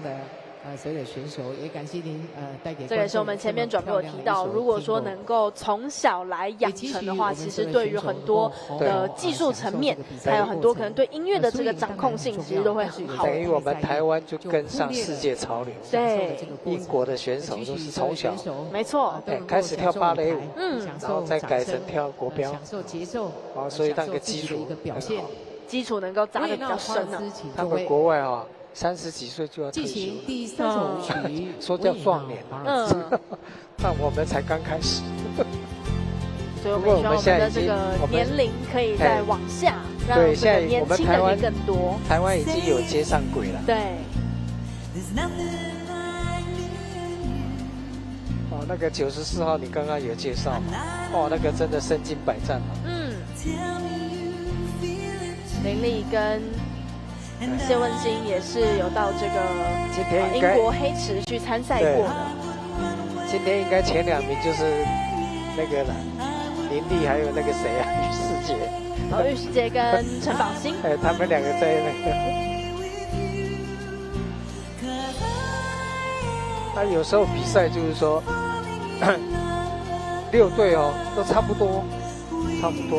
哦，那真的是裁判很头痛。对。真的。实力越相当的时候，对，所以裁判他都是怎样的？一瞬间的，比如说，你看哦，一首曲子大概1分半，还是不晓得有没有到1分40秒？1分半到1分40秒之间，可能没有到2分。应该没有。你看1分40秒啊，除以6啊，一个人可以看多少？对。哦，所以一点点闪失，那裁判等于说一瞬间他就要打出成绩啊，不能说等一下。漂亮的一首维也纳华尔兹，再次的感谢我们场中的选手，非常柔美典雅的维也纳华尔兹。有梦想，有目标，希望自己更好，所以才会坚持在这个赛道上继续的一个努力。慢舞步起就位，场外所有热情的观众，欣赏的时候不要忘记动动双手。掌声加油！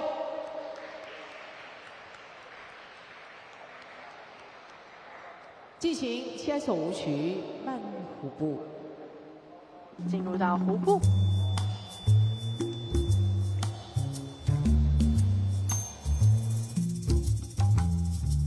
It's too darn hot. It's too darn hot. I'd like to sup with my baby tonight. Refill the cup with my baby tonight. I'd like to sup with my baby tonight. Refill the cup with my baby tonight. But I ain't up to my baby tonight because it's too darn hot. Too darn hot. It's too darn hot. I'd like to cool with my baby tonight. And pitch the woo with my baby tonight. I'd like to cool with my baby tonight. Pitch the woo with my baby tonight. 谢谢常州6队优秀的选手，马上要进入到最后一首。来，现场所有的好朋友，大家辛苦了，再一次的谢谢你们。我们用热情的掌声，再次让我们场中的选手好好的享受，掌声加加油！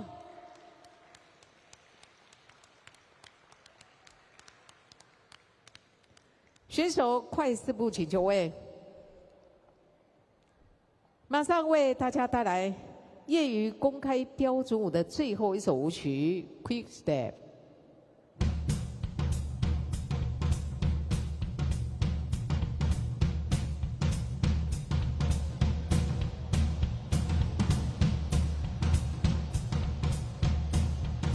94号的林立跟谢文心。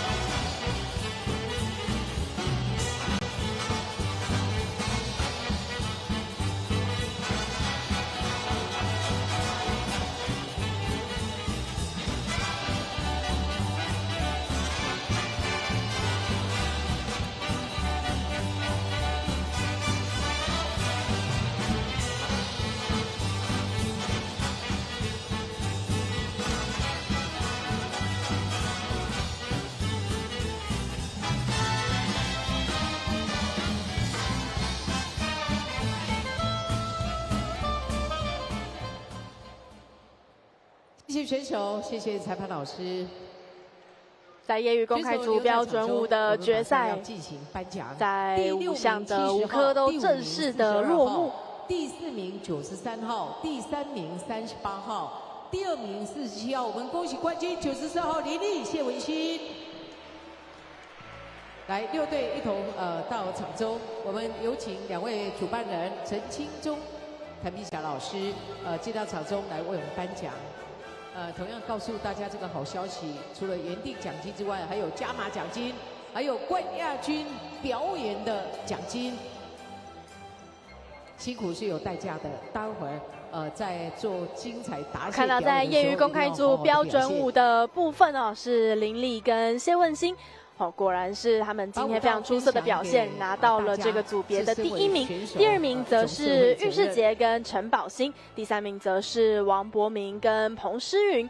非常恭喜这几组的选手们，其实今天的表现都已经是相当的出色，能够来到决赛的舞台，当然都已经是很不容易。那能够最后获得排名，当然是更喜上添喜的事情哦。非常恭喜几组的选手。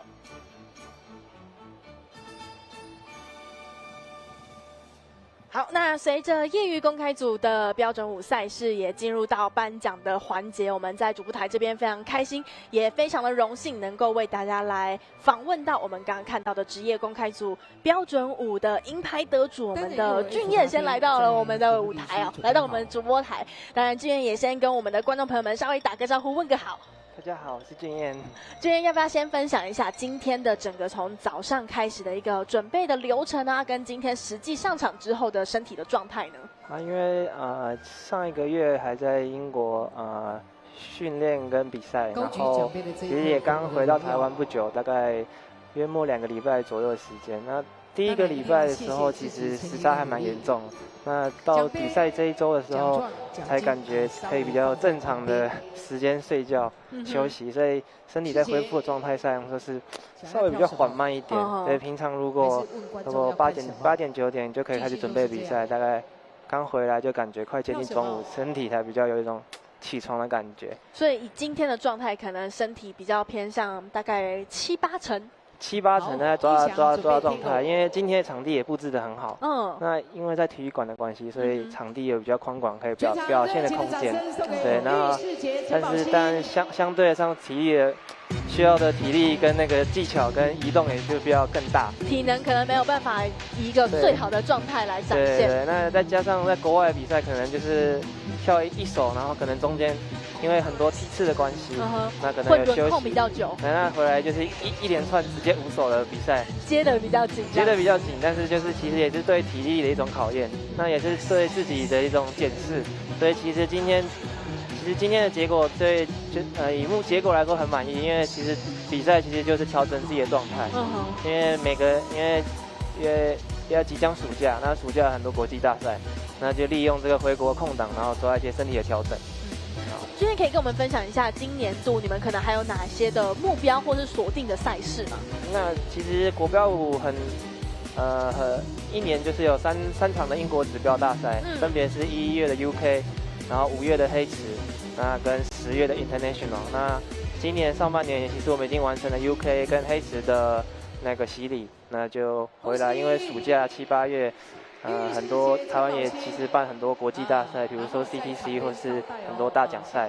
那我们就希望利用台湾的这个准备，然后再迎接比赛代训，然后准备10月的那个英国 International。对。所以这一段时间你们在可能技术上的一个目标有锁定哪些方面吗？锁定目标就是利用这个回国空档，把5月这个进修这个1个半月进修，然后去做那个。练习，把它练得越来越精确，精确完你还有体力可以负荷，把它串联，那才是一个比较完整的一个准备，这样。等于把整个身体的状态也要准备到一个最好的一个备战。对，有时候是你有很好的技术，但是如果那个身体没有恢复，其实表现不出来，并没有表现出来，有一点力不从心。对，所以如果这个裁评审没有看到你表现出来，那他其实也没有办法给你好的结果。这个就相对比较可惜。对。所以这个后续的准备好也还是很重要，还是很重要。非常感谢俊彦今天来到我们的主播台跟我们分享，那我们也让俊彦稍微休息一下，我们还要请真如也一起来跟我们分享一下。谢谢俊彦。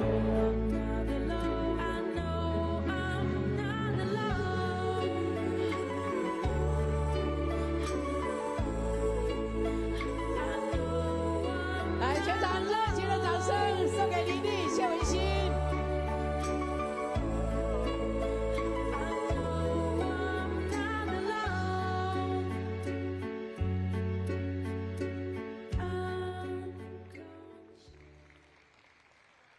稍待，李丽、谢文心，稍待。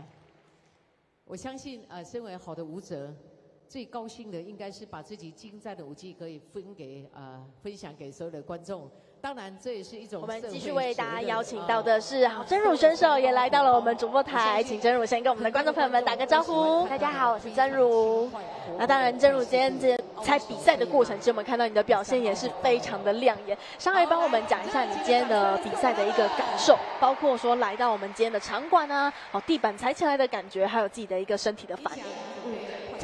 今天的场地其实辅导单位布置得很好，因为很大，比较宽敞，然后跳起来很舒适。然后我们跳之前，就职业组他还特别再把地板再清理过，所以就比较不会有一些羽毛啊或什么会有一些小碎屑。对。然后状态呢，就因为我们刚从英国回来，然后我们回来的隔天马上就一直在教课，然后一直在训练，因为出去花了很多钱，所以呢状态有在试着调整上，但有恢复一些，因为日夜有点颠倒这样子。时差的部分身体也还在慢慢适应，对，还在慢慢适应，所以就是因为我们的作息在国外跟这边这样子有点落差，所以有一点那个混的。其实这一次今年的名家杯，你们有设定什么样的目标，希望可以达成吗？没有特别，没有特别设定，就是尽力。对，因为我们其实在国外的时候就做了很多训练，所以回来的时候是希望能继续保持，然后呢继续练习的。像我们回国后呢，除了马上教课，但我们也马上做了训练。对。但是因为我们在国外只要训练，不需要教学，所以我们要平均分配。因为这场我们还有学生，所以我们除了我们要看一下学生，然后还要比赛，还要做训练，所以就没有希望自己可以维持在一个状态上面。你们等于同一场又身兼这个选手，又身兼教练的角色。对。那其实今年因为你们在英国参加了 UK 跟黑池嘛，对。那这一段时间，今年度有没有什么特别吸收到、学到的东西是比较不一样的呢？我们在黑池的这场比赛呢，其实每一次去都会觉得有不一样的学到的收获。就像我们很喜欢那边的国外的老师或者台湾的老师，平常在训练跟过去可以接到一个接轨。就觉得还不错，像表现上啊，或者是体能上，或者是地板技巧，比如说舞池的大小步的分配的舞序也会有所不一样。真的可以跟大家分享一下你的这一套服装吗？因为它其实真的羽毛非常的亮眼。对，因为其实我们是属于条件没有到很好，因为我们是小只的，所以我们出国比赛的时候常常就是，我不需要蹲，我就越过国外选手的底下的感觉，因为我算小只的，所以在设计上特别把羽毛再把它膨胀起来，希望能特别的亮眼，就像这个一样比较立体，所以拿起来的时候是不太好照顾，但是呢，外形上可以再增大一点点，就很适合小只型的选手。那在重量呢？你的手抬起来的时候会有额外的负担吗？不会，很轻，羽毛很轻，这很轻，所以它只是在视觉上能够去更膨胀。对，然后像裙摆的部分的这个飘纱，就不像以前传统，因为以前传统这叫做宫廷式的那种舞蹈，他们都用蓬裙。对，那现在我们会用另外一种，就是比较像这种飘纱，可以比较短一点，可以看到腿的线条，然后又比较轻盈，就比较修身一点这样子。其实这几年你们有可以出国的一些机会，有这些经验，你们在服装的设计上是会特别去跟设计师去做讨论吗？还是会说交给教练他们去处理？我会特别去，通常会跟教练，但是因为在台湾，我们自己也算老师部分，所以也知道自己的，所以通常舞衣设计上要能掩饰自己的，比如说增加分数的，比如说如果我就已经跳起来不动感，例如拉丁，那我就需要比较流苏的部分。像我们个头比较小，我们就需要羽毛或是比较飘逸的裙摆，一转看起来就有飘逸，所以会需要选择比较能增加自己的条件的衣服。了解。那最后也想要问一下，因为这次刚刚也提到说我们是身兼选手跟教练的身份，如果转换一下变到教练的话，怎么看自己的学生们这一次在名家杯的表现呢？看学生们啊，通常我在看他们比赛的时候呢，我不会马上给予很多的技术讲解，因为他们在比赛就是专心。但是呢，事后的时候我都会告诉他们，就是我会针对他们比赛，比如说有移动出去吗，或是你的框架要拿好吗，或是你的表情如果没有做出来，主要是体能跟技术必须平衡。如果技术很好，你没有体能的话，你也没有办法表现好。如果你有体能很好，可是你跳起来很歪，那也不行。所以两个要兼顾，就会有一点困难。但是我会尽可能帮他们达到一个平衡，因为平常的练习跟舞台上的表演又是完全不一样。可能你平常练习100%，可是你到比赛场只表现到50%，因为你的经验或是你的体能没有达到一个平衡，就没有办法完全表现。所以我们会说，练习是练习，然后呢，比赛又是另外一回事。对，会当然希望多一点的竞赛，让你增加这个体能。那当然，因为今天的场地又很好又很大，有时候场地比较小，那你能表现范围就在这。可是场地那么大的时候，你的体能很好，又可以很流动，就会比较看到你。真的很开心哦，今天有机会可以跟真如，当然刚刚也跟俊彦稍微的聊到，那也希望说你们在今年不管是接下来5月的一个国内的赛事，那跟后续10月还有这个 international 要去比哦，希望你们比赛都能够一切顺利，训练也都能够非常的顺利。谢谢，谢谢。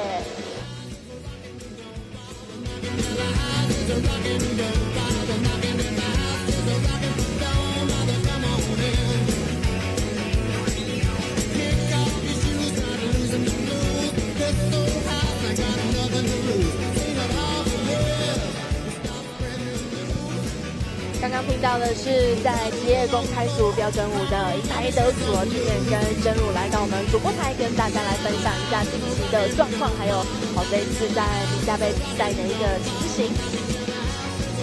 今天在2025年的名家杯台湾之星运动舞蹈全国公开赛，我们从早上9点一路展开的比赛，来到了逐渐来到了尾声。我们现在看到的是明日之星在小朋友的这个拉丁舞的赛事。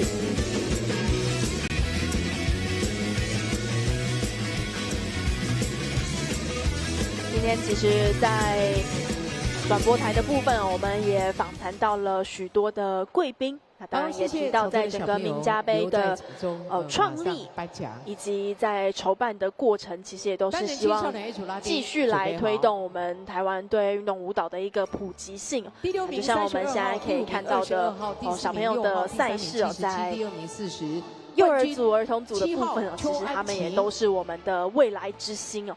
透过这个年轻基层的选手们逐渐的培养，让他们的人数越来越多。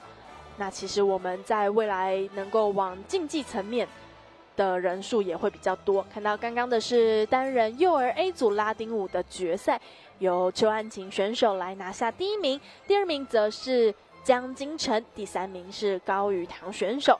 当然，这边还是要再次去提醒能够来到我们最后决赛的环节，小朋友都已经很不简单哦。如果事后有透过直播来观赏自己的比赛，也要跟这些小朋友们说，你们真的很棒。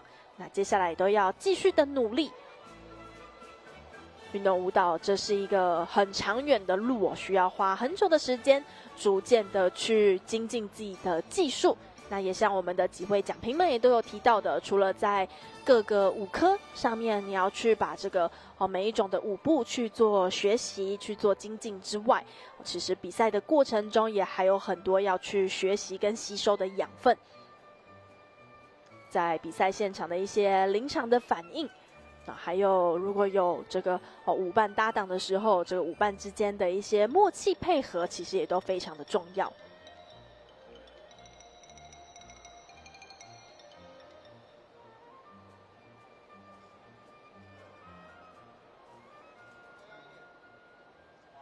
好，谢谢。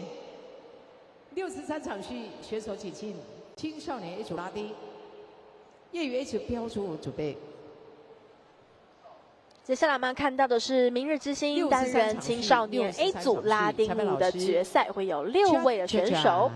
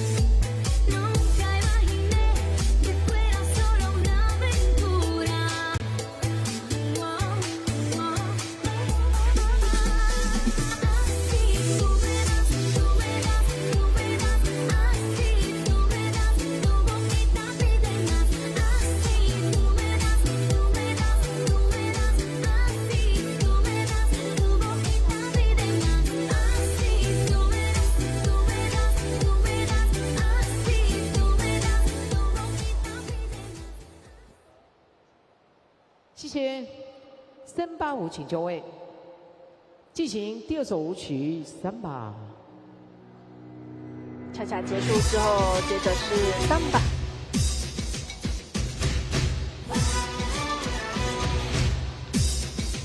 单人青少年 A 组拉丁舞的决赛，6位的选手，包括了54号的刘爱云。10号的陈玉轩，13号的刘杰君，29号的陈杰新31号的黄香玲，另外还有88号的林采妮。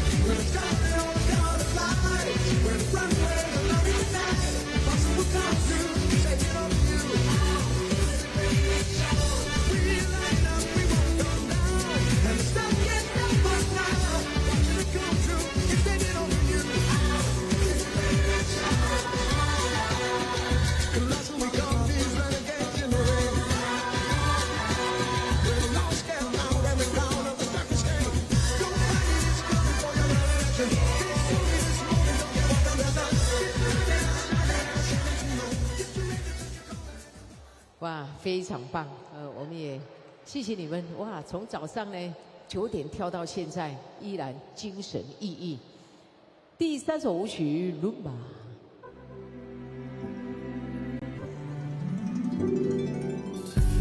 进入到比较柔和的 Rumba。On her makeup and brushes her long brown hair, and then she asks me, do I look alright? And I say yes, you look wonderful tonight.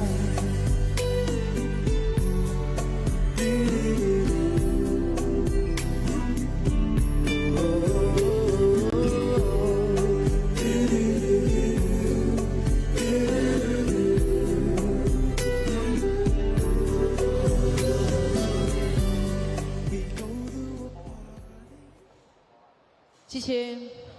潮州的选手斗牛舞请就位，进行第4首舞曲西班牙斗牛舞。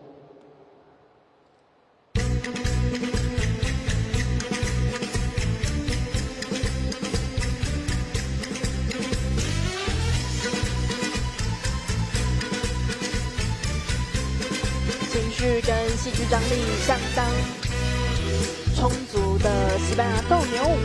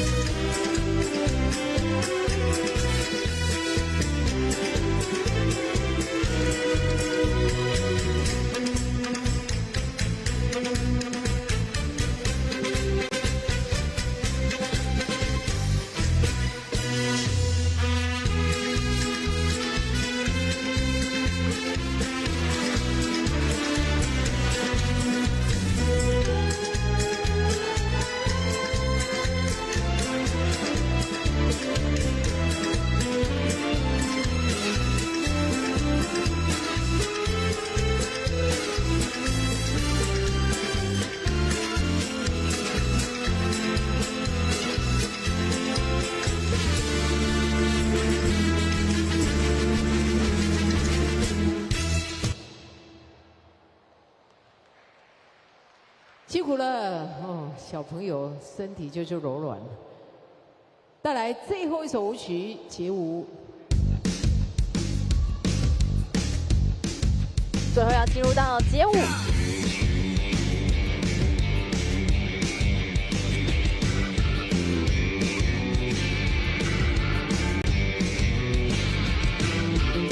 I've been working so hard. I'm punching my card. 8 hours for what? Oh, tell me what I got. I get this feeling. Times is holding me down.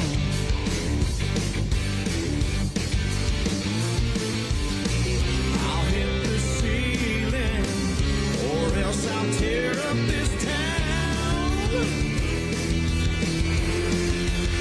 Tonight I gotta cut loose, footloose, kick off your Sunday shoes.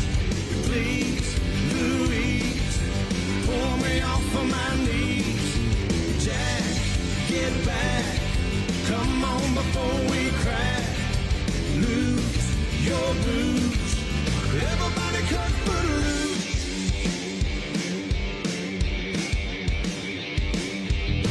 You're playing so cool.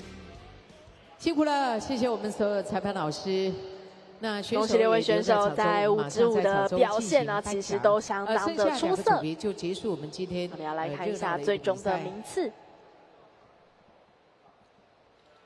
成绩出炉了，第6名13号，第5名29，第4名31，第3名10号，第2名88号。我们恭喜冠军54号刘爱云。来，这个奖项在单人青少年 A 组拉丁舞的决赛，是由54号的刘爱云选手来获得冠军。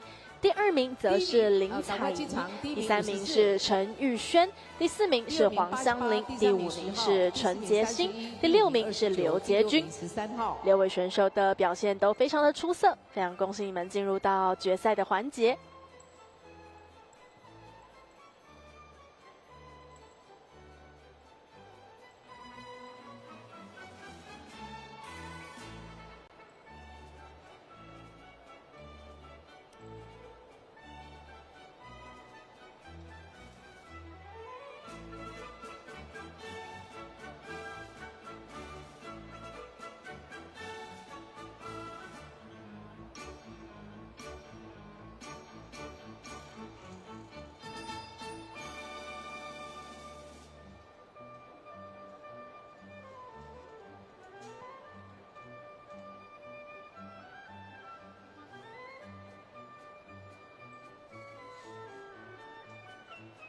来，恭喜我们潮州的选手。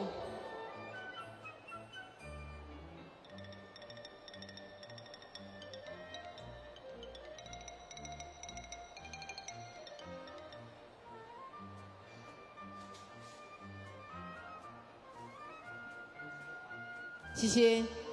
6次次场序业余 A 组标准舞解禁。业余 A 组标准舞。我们有2队。裁判老师辛苦你了，64场序进行慢。接下来要继续登场的，在明日之星单人青少年 A 组拉丁舞的决赛结束之后，要继续看到的是业余 A 组标准舞的决赛，还有2组的选手。2组的选手要进行3种的舞科，包括了华尔兹、Tango 跟快步。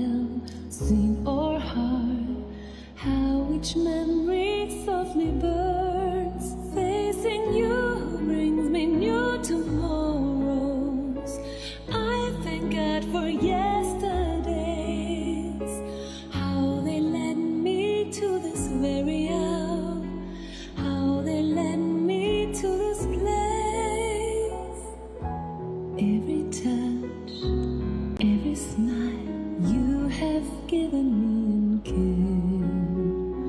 Keeping heart, always I'll now be treasuring everywhere. And if life should come to just one question, do I hold each moment?背号70号的是汪永义跟陈小云。业余 A 组标准舞带来第2首舞曲。另外一组则是42号的李俊伟和曾玲珍。接下来进行 Tango。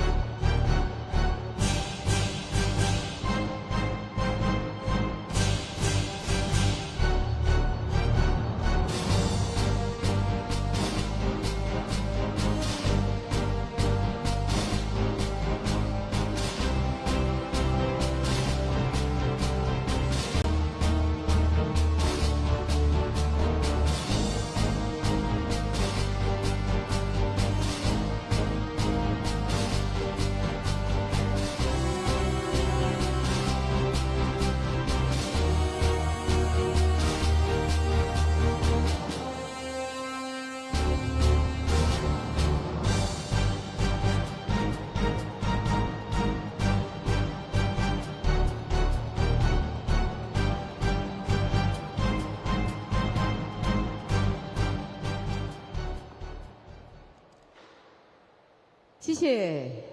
好，选手快4步请就位。最后一个组别头部舞的选手准备好。两组的选手其实刚刚也都有参加业余公开组的标准舞决赛哦，所以跨组别的赛事也非常考验选手们的这个体能消耗。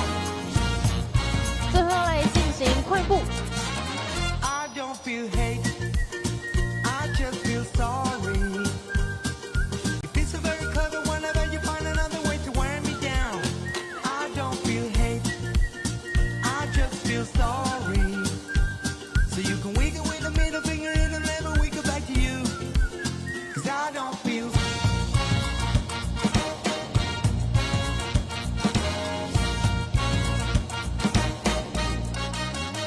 sorry.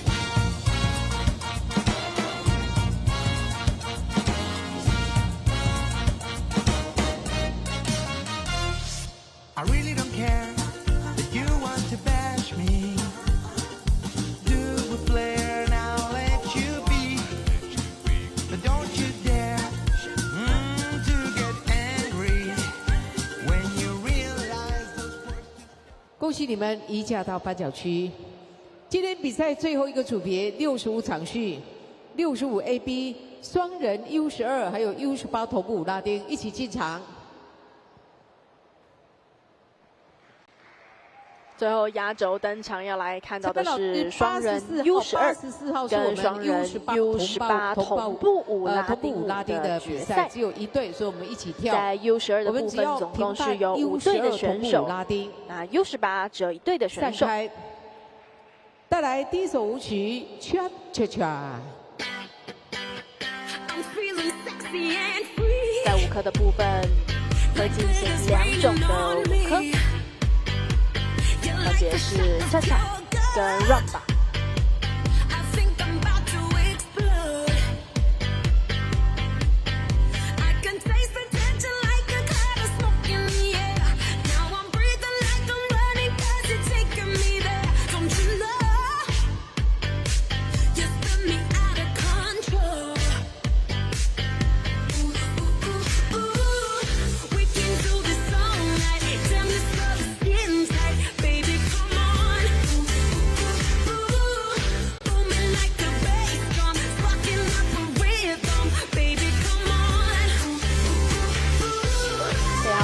4号的是 U18 的高月如和庄子婷。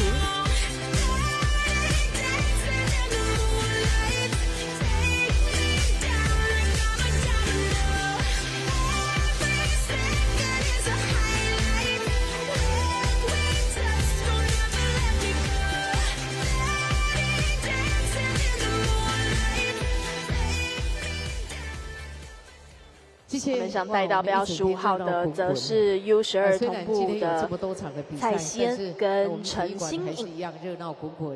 再次的感谢所有好朋友，您热情的一个支持。在一首就结束我们今天的比赛，我们有请谭皮甲老师起立。谭皮甲老师，起立跟大家挥挥手。感谢来自我们全国各地所有的裁判老师、所有的选手，还有我们所有的观众。陈清忠老师也跟大家挥挥手。感谢大家的支持，谢谢你们。带到的是我们的名家杯创办人的谭皮甲老师，无私的贡献，提供给我们这么好的一个平台，提供这么优厚的奖金来鼓励大家。我们是不是把最热烈的掌声回送给2位主办人？热情的掌声，谢谢陈金忠、谭皮甲老师，谢谢您，谢谢。那我们也谢谢与会所有的贵宾，感谢你们整个下午坐镇在这个地方，为我们选手加油打气。那期待我们所有的选手明年再度来挑战这个优厚的奖金。今天我们也非常谢谢大会的总策划王建福老师，辛苦了，谢谢您，谢谢。那我们剩下最后一个舞科，进入的是我们今天最后一首舞曲，为大家带来精彩的 Rumba。最后的 Rumba。You spend the weekend getting even. 14号的是 U12的杜佳桦跟高川晴。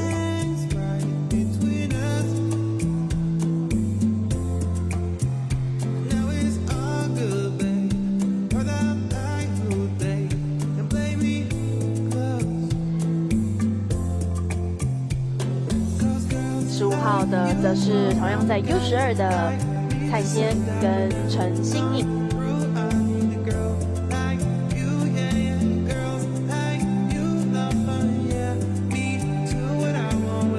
标99号的则是谢云欣跟黄凯琪。